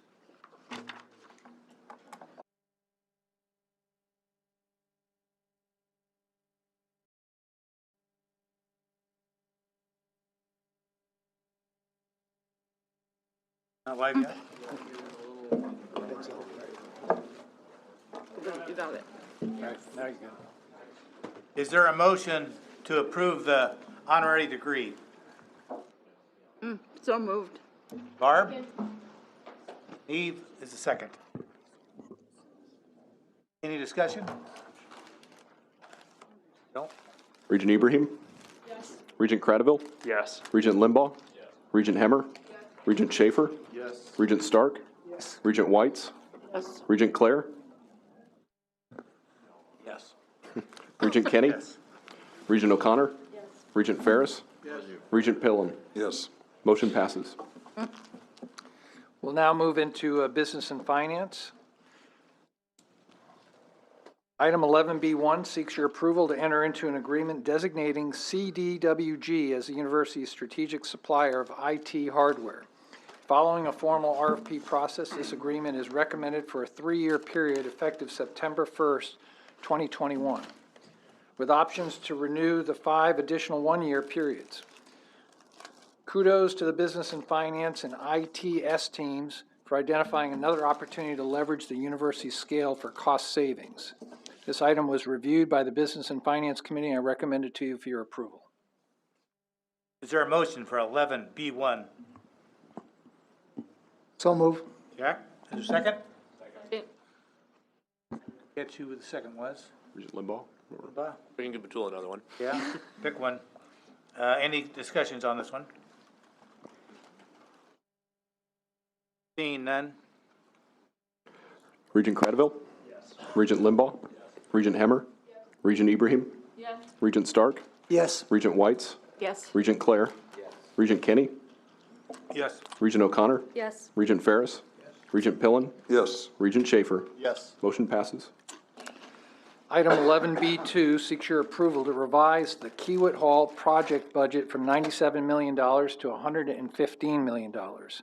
Since the Regents approved the program statement for Kiewit Hall in October of 2019, the global pandemic has resulted in a multitude of unforeseen impacts to the markets, and as such, the $18 million budget increase is requested. As you will note in the agenda item, the increase will be covered by private funds. This item has been reviewed by the Business and Finance Committee, and I recommend it to you for your approval. Is there a motion to approve 11B2? So moved. Any discussion? No? Regent Limbaugh? Yes. Regent Hemmer? Yes. Regent Ibrahim? Yes. Regent Cradaville? Yes. Regent Whites? Yes. Regent Clare? Mouthful. Yes. Regent Kenny? Yes. Regent O'Connor? Yes. Regent Ferris? Yes. Regent Pillen? Yes. Regent Schaefer? Yes. Regent Stark? Yes. Motion passes. Good point. Okay, we'll move into executive items. Item 11C1 seeks your approval to amend the board's standing rules to permit virtual meetings as authorized by the recently amended Open Meetings Act. This item was reviewed by the executive committee, and I recommend it to you for your approval. Is there a Bob, is there a second? Second. Any discussion? I would make just one comment in regard to it. I think it's a step good, but I would hope that it does not become an ongoing,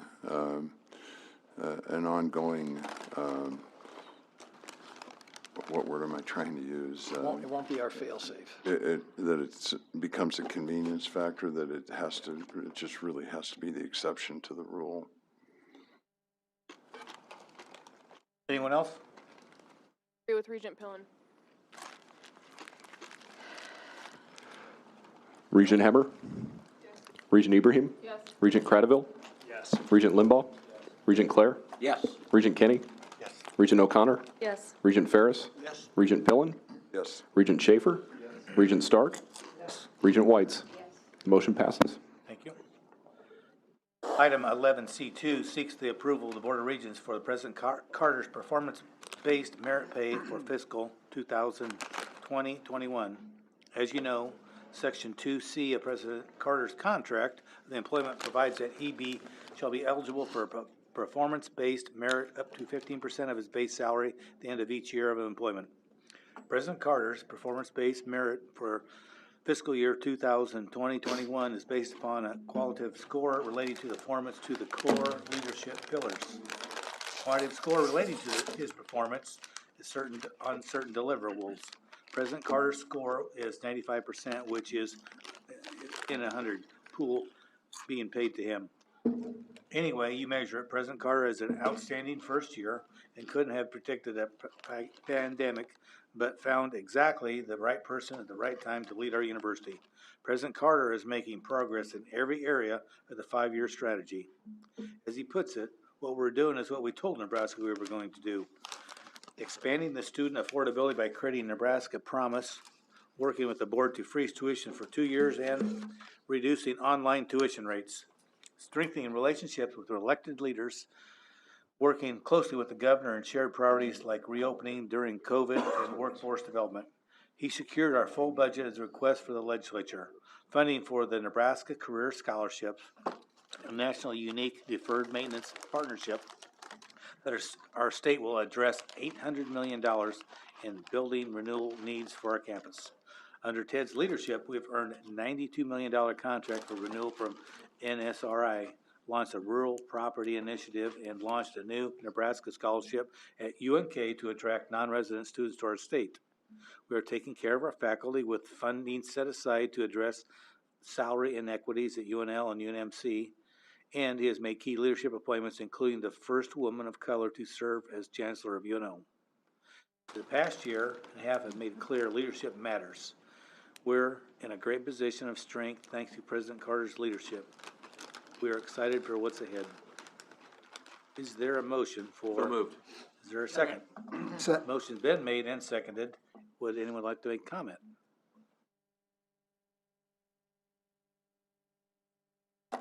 I think one comment I think that's important for everybody to recognize is, number one, obviously we're all in agreement and extraordinary work President Carter's done, but also contractually, it's this performance incentive started. President Carter's been here since December of 19.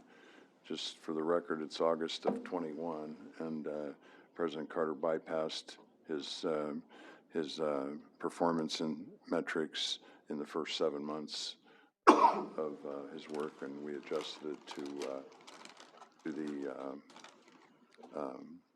academic calendar. So applaud President Carter and thank him for that.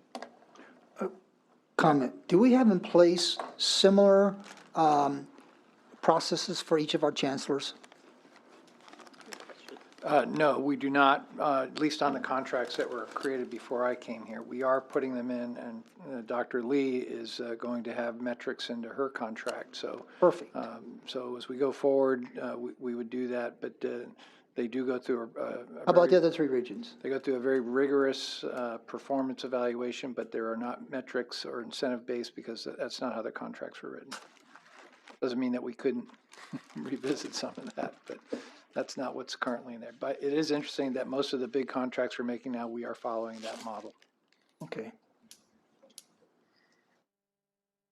Well, I've been amazed at the aptitude of everything you've taken on and accomplished, and proud to call you a friend, and proud that I help hire you. Anyone else? Regent Ibrahim?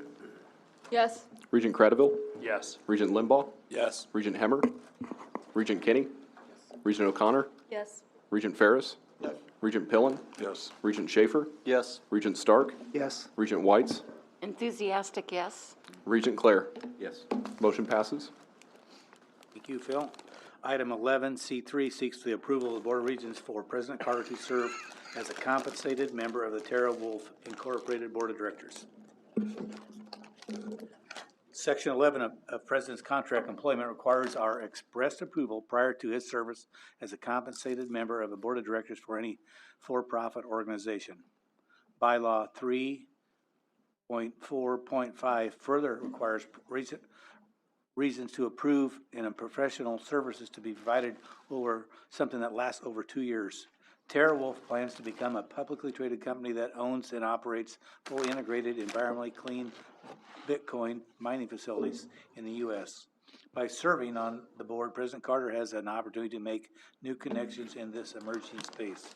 President Carter has assured us that his involvement in Tara Wolf Board of Directors will not interfere with his duties as president and would only occur on weekends or during vacation leave.